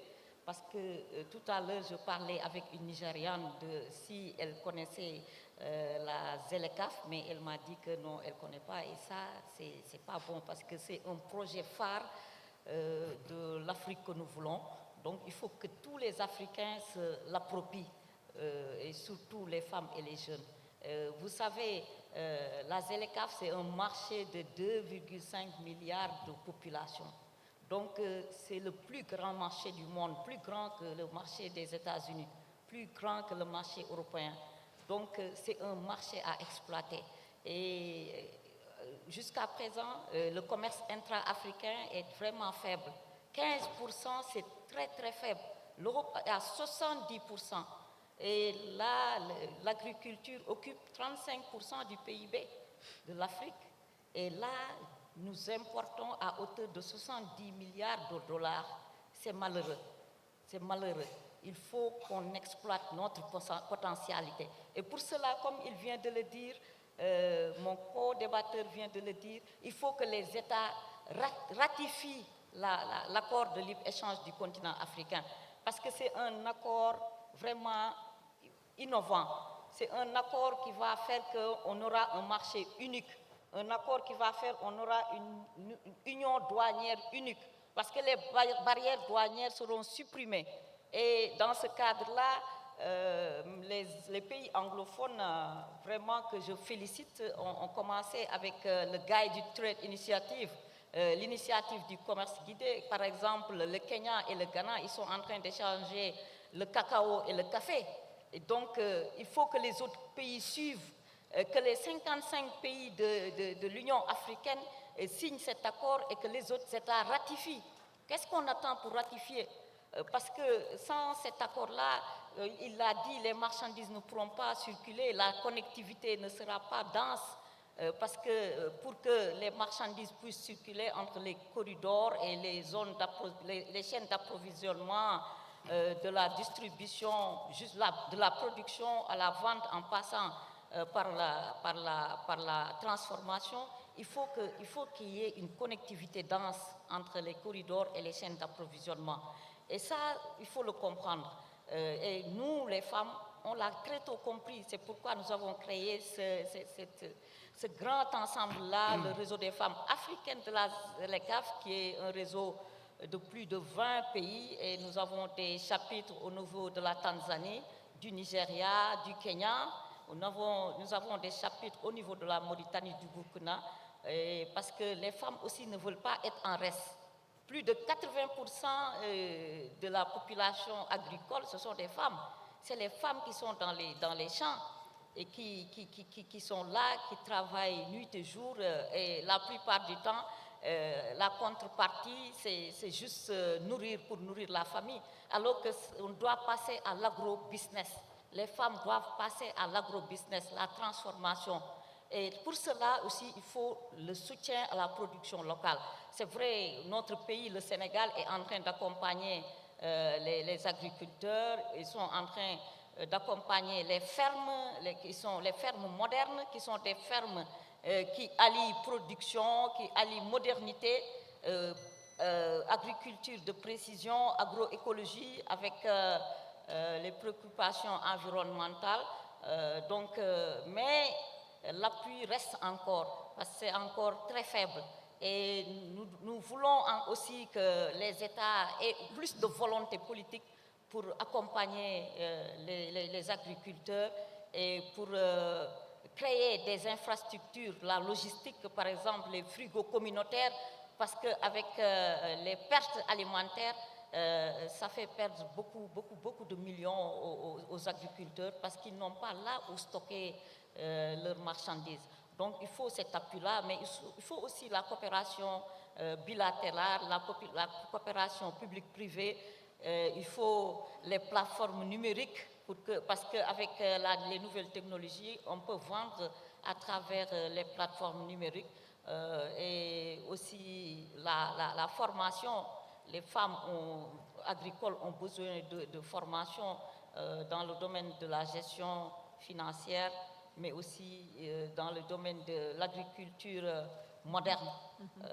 Et là, nous demandons à ce que nos États ratifient l'accord de libre-échange, que tous les États puissent ratifier parce que c'est urgent. C'est ce que je voulais rajouter pour l'instant. Merci. Merci beaucoup. I had program, I had volunteer politique, infrastructure. I didn't hear much else. Do you want to translate? Do you understand a little bit more than I do? Well, from what I will try. Yes, just what a I little heard bit. was to the big market, to Africa as a continent, when you put it together, is a massive marketplace.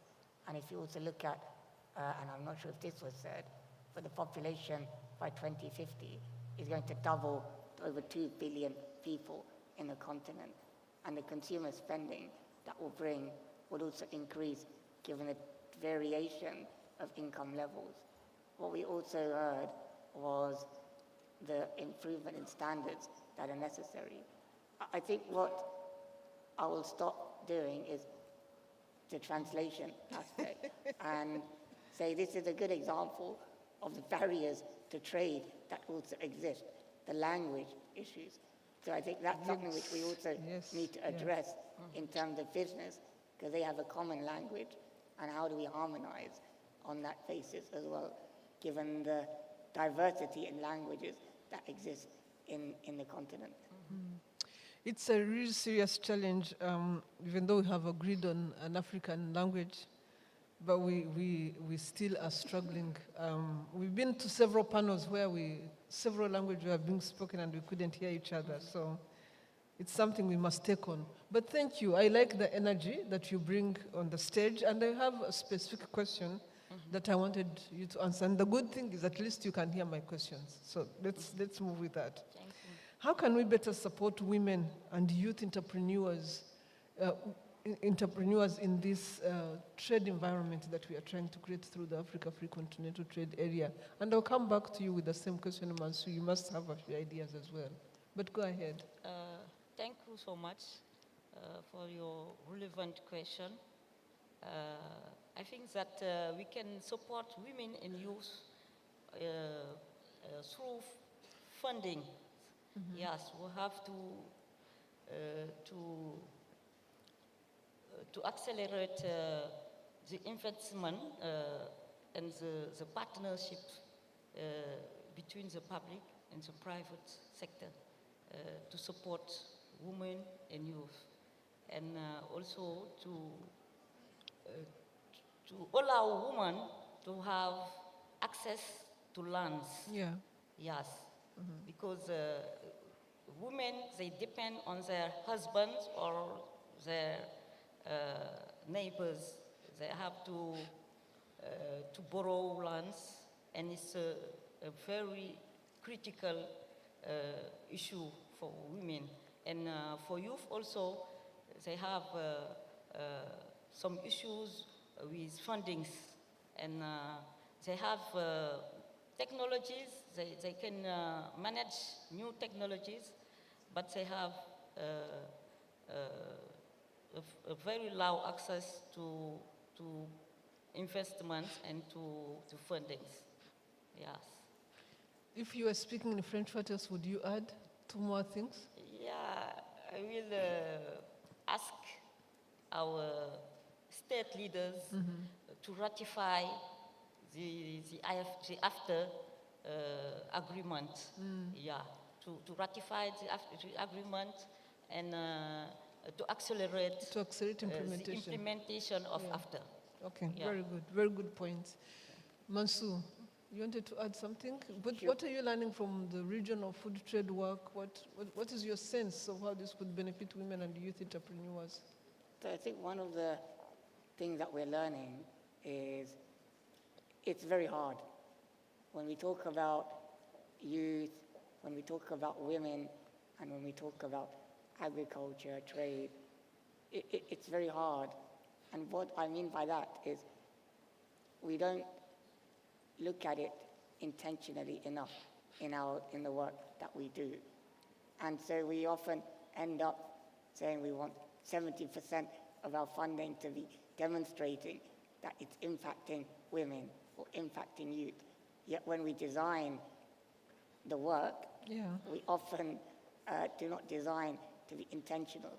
However, one of the great things that the Secretary General of the Africa Continental Free Trade Area has done, one of the key protocols is on women and youth.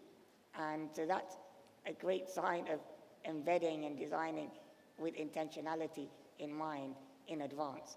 And I think that is unique for any free trade area. And so that's kind of one piece that is hopefully going to reduce the level of difficulty it is. The challenge will be how it is then domesticated nationally. The other thing we're learning is when prioritizing what sectors to look at, you also need to look at the fact in the continent you need job-creating industries. And so how do we look at the agri-value chain as a value chain in of itself? It's long, there's complicated elements in it, there's subsectors within it that we sometimes don't even associate with food and agriculture. And often when we talk about agriculture for youth and women, it's primary production. Whereas we've heard during the course of this week, the value chain is long and deep. And so how do we, in designing the work, look at what are the opportunities that can be further created? The other thing we're learning is we don't really look at labor market policy as much as we should. So at a national level, how is that labor supply, labor demand being shaped and managed? And so I think that's another lesson we're learning, is that we need to further look at that labor economics and matching supply and demand over that long term. So our higher education and other levels of education being supply driven or demand driven. And as the food system transforms for becoming more of a commercial marketplace in the continent, is the labor supply that is being cultivated going to meet that future demand? Thank you, Mansour. In the morning, in the session that was happening earlier, a young person who was on stage talked about the amount of training that young people get. In a way, she was saying this is a wasted investment. Like, how many times are we going to train these young people? So where do you think this is coming from? Why are we doing more training than investments? And how can we turn that around? Because I think in our need to do something, it's easy probably, or we assume that people don't have capacity. So is that something that you've experienced in the work that you're doing? Is there something we can do? Because my worry is actually they are going to stop showing up for some of these training workshops that we put in place because they're saying, how many times do you want us to be trained? Putting you on the spot, but... Putting you on the spot. I wouldn't say any of it is wasted effort, because you never know when that training will come in useful in an individual's career and lifetime. However, I go back to what I was saying earlier, and that is, what is the purpose of that training? What does the individual get at the end of it? Are there enough jobs? Are there enough career opportunities for that individual or that group of individuals to be able to practically utilize the training that they've been provided? If you have, for example, farmer business schools, when that farmer has been trained in better management, has that farmer increased his or her ability to get the finance that's needed? I don't know. So it needs to be thought in that system-wide approach.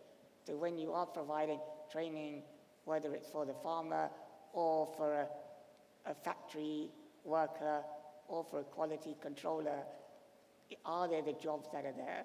Are the systems also aligned to be able to put those things into practical use as opposed to having wasted effort?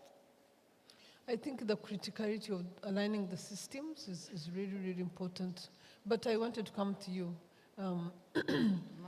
Do you have any specific comment on that training versus investments? The balance between training and how you spend your time, or how young people spend their time?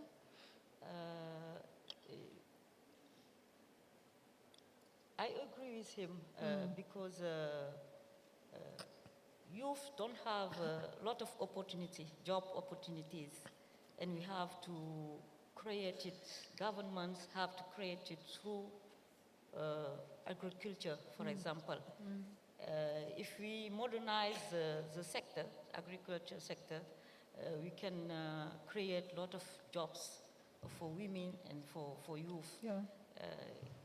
It's a big challenge because we have to invest in this sector, agriculture sector, and the production, the transformation. For example, in Senegal, women are trying to create some, how we say, big equipments to transform the local products. But they don't have a lot of funds. They don't have access to bank, to have credit bank, because it's sometimes difficult for them to have the papers the bank ask, and it's a very big challenge, also a very big issues for women and for youth. And we have to accelerate this investment, and I think that it's also a political will to boost the agriculture sector. Yes. Very good. I took advantage of the fact that we are just three of us, and to add in that extra question, so thank you so much. But let's finish on this note. Food loss remains one major challenge, Mansour, that we still have in the food system. We lose 40% of the food that we produce. How is, again, based on what you're learning from the work that you're funding on the African continent and other places, how is improving markets adding value to reduce food loss and waste? What type of policies seem to work there? So I think the statistics are quite stark, right? As you said, about 40% on average across the sub-Saharan Africa, there's food loss and waste. And there's varying reasons for why that is happening. There's not enough storage or cold chain for fresh. The transport issues exist, which means en route things spoil. But also, if you look, according to a recent World Bank report on transport and the nexus with food security, to get food to rural areas in Africa, food needs to travel 10 times as more than anywhere else in the world, and up to 4,000 kilometers. That's a long way to travel. And even in the continent, where food surplus countries exist and food deficit, that there are huge routes that are required. In terms of what works, you do need improved storage facilities. at the moment in Africa, there is no cold chain other than perhaps in South Africa, Morocco, Egypt, but there's a lot more that's required for that to happen. But then if you look at some of the cold chain facilities being set up, they also need demand and offtake to make them commercially viable. So there's a lot of intrinsic issues across the value chains. And so what we have been trying to do is work on that regional level. So for example, with COMESA and EAC, we've set up what's called the Horticulture Accelerator. And that's working in partnership with Gates Foundation and others to identify what are those blockages for developing a competitive regional value chain for fruits and vegetables. And how can we, through reducing fragmentation at a regional level, but also bringing more policy predictability for trade, but also connecting with export markets.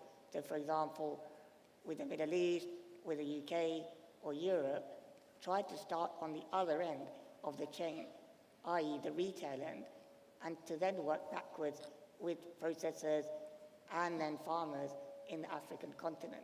Because if you can start demonstrating to processors and farmers where the revenue is coming from and start to build a picture of what that demand looks like, investors can then also see clarity of where the returns are going to come from.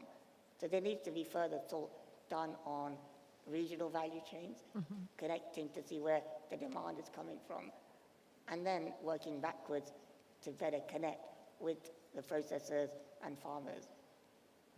Because otherwise, again, it will be wasted investment of setting up storage facilities and other similar infrastructure without understanding that full system. Very good. Did you want to add something? Yes, I want to say that connecting corridors and supply chains can boost food sovereignty in Africa, can create job opportunities for women and for youth, and can also accelerate African economic growth. That's a very, very important note to end on. But Mansour, we still have 1 minute and 26. Is there anything in this food trade, Africa free continental trade environment, what gives you hope? What are you excited about? Besides, we have the AFTA. So I think what gives me hope is what I said earlier about the continental frameworks that exist. So the CAADP, the AFCFTA, and on the agri-food side, how there's convergence. So if you look at CAADP, one of the key strategic outcomes or objectives is around trade and market and industrialization. So it's beyond the farm and production level, but it's recognizing how important trade and markets are to making Africa a viable food marketplace. So that's kind of one aspect of where I take hope from. And the second is, we often talk about how fragmented the African marketplace is and African farming systems. But we, as development partners, as governments, are also fragmented in what we do and how we come together. But one of the great things I've heard this week, and we've had a couple of sessions on the Food Corridors Initiative, we've had the Ministerial roundtable earlier, there's also a recognition that we need to reduce our own fragmentation amongst ourselves so that we can also converge and cooperate. Because without that cooperation and without structuring what we do in the continent coherently, the AFCFTA will not be able to function, but also we won't be able to create a viable African food marketplace. And so for me, that's the other positive coming out this week, is we are converging that it's important to improve our own coherence as governments, within governments, but amongst development partners in aligning behind an African vision. Thank you, Mansour. We've run out of time, but thank you both of you for highlighting what is important from an Africa free continental trade perspective and what your hopes and vision for this trade region, continental trade region will look like. I think we should clap for these people. I know we are all tired. It's getting late in the afternoon and all, but you've done amazing. You've taken on all the questions for everyone else that was supposed to be here. So thank you so much. Thank you to you. Femi, over to you.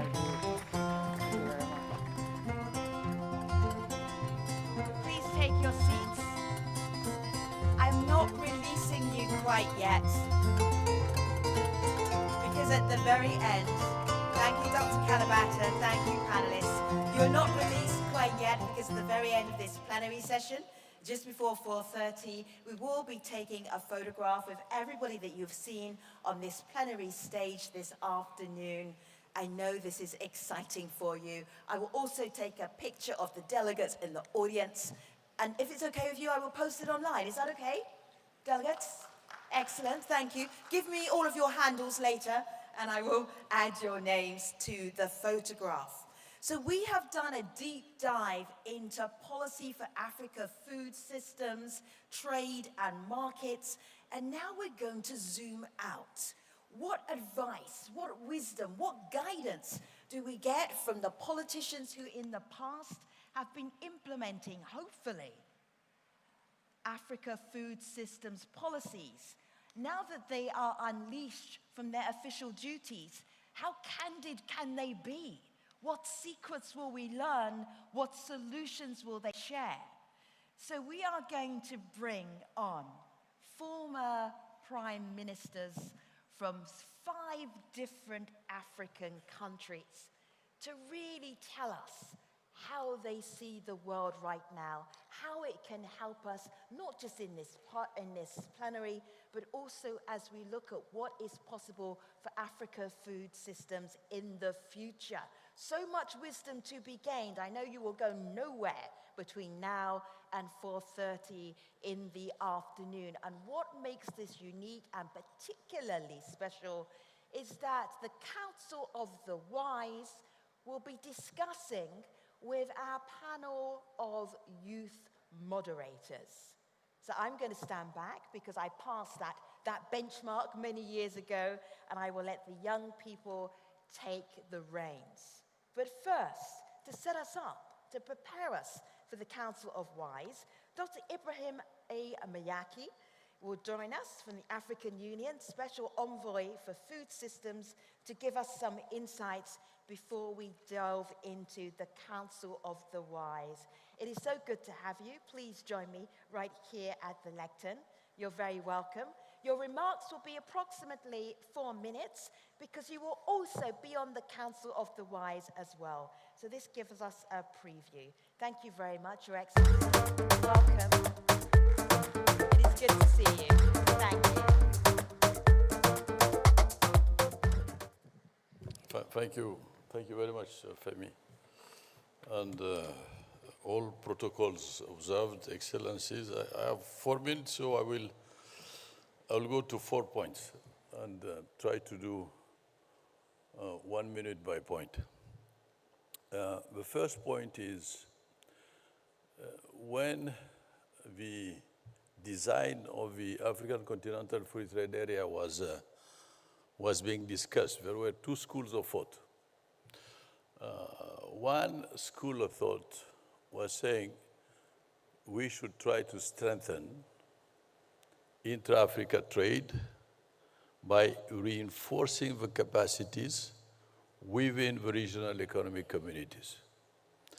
And the second school of thought was saying we need a bigger framework, a continental framework, and that continental framework will be implemented regionally and nationally. Out of the 2 schools of thought, one, the CFTA approach, did win, was approved. After long discussions. Now, that's my first point. And I think it's important to remember that because it has consequences in terms of implementation of the CFTA. Point number two, what are the consequences that this discussion has? It had a consequence regarding the speed at which the ratifications were going. Those who were part of this school of thought evidently ratified much quicker than those who were part of the second school of thought. So we should remember this. In terms of political economy, I think we cannot forget that. Point number three, we have reached a level where there is a global consensus, a strong political will to implement the CFTA, and the Secretariat is doing a really important work in all the technical issues regarding trade issues. But the life, the dynamics, and the life of the CFTA can only happen if it links itself to issues of infrastructure and issues of agri-food system transformation. The optimality of the implementation of the CFTA will come out of a triangle between trade, infrastructure, and agri-food systems transformation. And my last point is about the food corridors. When the African Union decided to define the program for infrastructure development, the main concept that was leading infrastructure development was to target a 7% economic growth per annum so that we could implement the SDGs. 7% was the minimum. And I remember very well that it was one of the big goals frequently repeated by Prime Minister Meles Zenawi, and Ethiopia played an important role in pushing that point. So the goal of PIDA was to increase economic growth and reach 7%. And we are in a situation where corridors, especially infrastructure corridors linked with food corridors, can allow us to achieve that type of growth. And corridors would be spaces of economic density, spaces of digital revolution, spaces of optimal transport, and spaces of trade. So looking at the PIDA corridors superposed to food corridors is a really trigger for agri-food system transformation and the increase of intra-Africa trade. Thank you.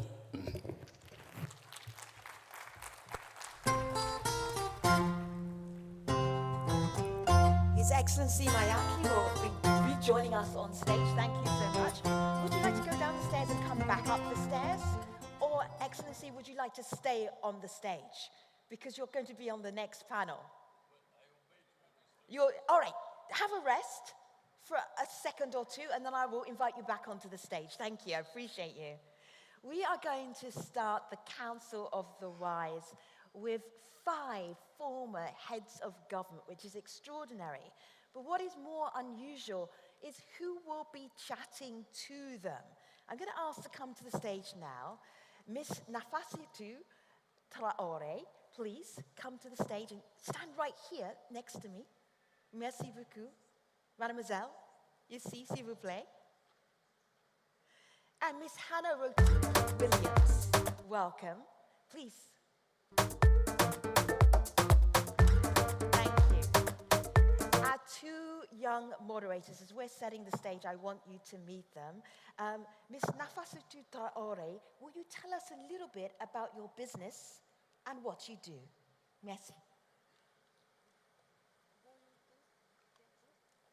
Cette Touré, technicienne en transformation agroalimentaire et qualiticienne. Je suis la fondatrice de Debo Enterprise, une entreprise qui fait la transformation d'arachide en pâte d'arachide, en peau d'arachide, en boraké, mais aussi en chips enrobés de pâte d'arachide, très nutritif pour la santé des enfants. Debo est une entreprise qui évolue pour l'innovation, qui prône la résilience des systèmes alimentaires, mais aussi une entreprise qui est là pour valoriser la femme, permettre à la femme d'avoir une occupation, de pouvoir subvenir à ses besoins, mais aussi permettre à la population d'avoir accès à des produits de très bonne qualité. Merci, mademoiselle. If you would sit at the very end, the very last chair. Merci beaucoup. Thank you. And our other moderator is Miss Hannah Rotimi Williams. Welcome. Would you tell us about what you do? Because when you moderate, people are going to be curious about your background. Please, thank you. Thank you for that. Good evening, everyone. My name is Rotimi Williams Hannah, and I'm from Nigeria. I'm a psychologist and a farmer. What I do is I run a business where we process catfish. We actually rear the catfish and we process them, as well as rabbits also. I also empower farmers, not just in food production, but in their mental health and well-being. Thank you. Thank you. Me, Williams, if you would sit on the very last chair here. So our Council of Wives will have our two moderators at each side. Let me introduce them, and so you can hear where they are from. His Excellency Hailemariam Desalegn, Chair of the Board of Directors, Alliance for a Green Revolution in Africa, also the former Prime Minister of Ethiopia. Good afternoon, sir. Please take a chair. His Excellency Lionel Zindu, former Prime Minister of the Republic of Benin, founder and managing partner of Southbridge. Good afternoon. Your Excellency. Welcome.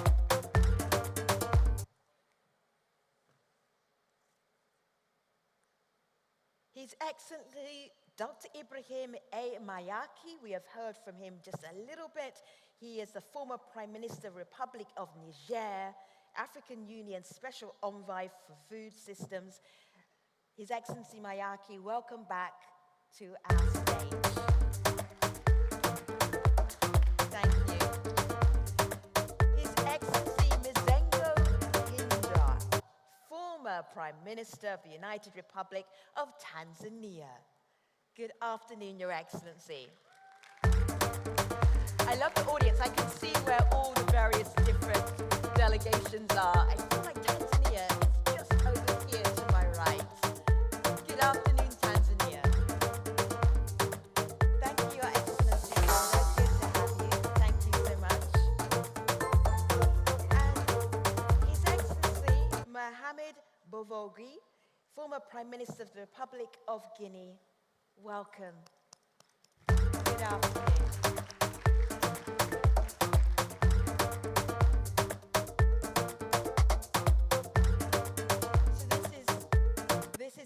This is exciting for me because our Africa Food Systems Forum is all about placing the spotlight on young people. I have my competition snapping at my heels. I am going to hand over to my co-moderators. Miss Hannah, will you start with the first question? And then Miss Traore, will you start with the second question? And gentlemen, excellencies, you will be asked specific questions by the young moderators. I'm handing over to you. Ms. Rotimi Williams, you have the first question. Thank you very much, Femi. So since you're sitting next to me, sir, Your Excellency Ethiopia, I'll be starting with you.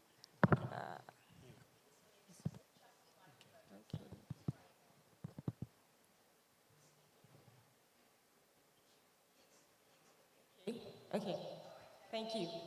So I'll be starting with you, sir, Your Excellency Ethiopia, because you're sitting next to me. And I want to ask a question around intergenerational exchange. So your foundation has actually laid a really, really good example for agriculture and food systems. Your generation has laid a good foundation for that. And while we always say, oh, the youths are coming in and all, we need a mix of both wisdom and energy.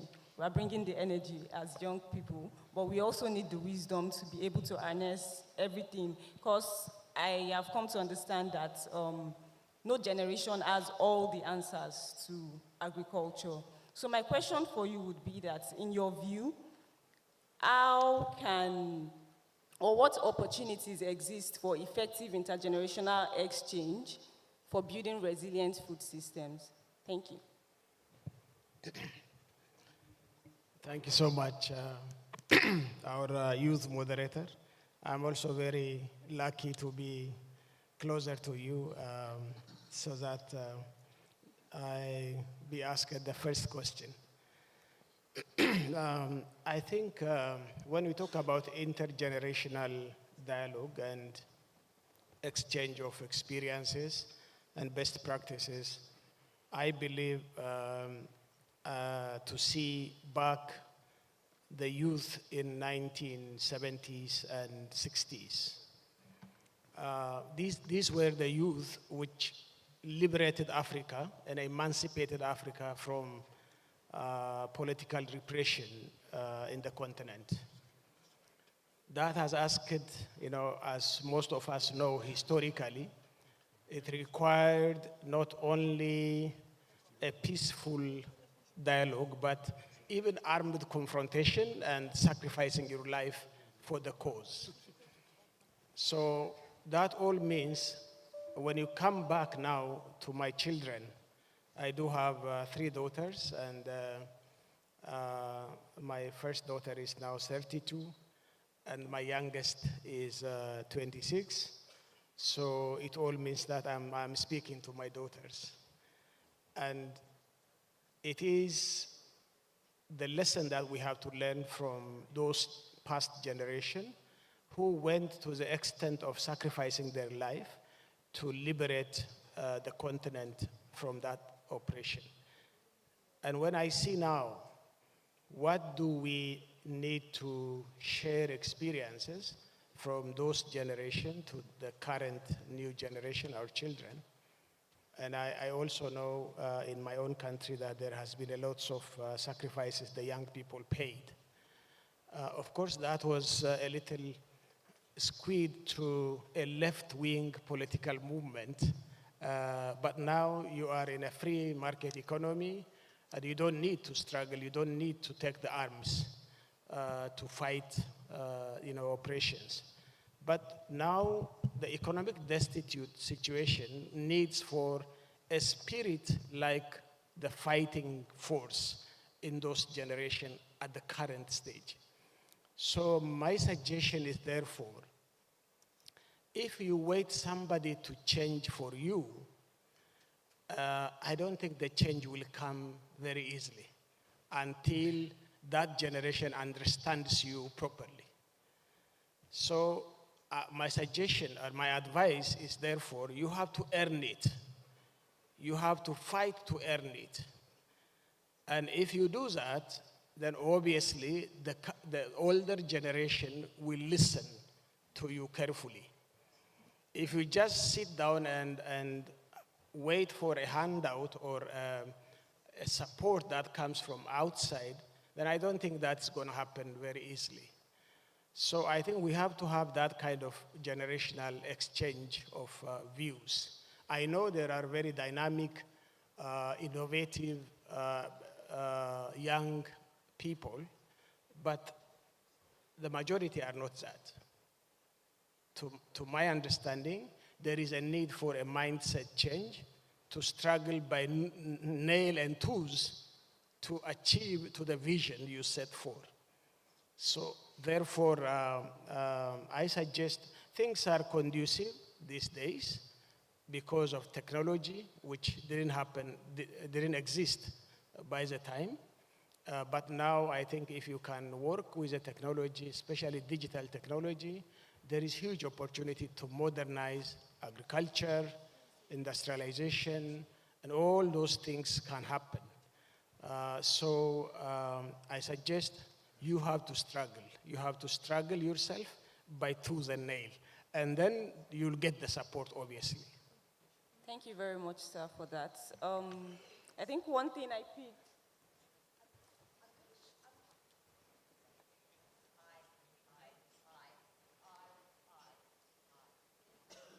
You can hear me? All right, very good.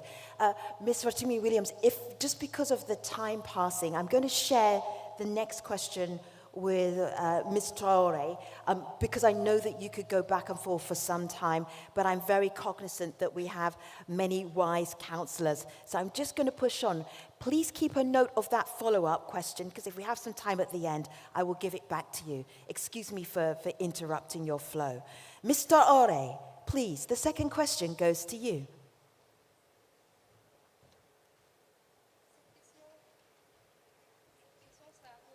Excellence du Bénin, car j'ai constaté qu'aujourd'hui, beaucoup de jeunes ont du mal à accéder au financement, surtout les jeunes qui sont dans le milieu rural. Donc la question qui va s'en suivre, c'est comment les jeunes peuvent-ils obtenir des financements pour l'agroalimentaire?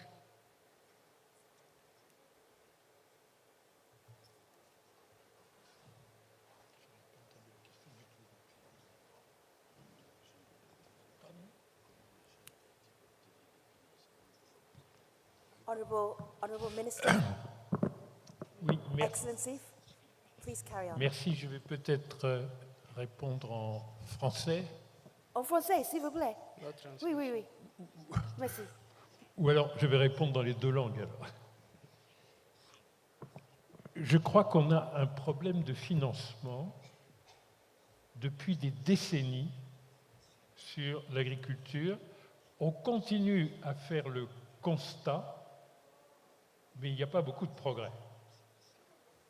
We have a major issue of funding, of financing, especially of the youth, but not only the youth, I mean, across the continent for farmers and small enterprises, small business. But we have especially a shortage, a scarcity of financing, and we repeat that year after year. Le président Diomaye Faye a dit que au Sénégal, aujourd'hui, c'est 3% du crédit qui va à l'agriculture. Et a priori, c'est encore moins pour la jeunesse que pour des gens qui sont déjà installés. Au Bénin, quand je suis arrivé dans mes fonctions, la première question que j'ai posée au gouverneur de la Banque centrale, c'est quel est le financement disponible en crédit pour l'agriculture au Bénin. 2% du crédit distribué au Bénin. 2%. Donc exactement la même situation. Mais aujourd'hui, on est 10 ans après mes fonctions, on est toujours à 2%. Donc là, il faut vraiment que la jeunesse se rebelle. C'est très important qu'il y ait une exigence de la jeunesse, parce qu'elle est encore plus discriminée que les autres agriculteurs. You have a duty of rebellion. You have a duty of being revolted against this situation, because it's very clear that we have a scarcity, specifically for agriculture. I mean, we have problems of credit and debt across our economies. But for agriculture, delivering 28% of the GDP in Benin and something like 20% in Senegal, to get 3% of the credit, or 2%, it is a scandal, especially because in terms of employment, agriculture delivers 50% of the jobs in the labor force. Donc là, il y a une situation qui est insupportable parce qu'elle est très connue depuis très longtemps et qu'on ne fait rien en réalité. Et ça, c'est vraiment une culpabilité qu'on ne fait pas depuis des décennies quelque chose de significatif. Et donc, on a tous les moyens techniques. Mais vous savez, ce qui a fait la richesse de l'Europe, c'est le crédit agricole. C'est les girobanques des pays germaniques, les banques postales de proximité. Ce sont les Länderbank, en Allemagne. Ça existe de créer un système coopératif. Vous savez, vous prenez un pays comme la France, les banques coopératives dominent le marché. Le crédit agricole, les banques populaires, les caisses d'épargne qui sont une forme également, le crédit mutuel qui possède un réseau très important qui s'appelle le CIC, ils ont la majorité et ils sont évidemment beaucoup plus enclins à financer des coopératives agricoles. Nous n'avons pas de façon significative, si vous enlevez le Maghreb et l'Afrique du Sud, entre les deux, nous n'avons pas un système bancaire qui ait des affinités avec le monde agricole. Pourquoi? Pour des raisons historiques très largement liées à la colonisation, où on n'a jamais financé ni les investissements des agriculteurs, ni leurs fonds de roulement. Mais 60 ans après nos indépendances, il faut que la jeunesse dise c'est possible, c'est facile à faire, mais il faut que ce soit une mobilisation politique. D'ailleurs, le président Diomaye Faye l'a un peu dit comme ça, dès l'entrée de ce forum. Donc je crois que c'est très important. C'est très facile de mettre en place des moyens de leasing pour avoir quelque chose qui est beaucoup plus simple pour financer le machinisme. C'est très simple. Ça n'existe pas. Vraiment, c'est très, très, très faible. Et pour avoir du financement, il faut avoir de la confiance, de la sécurité, il faut avoir de l'assurance récolte. C'est très, très, très peu disponible. C'est complètement en place dans les pays développés et émergents. Donc, for the youth, that's my message.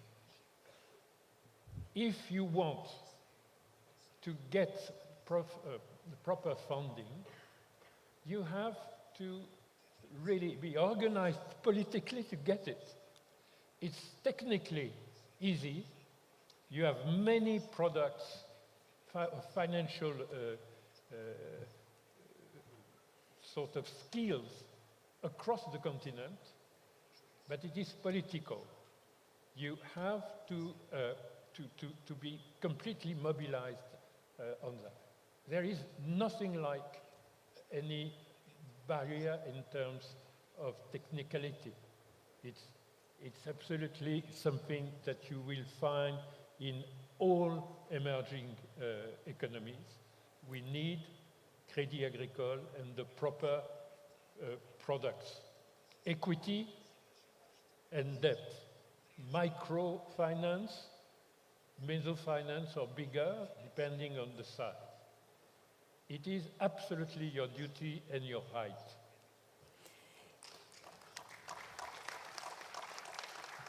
Thank you, Your Excellency, and I appreciate you doing a bilingual message to the youth because at some point we lost our English interpretation and we are trying to work on that. I feel like it's only fair because earlier we lost our French interpretation, so we have a sense of a balance. We go back to Ms. Rotimi Williams for your second question. Thank you. Thank you. So my second question is for Your Excellency Tanzania. And I want to ask a question around continental and global markets. So for young agripreneurs like myself, entering into continental and global markets is very essential because we want to start scaling up our businesses beyond local markets. But I would like to ask from your perspective, what barriers can we overcome to scale our markets beyond global, our produce and products, bring it into continental and global markets, and scale beyond local markets, and not just scale beyond these local markets, but also compete successfully in those markets? Thank you.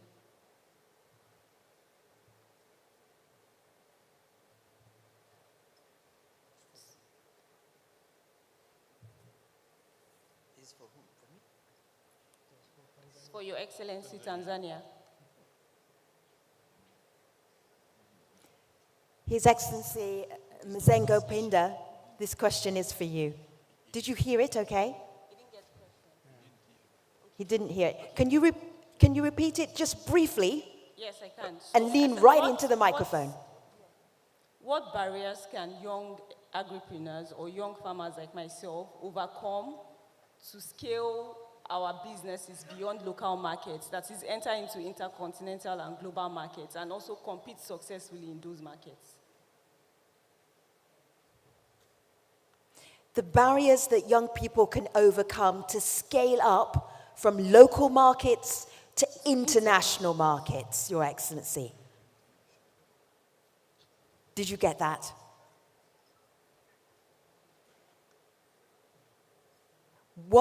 What barriers can young people overcome? You're not hearing anything. All right. 1 second. Ms. Rotimi Williams, do excuse me. I'm going to do interactive moderating. 1 second. Good exercise for me. What barriers can young people overcome to scale up from local to international? Is that okay? Do you feel you can handle that? Yeah. Okay, thank you. Thank you, Your Excellency. Thank you. We hear nothing. That's why I can take my cast. Nothing. Okay, thank you. Sorry for the disturbance. Every time you talk, I hear just a voice. Anyway, coming now to the issue, it's about the youth growing in their businesses to the extent of selling those products abroad or outside their country. What barriers do they encounter in the course of that?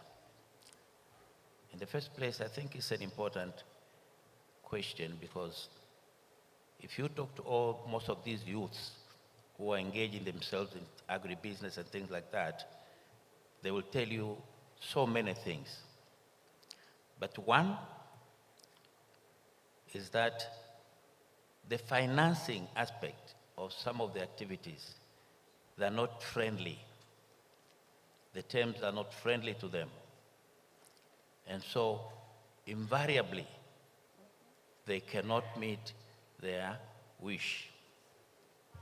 So financing is one. The other one, and I came across this one when I was in London some months back. They told me, you guys in Tanzania, we want your products, but they don't meet the standards of Europe. And therefore, doing business with you will be very difficult unless you conform to those specific requirements. It's another headache for the young people. But it's a headache that probably is not their problem. It's more of a problem of the nation than the young men who are busy trying to see how they can do business. The other one, of course, is the aspect that is a problem, but it's not such a big problem. You want to send some of your products abroad. Whom do you get in touch with? How does the government machinery help you to connect you to the other part of the world?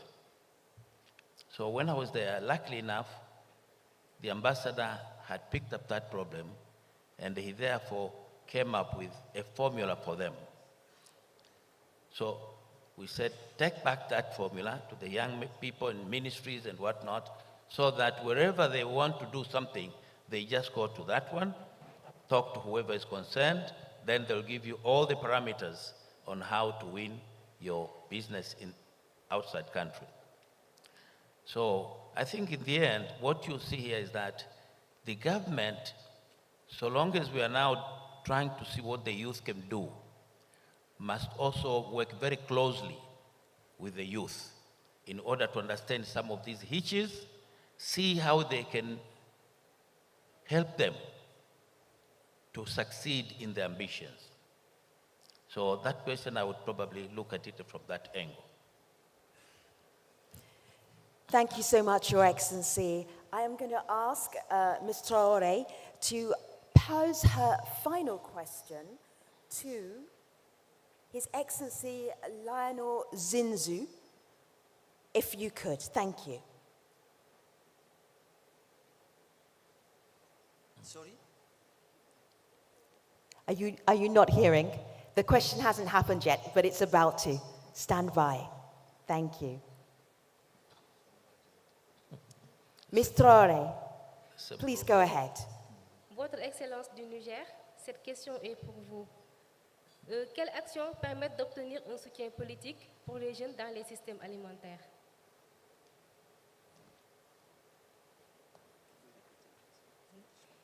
Quelles actions permettent d'obtenir un soutien politique pour les jeunes dans les systèmes alimentaires?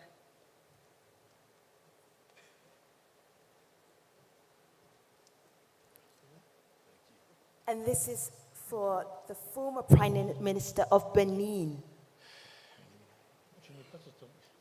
Prime Minister, can you hear me? Former Prime Minister.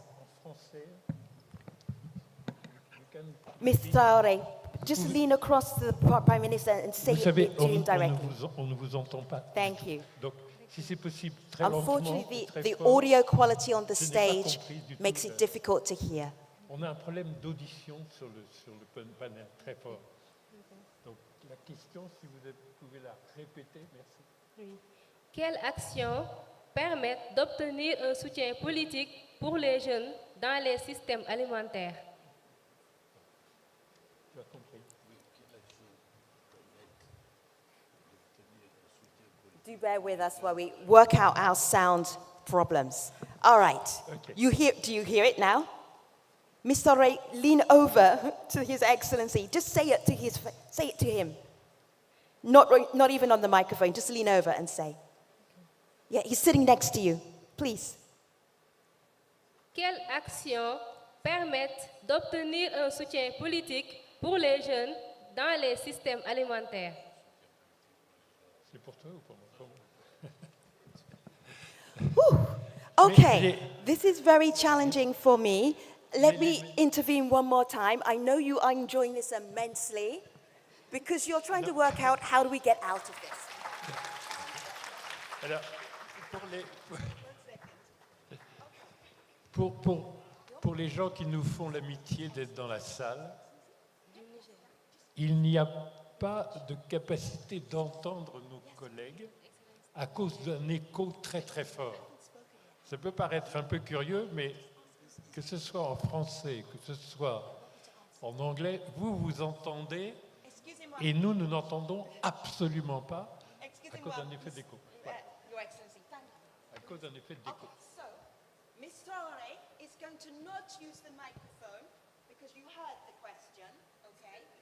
But, Your Excellency, lean in. Ms. Traore, just say in his ear.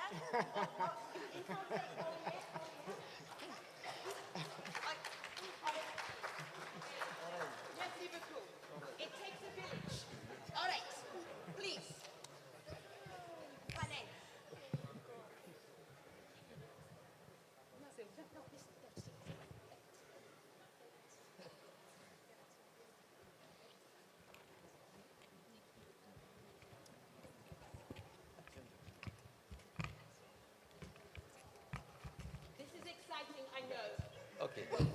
Alors, vous m'entendez? Oui. Ok, d'accord, on va essayer. Ok. La question c'est quelles actions permettent aux jeunes d'obtenir un soutien politique, c'est ça? Mais vous demandez à un vieux comment les jeunes doivent s'organiser pour avoir un soutien politique. On va essayer.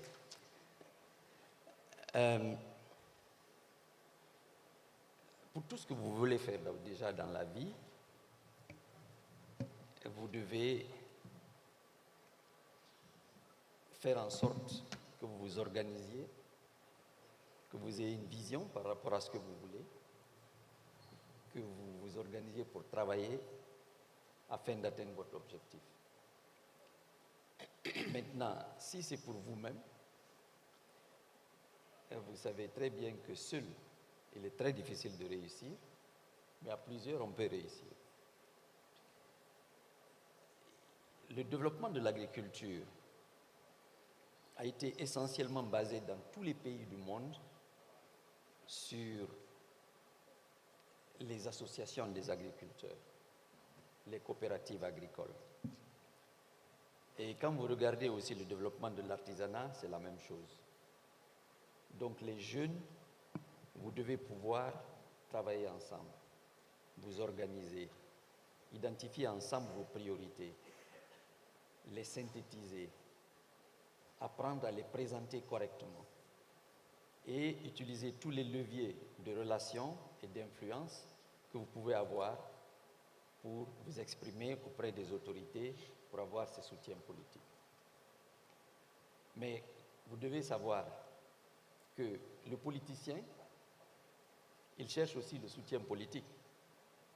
Donc si vous voulez le soutien politique du politicien, il faut que vous fassiez, même si c'est de la pseudo-politique, faire en sorte à faire comprendre aux politiciens que s'ils veulent pouvoir mettre en place leur politique, qu'ils vous prennent en compte. Donc, il faut pouvoir vous organiser pour communiquer de façon efficace. Aujourd'hui, vous avez des outils, vous avez les réseaux sociaux, mais de façon positive, de façon constructive.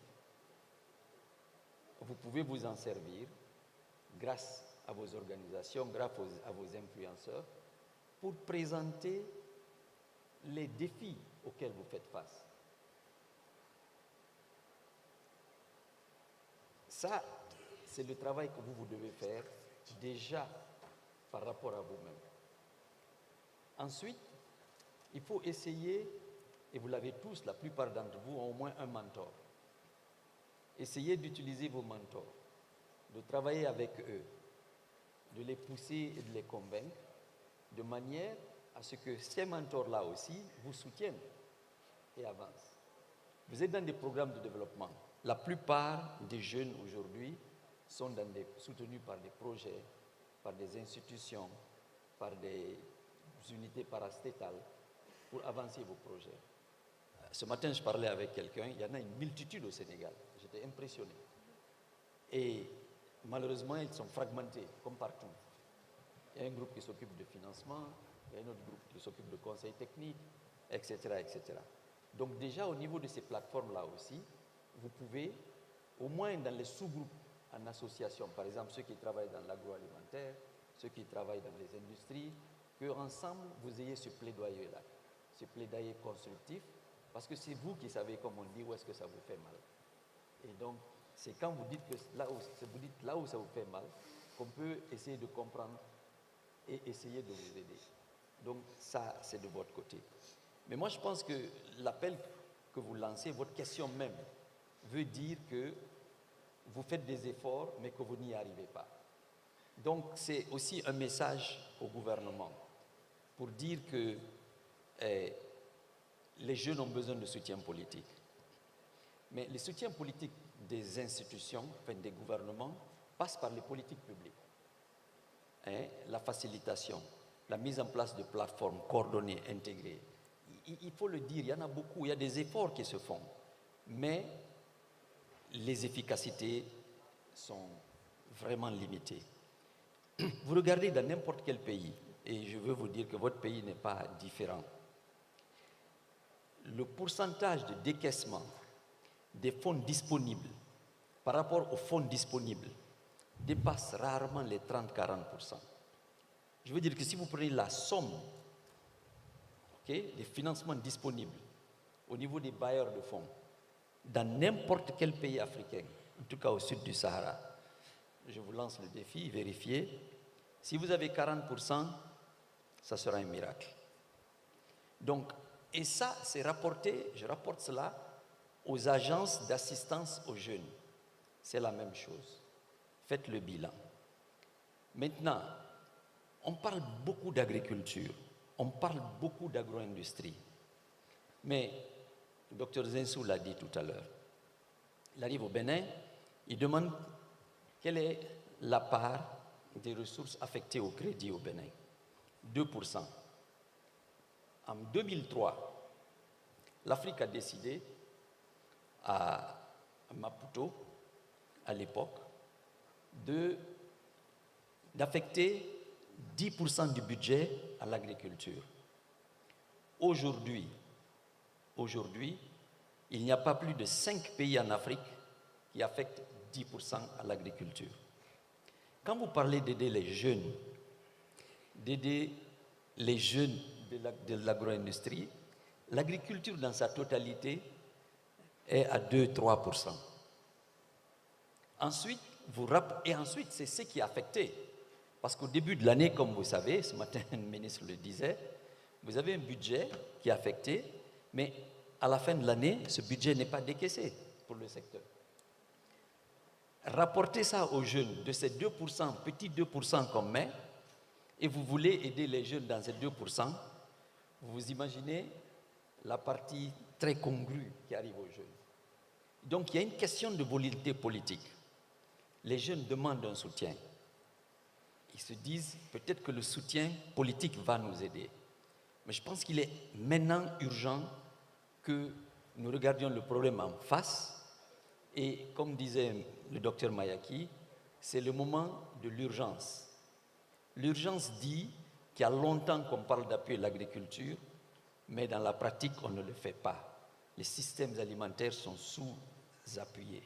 Il y a longtemps qu'on parle d'appuyer les jeunes, mais on ne le fait pas suffisamment. Parce que c'est très simple. Dis-moi où tu mets l'argent, je te dirai ce que tu fais. C'est aussi simple que ça. Donc c'est un appel aussi des jeunes au gouvernement, au secteur privé, aux organisations internationales, pour dire certainement vous faites des efforts, mais c'est très très insuffisant. Et tout simplement, quand on regarde les chiffres, on se rend compte qu'ils ont parfaitement raison et que c'est le moment de l'action. Il faut prendre les mesures nécessaires. Voilà.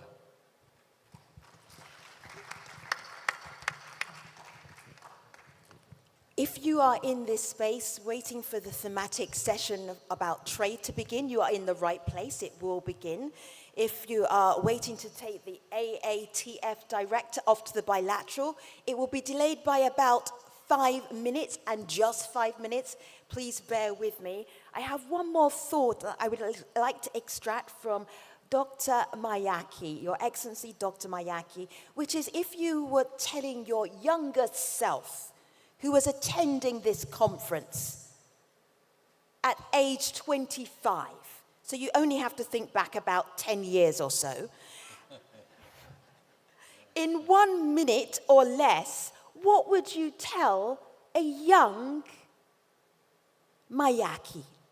What would you tell them to make them feel encouraged and inspired about Africa food systems, about trade, markets, what the potential is? What would you tell your younger self?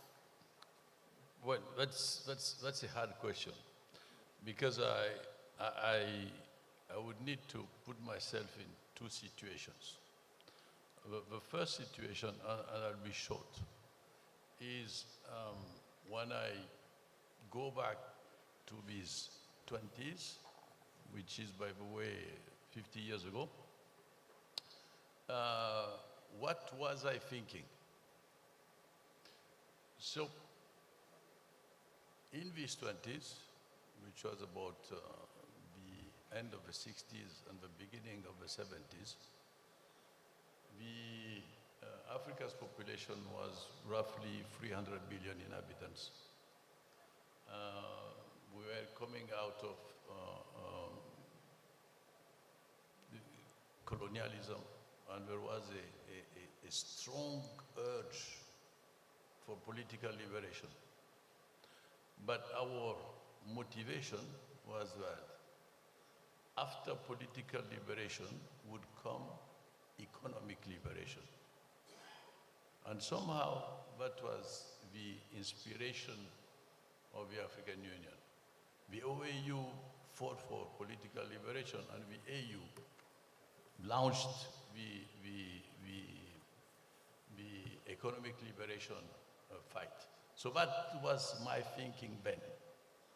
Now, the second situation is putting myself today as a 20-year-old. And I fully concur with what has been said, which is the question of political organization. It's not about chaos. It's about having a real sense of autonomy, not be in a position of fully counting on governments in order to change, but think about being an actor of change. And I think this is what is maybe the most important aspect today. If we look mathematically, the youth are the highest percentage of our population. Median age 19, Europe 40 plus, over 55. Median age 19, 75% under 25 globally. So they have a majority. When you have a majority, you have a power. What's the difference between majority and power is the way you organize yourself. That's what was said. So it's the trick is how the majority organize itself to exercise power. Thank you. I am going to ask you to give the loudest applause and cheer to Ms. Traore, Ms. Rotimi Williams, who were co-moderating this session under difficult circumstances because all of the sound went this direction and not in this direction. Council of the Wise, Your Excellencies, please be upstanding. You are going to take an epic photograph. Our earlier panel that started off our session so beautifully, led by Daniel Jiwa, please come onto the stage and be part of this photograph. We cannot have started this plenary without your excellent insight. Every speaker who was in a session on stage from 2:30, please come onto the stage and take your photograph together for our family photograph. Thank you so much. For our plenary delegates, we really appreciate your patience. Thank you. I know you were entertained by the audio snafus. I don't know how snafu translates in Wolof, but I'm sure that you will tell me a little bit later. And just to reiterate, the thematic session on trade will start momentarily. Anybody who was on stage on the last 2 hours, 2.5 hours, thank you. Please take your photograph. Your Excellencies, you are indeed very wise and have so much to share with us, as did our other plenary speakers. Delegates, thank you for your stamina. How many conversations have you heard so far this week? This one was worth the effort. Thank you so much. Thank you, Ms. Rotimi Williams. Thank you, Ms. Traore. Thank you, all the speakers and panelists. If you have more photographs, please take them now. And then we will pause momentarily for our thematic session on trade, which will begin in a few minutes. Thank you for your attention. My name is Femi OK. I'll be moderating again in this space, 10 a.m. tomorrow. I will see you there. Merci beaucoup. And here is your next moderator, no rest for you. The conversation continues. Good afternoon, moderator. Moderator is saying, do not go yet. You are not released. Thank you.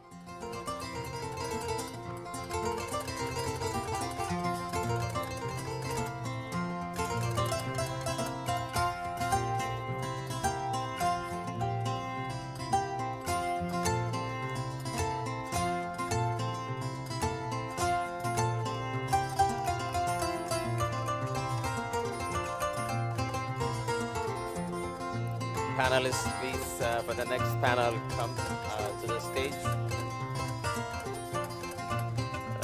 Honorable Dr. Remy Pele, Mr. Alan Traore, Nunanado Kweku, please come up.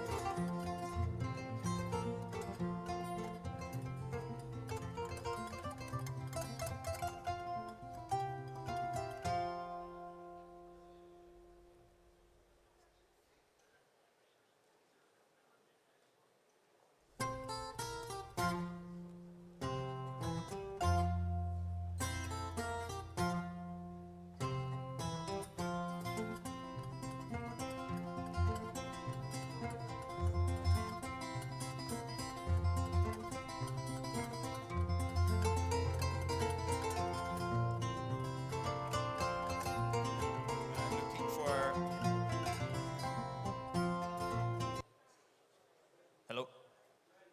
Good afternoon. Bonsoir. Looking for Honorable Dr. Remy Pele and Mr. Alan Traore. Are you in the auditorium? Huh? Please.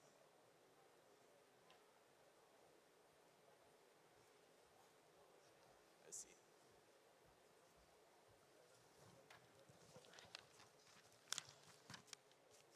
Okay. Good afternoon.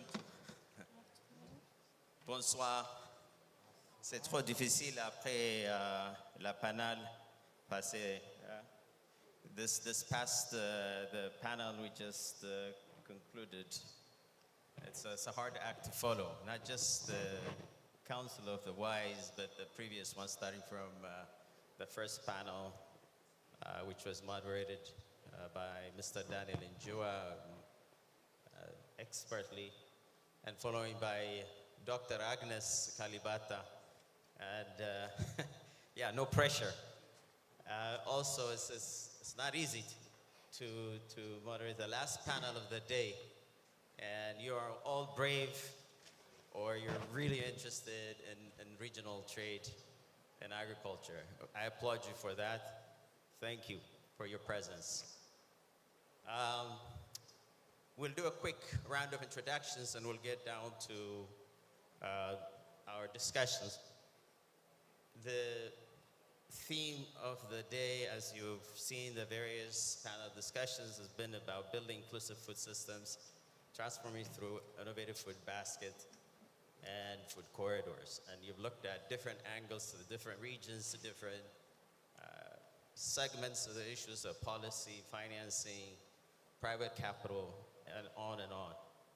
Now we come to a more granular level of discussion The first panel will be,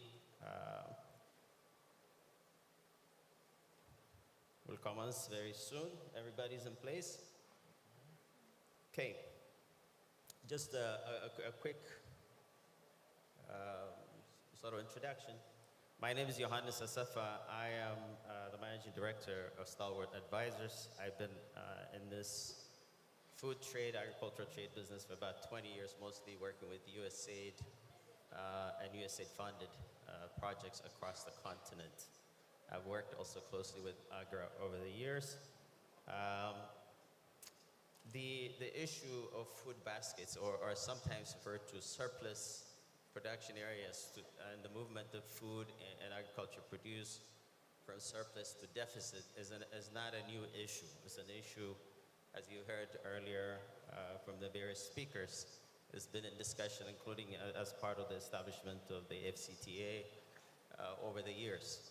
And a lot of smart people have spent a lot of time analyzing the issue. But at the core of the issue is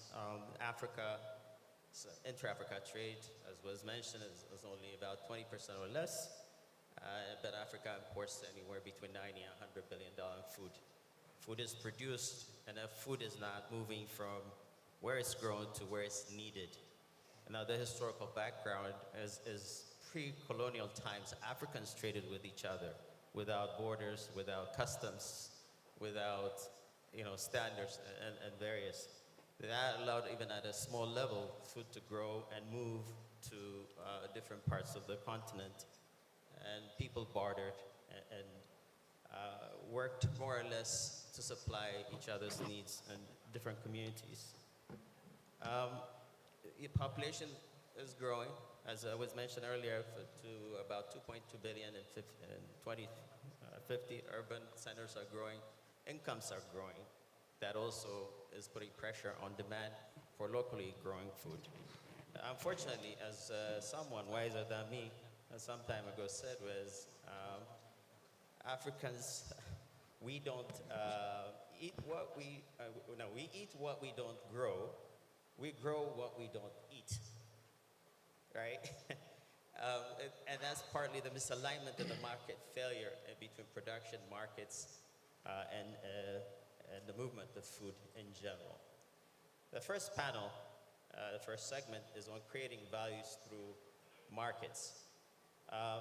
First, we'll start by way of quick introduction from our panelists, but while they're introducing themselves quickly, I also want them to briefly talk about how Africa can build a resilient and integrated agri-food market that balances national interests with regional cooperation. This issue is at the heart of the food nationalism. The various policy issues that were mentioned earlier with export bans, various types of barriers and challenges. So balancing the national interests along with growing regional markets. So please introduce yourself first, and then try to provide quick answers, and then we'll continue with a follow-up after that. Over to you.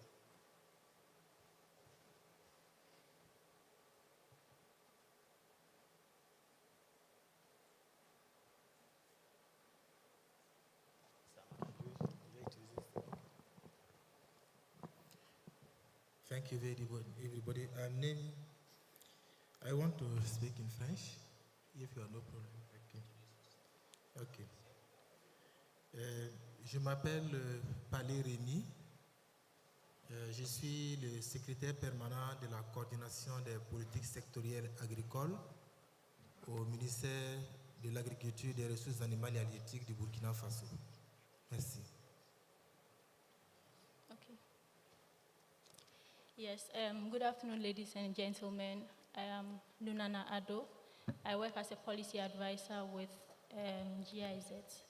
Yes, and to respond to the question that you asked, I think a good number of really brilliant ideas have been explored in the previous panels, but what I would like to add is the need for us to share the goals that we have or the objectives that we are striving to work at through the CADEP, through the AFCFTA agreement, and all these other agreements or strategies that we take part in developing. We need to share the information or the goals that we are aiming at with the grassroots or the stakeholders, the value chain actors that are working in agri-value chains.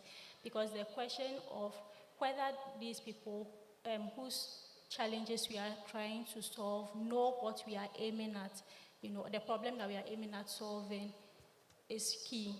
If they don't know what we are working at, I can tell you that interacting with value chain actors, there are really good innovative solutions or indigenous innovative solutions that we could explore to achieve the goals that we set ourselves through such strategies. But if they don't know where we are headed, if they don't know what we are working towards, then we never benefit from the wealth of experience and the knowledge that they have that could help us to work towards achieving those. So that's one of the points that I would like to strongly drive home. Are we disseminating the information, these strategies, in these agreements, in these policies to the private sector, to smallholder farmers, to the women and youth whose challenges we are trying to solve? When we do that, then we will benefit from the experience that they have, the knowledge that they have to drive us towards achieving those goals. That would be for a start. Thank you. Good afternoon, everyone. My name is Kweku Kranting. I'm the Managing Director for West Africa for AgDevco. AgDevco is a specialist agri-investor focusing on sub-Saharan Africa investments. We aim to grow agribusinesses, support them to create jobs, and grow food, produce food, and also link farmers to markets. We've been doing this for 15 years and have grown the portfolio to now have an asset under management of about 370 million and hoping to get to 500 million in the next couple of years. So a sizable agri portfolio, which still does not fulfill the deficit I had earlier today, about a 65 billion deficit in terms of financing need for the agri sector. But some of us are plucking away slowly at it.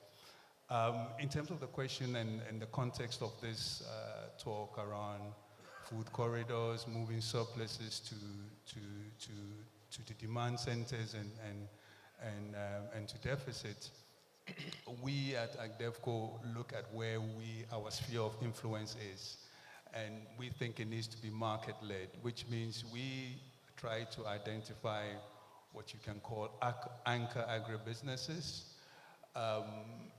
which we think could be real engines that power these corridors and can move local production into real international and regional opportunities. We think these anchor businesses are important because they sit in that interface between what the market wants, and these days the market doesn't just want food.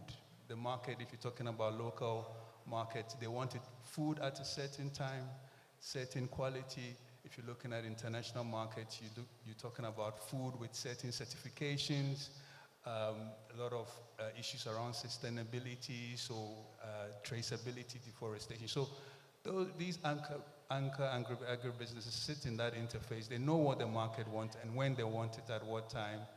And then they interact with the producers, which in the context of West Africa, it tends to be disaggregated, small type of producers.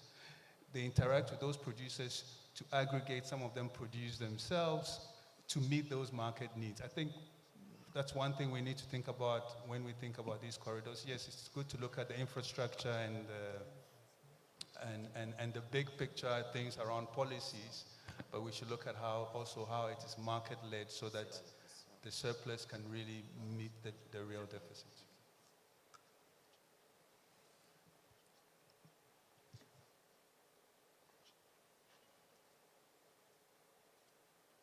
Yeah, hello everybody. My name is Martin Fregeni. I'm the Director of Agriculture and Agro-Industry at the African Development Bank.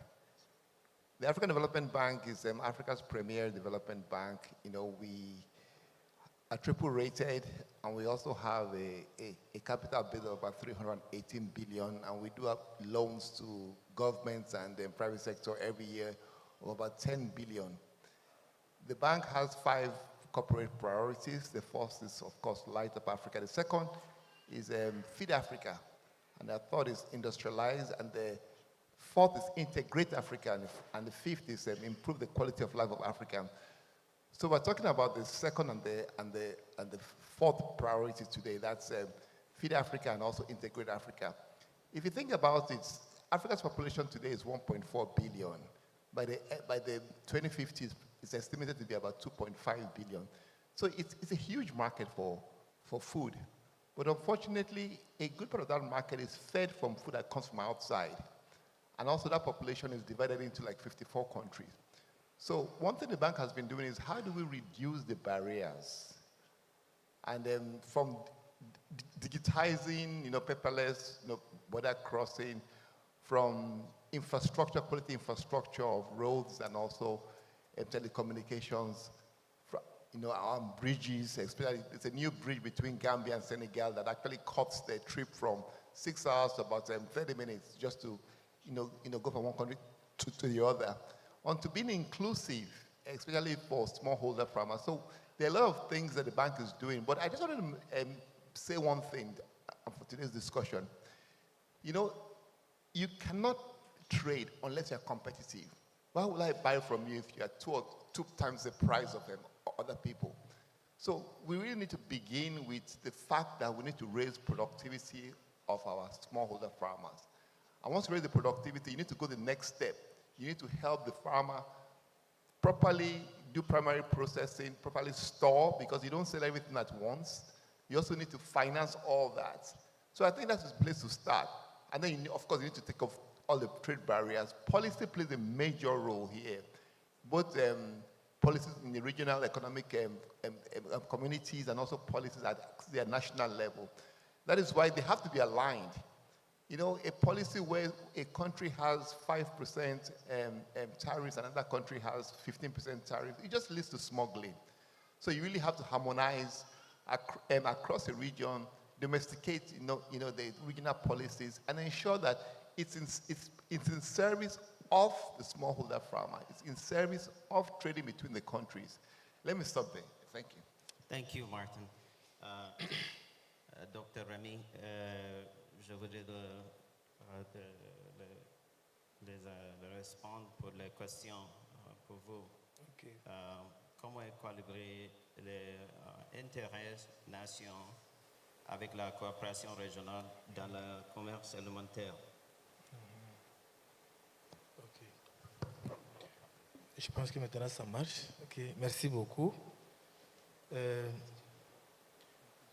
À l'image du principe du petit producteur qui met sur le marché l'excédent de sa consommation, nous pensons que la première étape pour que le commerce entre les pays se développe mieux, c'est d'accroître les productions à l'intérieur pour couvrir les besoins et mettre l'excédent sur le marché. Dans nos pays et dans nos communautés aujourd'hui, dans nos régions, même au niveau de l'Union africaine, nous disons déjà que tous les textes sont beaux. On a déjà tous les textes nécessaires qui encadrent et qui réglementent le commerce entre les différents pays. Mais dans la pratique, il y a des frais qui sont supportés par des commerçants, par des transporteurs sur les différentes routes qui en réalité ne rentrent pas dans les caisses de l'État et qui constituent vraiment des surenchères sur les produits finaux qui arrivent sur le marché. Alors, pour concilier les intérêts nationaux avec le développement du commerce en Afrique, nous pensons qu'il faut réellement qu'on aille au lever effectif de toutes ces barrières qui ne sont pas des barrières formelles en réalité, mais qui constituent des limites objectives au développement du commerce. Il y a aussi que les pays doivent de plus en plus harmoniser les normes. Et les normes constituent aussi un handicap dans le partage et dans le commerce entre les différents pays, étant donné que les normes qui sont admises dans un pays peuvent ne pas être les mêmes et ceux qui veulent faire le commerce doivent se conformer à ces normes ce qui n'est pas donné à tout le monde. Et l'autre élément, je pense que les autres sont revenus sur ça, ce sont les infrastructures. Nous avons souvent des zones de forte production qui sont enclavées, qui ne peuvent pas écouler leur production sur les zones où la demande est forte. Et ce sont des pertes que nous enregistrons chaque année. Et nous pensons que si nous développons aussi les réseaux routiers à l'intérieur des pays, mais aussi entre les différents pays, on va aussi accroître le commerce entre les différents pays. Merci bien. Merci. Martin, I'm going to come back to you as the African Development Bank representative here, the largest development bank on the continent. The bank finances many of the cross-border trade infrastructure. A good example is when I was working in Kenya, I remember the construction of the road that linked Ethiopia and Kenya. And within 2 years, trade grew by 400%. And this is pre-AFCTA. What's the bank doing currently to support this food corridor concept? The movement of targeted crops, staple crops or cash crops from surplus or food basket regions to market regions or processing centers. Is there a specific plan, agenda, capital that's tied to this priority? As you heard from the elders earlier and from the history of the CFTA, the food corridor issue has been around for a long time, and it's not new to the African Development Bank. Please enlighten us where you are and where you're going.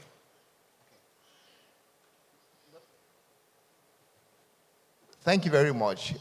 You recognize, if you were to look at the map of Africa, you find that there are corridors, yeah? Areas of large production and areas of large consumption. And those corridors often face two problems. The first problem is infrastructure. Just being able to move the things. Logistics is a major problem. So one of the things we have been doing is a lot of regional roads. Like there is the Abidjan-Lagos road that we're building. There's also the Point Noir road going all the way up to Chad.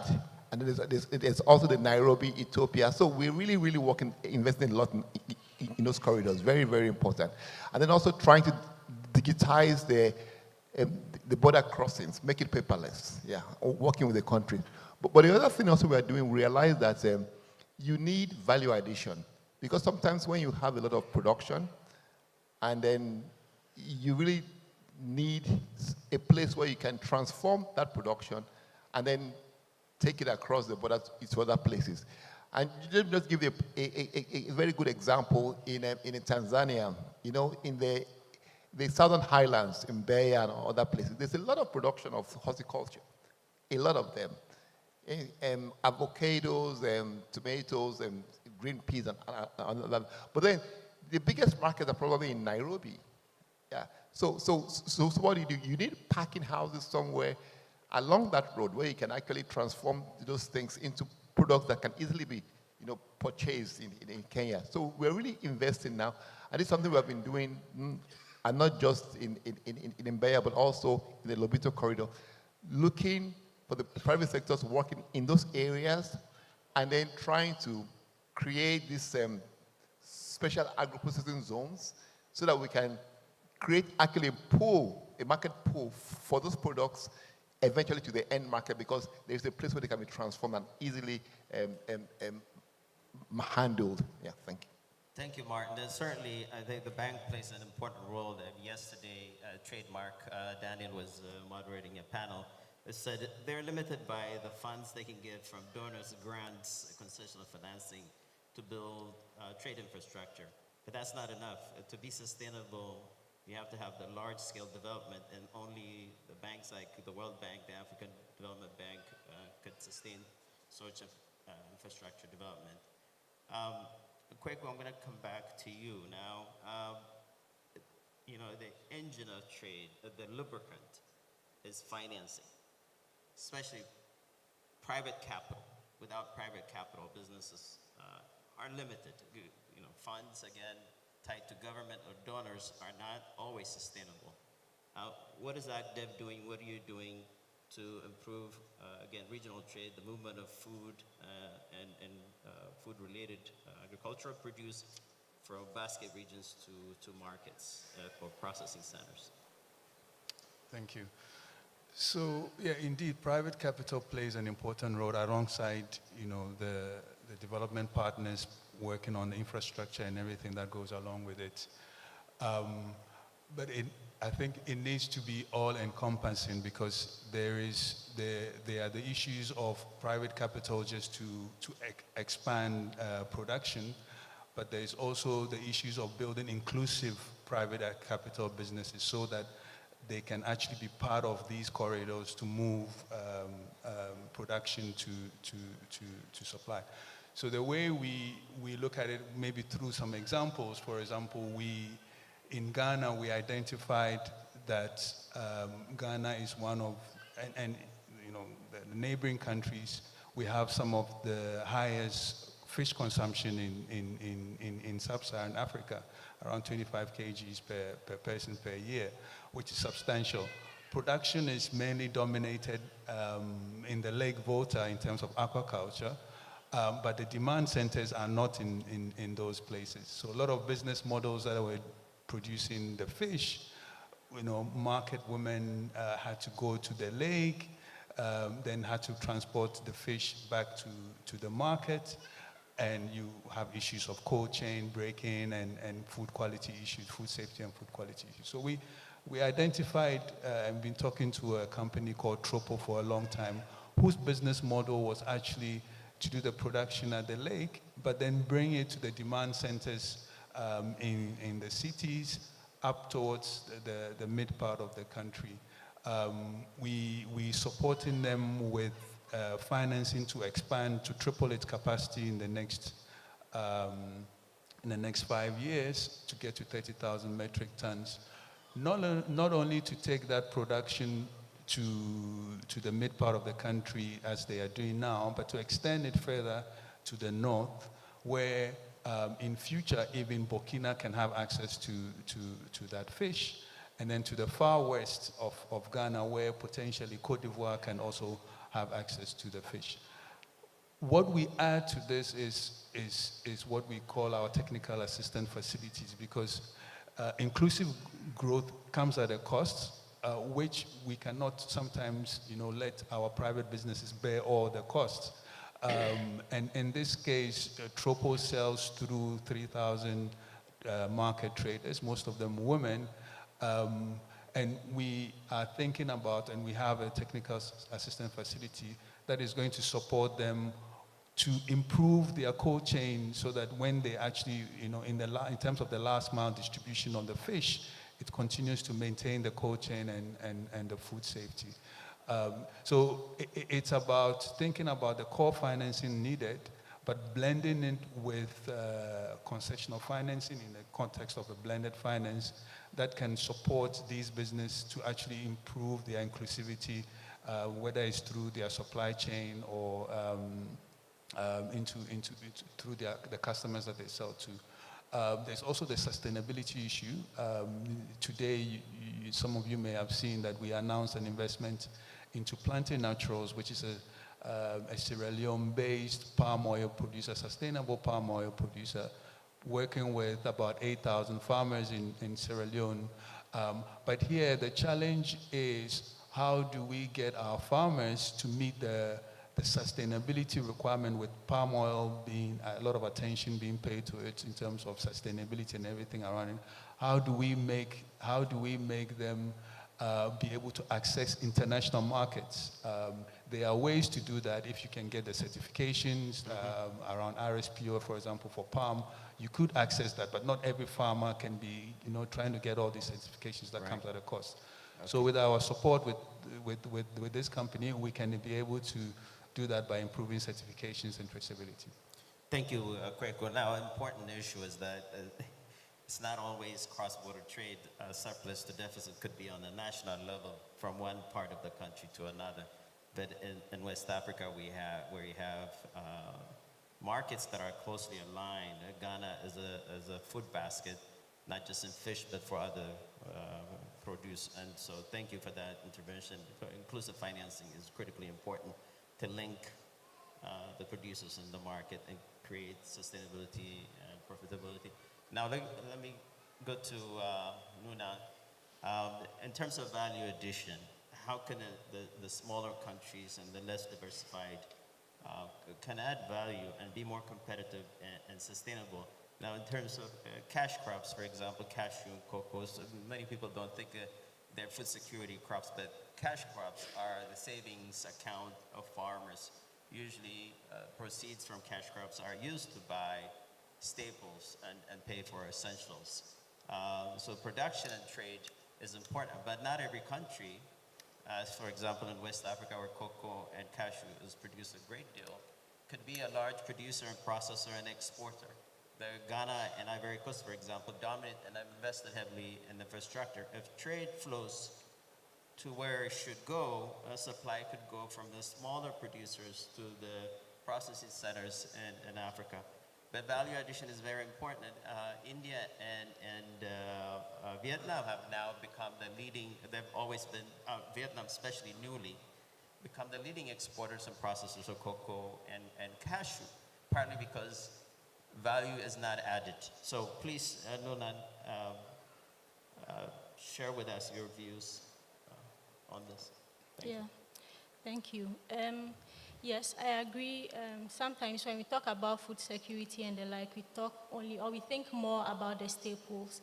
But then cash crops like cashew and cocoa are actually sources of revenue for a good number of, or a large majority of our producers or population. I'll tell you what, currently West Africa produces more than 50% of the world's cashew. Of course, with Côte d'Ivoire being the leading producer of cashews in the world now.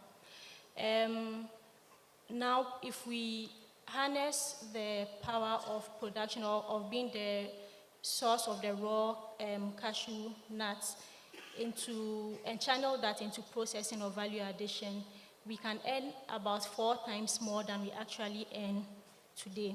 So averagely, a ton of cashews should cost between 1,300 and 1,800 USD. But then when that is processed into kernels, we can earn between 6,000 and 8,000 USD per ton. However, we export, or we find that usually our countries are exporting more raw cashew nuts than investing in processing. And then there's the cashew apple and then the cashew shell that can also be converted into other products that are in high demand around the world. So yes, this is a good source of revenue for our populations. Additionally, it also, apart from supporting their livelihood, it also creates jobs for the youth that we are, trying to find employment opportunities for in our agri-value chains. Now, I'll use the example of Côte d'Ivoire, which about 10 years ago was processing less than 10% of their total production, and today processes nearly 30% of its crop. When they decided to diversify their economy or invest more in value addition to earn from that, what they did was to be intentional about the policies that they introduced. So the policies that they introduced were supportive of MSME growth, supportive of the private sector investing in value addition. That included taxing raw cashew nut exports. It also included subsidizing value addition to the kernel. So for each kilogram of kernel that was exported, they introduced 400 CFA per kilogram of kernel exported. So that went back to the processors of these cashews before export. So that encouraged more private sector persons or more people to go into, value addition to cashew. Another thing they did was to enhance capacity or set up what we call the Cashew Innovation and Technology Center. So previously, a lot of the equipment that is used in cashew processing was imported from Vietnam, China, and the rest. Now, they created an enabling environment for equipment manufacturers to come set up in Côte d'Ivoire so that it's easier for the processors to access machinery, cost of operation is lower. That creates jobs as well. The Cashew Innovation and Technology Center trained manufacturers or equipment manufacturers as well who did their internship in these Vietnamese setup assembly plants in Cote d'Ivoire so that they can have HR, like the needed human resource for the sector. So I think intentionality in the policy that we introduce to guide the sector is key. There's also the issue of capacity building, but then there's also the issue of self-serve cooperation or learning exchanges between countries. So now Cote d'Ivoire invests quite significantly in cashew apple processing, which is something that came from the cooperation with Benin, which is really far advanced in that. So I think intentionality is key and some of these other factors as well to diversify economies. Thank you, Nona. La première question pour le docteur Rémi Palais. Comment améliorer le barrière commercial et les efforts du Burkina Faso pour repenser le commerce avec son voisin? Comment? Répétez la question. Comment améliorer le barrière commercial et les efforts du Burkina Faso pour repenser le commerce avec ses voisins? Ok, merci bien. Je crois que nous sommes tous d'accord qu'aucun pays ne peut se suffire à lui-même et aucun pays ne peut prétendre utiliser ses ressources internes pour couvrir l'ensemble de ses besoins. Le commerce est obligatoire et les premiers partenaires commerciaux que nous avons sont nos voisins. Bon, aujourd'hui, plus que jamais, le cas spécifique de mon pays, nous sommes plus orientés vers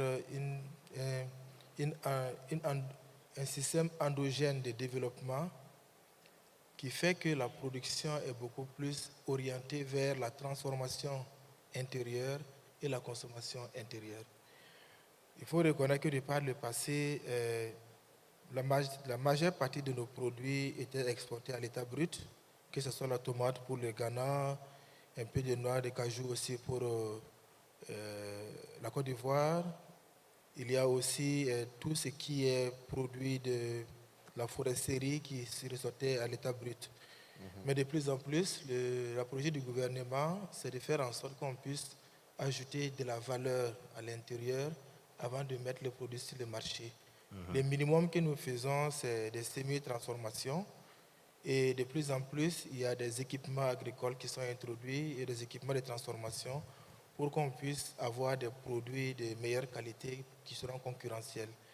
Et cette dynamique est portée beaucoup plus par des jeunes.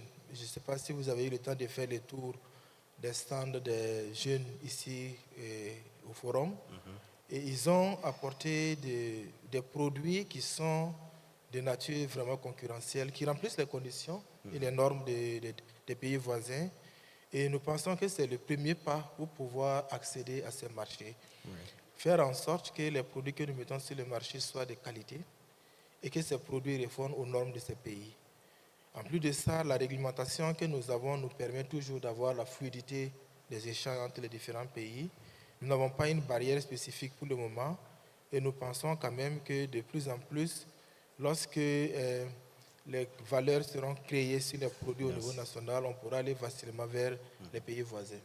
Merci. Merci beaucoup. Thank you. This brings to a close the first panel. My apologies, we ran a little bit over. This is a very complex issue. We have a big panel, a big lineup of experts. Thank you for the panelists, for your patience and for your thoughtful interventions. Thank you. Je vous remercie. Next panel, please. We'll quickly proceed to the next panel, Feeding Africa's Growing Demand for Protein. Please come to the stage, Dr. Baba Femi Oyewale, Monsieur Abayele Gaye, Felicita Gitao, Tom Kiho, and Ankur Shukola.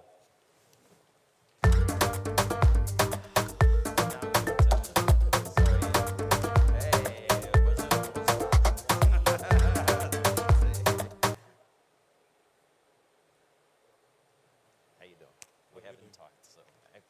everybody.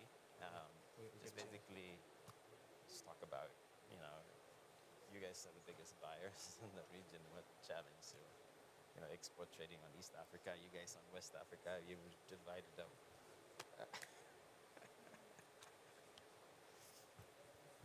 Okay, don't leave. The best yet to come. Okay, we'll get quickly going. Just a little bit of a remark. Yes, I will take your number later. Thank you. Okay. So we've heard about intra-Africa trade all day, all the challenges. But, we're not unique. Africa is not unique. The world struggles with intra-regional trade. I mean, some regions have done better than others. Of course, Africa is the last frontier. And unfortunately, Africa has the lowest intra-Africa trade. There's a bit of a historical background. Most of the infrastructure built during colonial times was for export resources from mining or production to the port, and not to neighboring countries, right? So the infrastructure, road or rail or other infrastructures between countries, especially if they were between French-speaking and English-speaking, Portuguese-speaking and French-speaking didn't exist. So over the past 60 years, there have been investment and more infrastructure has been going on. So that's a great thing.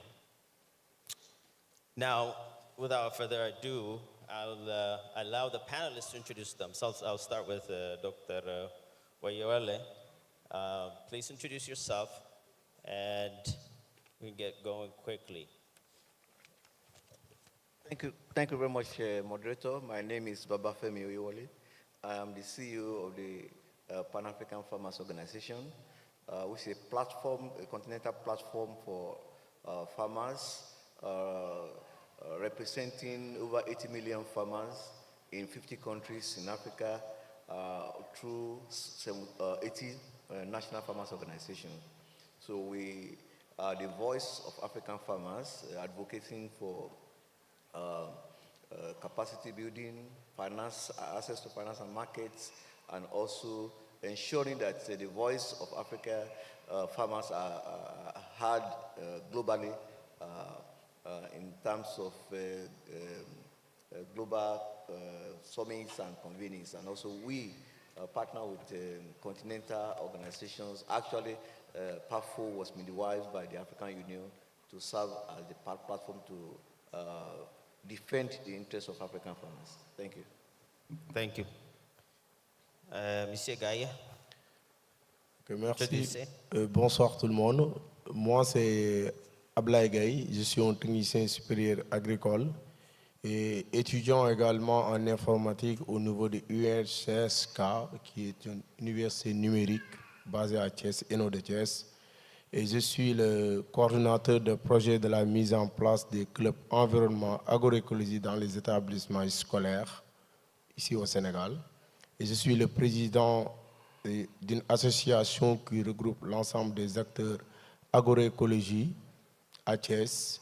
Et également, je suis membre au niveau du Collège des jeunes du CNCR. Merci.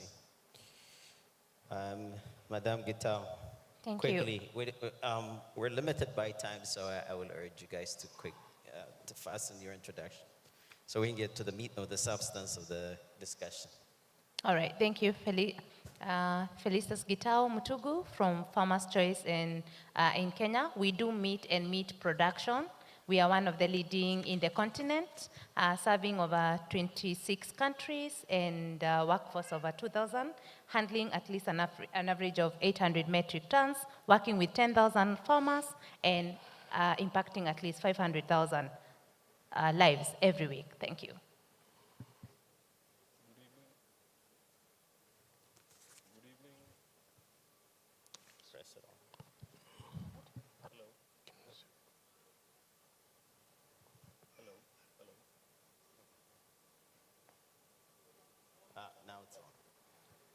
Hello. Good evening, bonsoir. My name is Ankur. I am representing Olam Agri here. Olam Agri is a Singapore-based agri-commodities organization which operates in about 35 countries. We operate in a number of businesses, and our heart, heritage, and future is in Africa. So very happy to be here. Thank you. Now, quickly, this panel discussion is about the growing demand for protein in Africa. With the growing population, urbanization, and increasing incomes, the demand for locally produced protein has exponentially grown. That also means the supply, the feed, and the other nutrients required to grow protein, there's strain on that supply chain as well. That includes the supply chain is tied to financing, it's tied to logistics, and on and on. So let me start with you, Gitao. What is the single most important issue you're dealing with your business? Describe your business briefly and talk about the challenge you're dealing with. Thank you, Husseini, for that. One of the biggest challenges across the continent is the availability of the raw material. Because as a continent, we are a small producer continent. So the sustainability of the same becomes a challenge, and the confidence from the farmer, because of the cost of producing, and for us who are in meat and meat products, becomes a bit of a headache. And you find most farmers will give up because they don't make much money. And unfortunately, the accessibility of guidance on how to produce and be able to scale so that they can be profitable and be sustainable becomes a bit of a challenge. And that is one of the biggest challenges that we have. The other headache we do have is also the market. Because it's one thing to be able to produce for the local market, but the cost per kilo of production is quite prohibitive. You find, I'll give you an example for Kenya and for the most of the East African, you find that you can get meat from Brazil at $3, landed Nairobi. The same meat produced in Nairobi, it has almost $7. So even the consumer being able to afford protein, and animal protein is quite essential for them, becomes a challenge. And that is very limiting for the business because it means you can also not grow. Thank you. Ankur, let me come to you. As the largest agro-industrial company, arguably in Africa, maybe certainly in West Africa, on your sourcing, as Gitao mentioned, raw materials for your feed production and for other final products you produce. What are the main challenges in cross-border trade, in the flow of these grains and various inputs from food baskets to your production centers? Sure. So specifically within Olam Agri, there are a number of businesses. We are into wheat milling, we are into integrated feed and proteins, cotton, rubber, etc., etc. Number of origins, destinations, trading mechanisms. Specifically coming to the protein part of the topic here, our footprint so far, since we started in 2016 in Nigeria with about 720,000 metric tons annually, poultry feed, about 150,000 metric tons annually, aqua feed, about a few million chicks in our DOC business, and then we expanded to Vietnam in aqua business, and most recently we acquired one of the larger poultry feed companies of Senegal. So a good analysis of these 2-3 markets in terms of raw material sourcing challenge that Geeta and you mentioned. So in Nigeria, for example, we are 100% sourcing our main ingredients for the feed, which is corn and soybean meal, locally from Nigeria only. So in that process, naturally, we land up fulfilling our strategic intention of supporting the livelihood of farmers, in the process, taking care of youth, women. Recently we did a MOU with IDH, wherein upstream we are going to be collaborating for about 5,000 metric tons. So Nigeria, so to say, I mean, the raw material part will not have so much challenge because it's all locally, but yeah, we have some other markets where the supply chains historically have been import dependent. For example, Senegal, where a bulk of corn and soybean meal is currently imported from Argentina or Paraguay. So that is where, I mean, I work closely with the Minister of Agriculture, Livestock and Food Security of Senegal there to see how we can together find a solution to that on the similar lines of Nigeria in a strategic sense. Thank you. Monsieur Gaye, quelle est la meilleure difficulté de production de l'alimentaire pour les animaux? Oui, écoutez, la question que nous est posée, pour moi, dépasse même au-delà d'un simple enjeu de production agricole. Le pourquoi? Parce que tout simplement, ça interpelle l'avenir économique, nutritionnel et géopolitique de l'Afrique. Et pour moi, il y a un proverbe qui dit que celui qui ne prépare pas à nourrir ses enfants prépare leur dépendance. Et que nous sommes des jeunes, on doit vraiment relever le défi avec, pour moi, 3 leviers. Premier, c'est investir dans la production locale. Il faut que les Africains essaient d'investir sur ce qu'on appelle la production locale. Deuxièmement, il faut construire des corridors logistiques intégrés interrégionaux.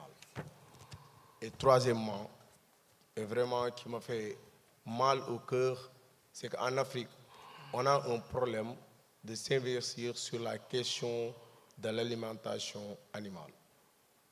Et vous pensez qu'avec nos bergers qui marchent des kilomètres et des kilomètres avec des troupeaux, on veut avoir une qualité de viande extraordinaire? Je ne pense pas. Donc il faut qu'on essaye de regarder encore notre démarche. Mais également, nos leaders doivent voir comment on doit régler ce problème qui va avoir évidemment des résultats néfastes pour la génération future. Donc, il y a 3 leviers à relever et ces 3 leviers sont importants pour régler le problème de l'Afrique. Merci. Baba Femi, are you as a leader of a Pan-African organization that deals with farmers, works with farmers? I mean, we've heard from a specific, small producer level, as well as a large commercial operator, a medium operator, the challenge they're facing. But from this whole discussion today with this basket to market, what's your continental sort of high view and what's happening? I mean, let's not talk about just the problems. We've heard enough problems. What are the bright spots? What are the things that are happening that excites you?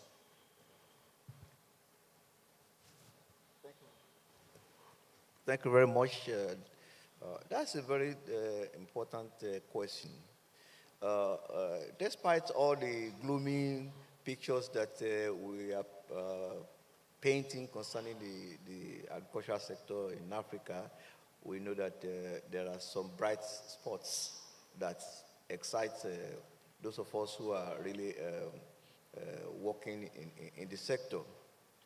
One is, if you look at the new CADEP document, we see that it's addressing agriculture and also it's not only looking at agriculture only, but it's now going to food systems, taking into consideration all the policies, programs, and all the issues that revolve around agriculture, then bringing more clarity into what is the problem and how do we tackle the problem, and what are the responsibilities of the government, the responsibilities of the stakeholders, particularly our development partners, to be able to support us in achieving the key targets that have been set in the current So I'm going to interrupt you quickly. Tell me one thing. Is there a growing production of, for example, raw materials like soybean or other ingredients that go into feed production? Is there policy change or the FTCA coming in, the general attitude change? Is there more trade happening? Give me one example quickly. If you want one example, apart from the CADEP, right. So is the fact that also the borders are becoming more accessible, unlike it was before. With building on the after the. We can measure that with actual trade flowing more. Exactly. So why isn't intra-Africa trade growing? Yes, because the after thing is new. So and there are a lot of non trade barriers that are still there, right, which the after is addressing. But be that as it may be, we still see some elements of growth in the intra-African trade. But again, there are still other limitations, policy limitations, and other barriers that are still not tariff barriers that are still a big problem that government should address to increase the flow of trade among the countries. Thank you. We're almost out of time, and I'm going to give you guys a chance for 1 minute to do an intervention. Guy, for youth producers,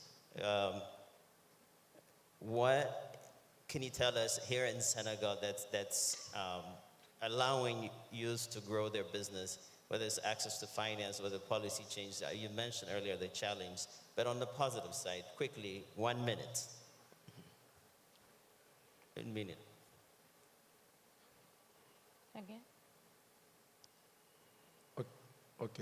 Est-ce que vous pouvez répondre à la question? Oui. Répondre en français. Oui. Je demande, est-ce que vous pouvez répondre à la question? Repeat the question.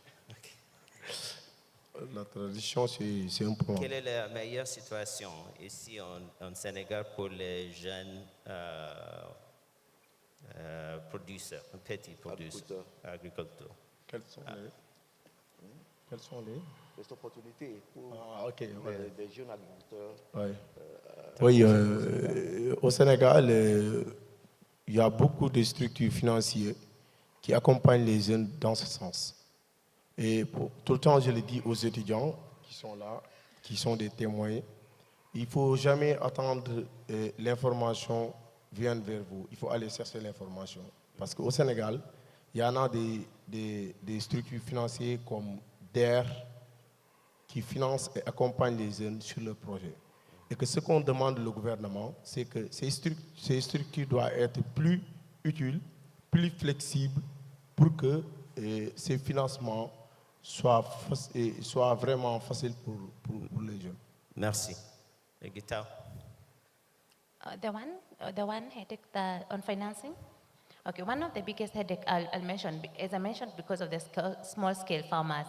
For a farmer, and just a simple example, for a farmer to be able to hold at least 100 head of cattle, and the cattle take between 2 to 3 years to be ready for the market, it means you need almost $100,000. Now, truly, how many farmers do we have that can hold that? So the opportunity we have is working, of course, with government, private sector, and development partners. That is working. The other positive thing, like for us in livestock, and I'll mention about beef, you also appreciate working on beef on dairy, meaning your farmer will have something to sustain them for 2 years, and they grow for you the beef for your value addition and for the meat, but they also get some money out of milk selling the readery. Together with chicken, we do egg and meat. So meaning the chicken, they can be getting a bit of egg as a way to sell the chicken to us for meat. That seems to be working for the financing because that is a challenge that we've been having across East Africa and a part of the West African market where we are working with. Thank you. Thank you. Anko, 1 minute. So whether Senegal or Africa, when we look at the demographics, combined with the poultry meat consumption CAGR or aqua CAGRs, population is growing. Obviously, that means more food is required. When more food is required, whether carbs or proteins, the demand keeps going high. That is equation 1. Equation 2 is an organization which started in Africa 34 years ago and remains super committed. So I think it's an excellent win-win, sustainable and strategic marriage. Thank you. I think with this, we bring to close the panel. I apologize for rushing you. That's what happens when you're at last panel of the day. Exactly. Thank you again. And I don't know if there's pictures now or it will be later. Okay, so I'd like to invite Mr. Mansour Ahmed, Deputy Head, Africa Economic Development and Team Lead, Agribusiness Investment and Food Trade to deliver the closing remarks. Over to you, Mr. Ahmed. Thank you very much. Given we're such a small group, I'll just come alongside you guys. And first of all, thank you very much to the esteemed panelists that are here and also the first panel that joined us earlier. It takes a lot of effort to come on stage and also appreciate the efforts of those that have stayed around. You know, I was just driving up and there was a very cute baby in the corner to my left. And that reminded me how critical nutrition is to our diets and how critical protein is. And within the diet, carbohydrates, fats, proteins are meant to make up 10 to 35% of our food and nutritional intake. So that is massive demand if you look at projecting to 2050 to over 2 billion people. So that in of itself is a great investment case for investing in protein and the associated inputs and forward linkages that go with it. And I'll draw out a few similarities that I heard in both panels. One of those was how important it is to improve data-driven decisions, to really reduce information asymmetries, but also to provide clarity for policymakers as well as investors to make the right decisions, as well as for farmers who are working hard at the risk of whatever the climate variability is and pricing. The other thing that came across both was the importance of regional integration and integration across value chains.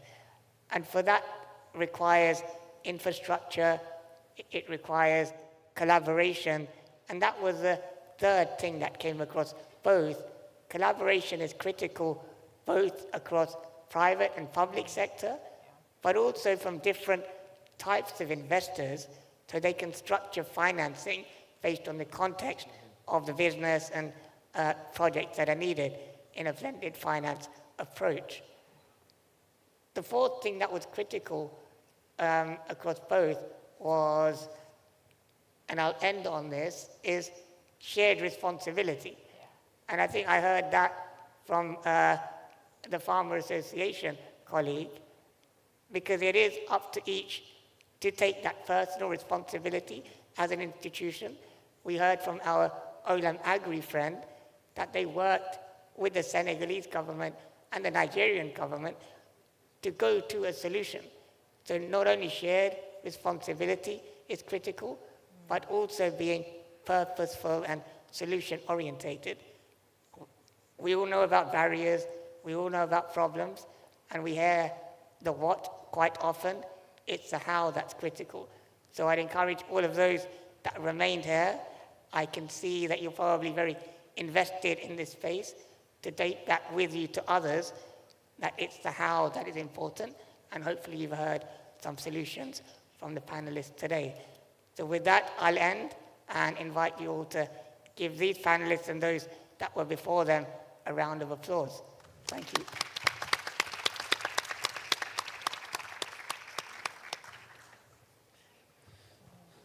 Thank you very much.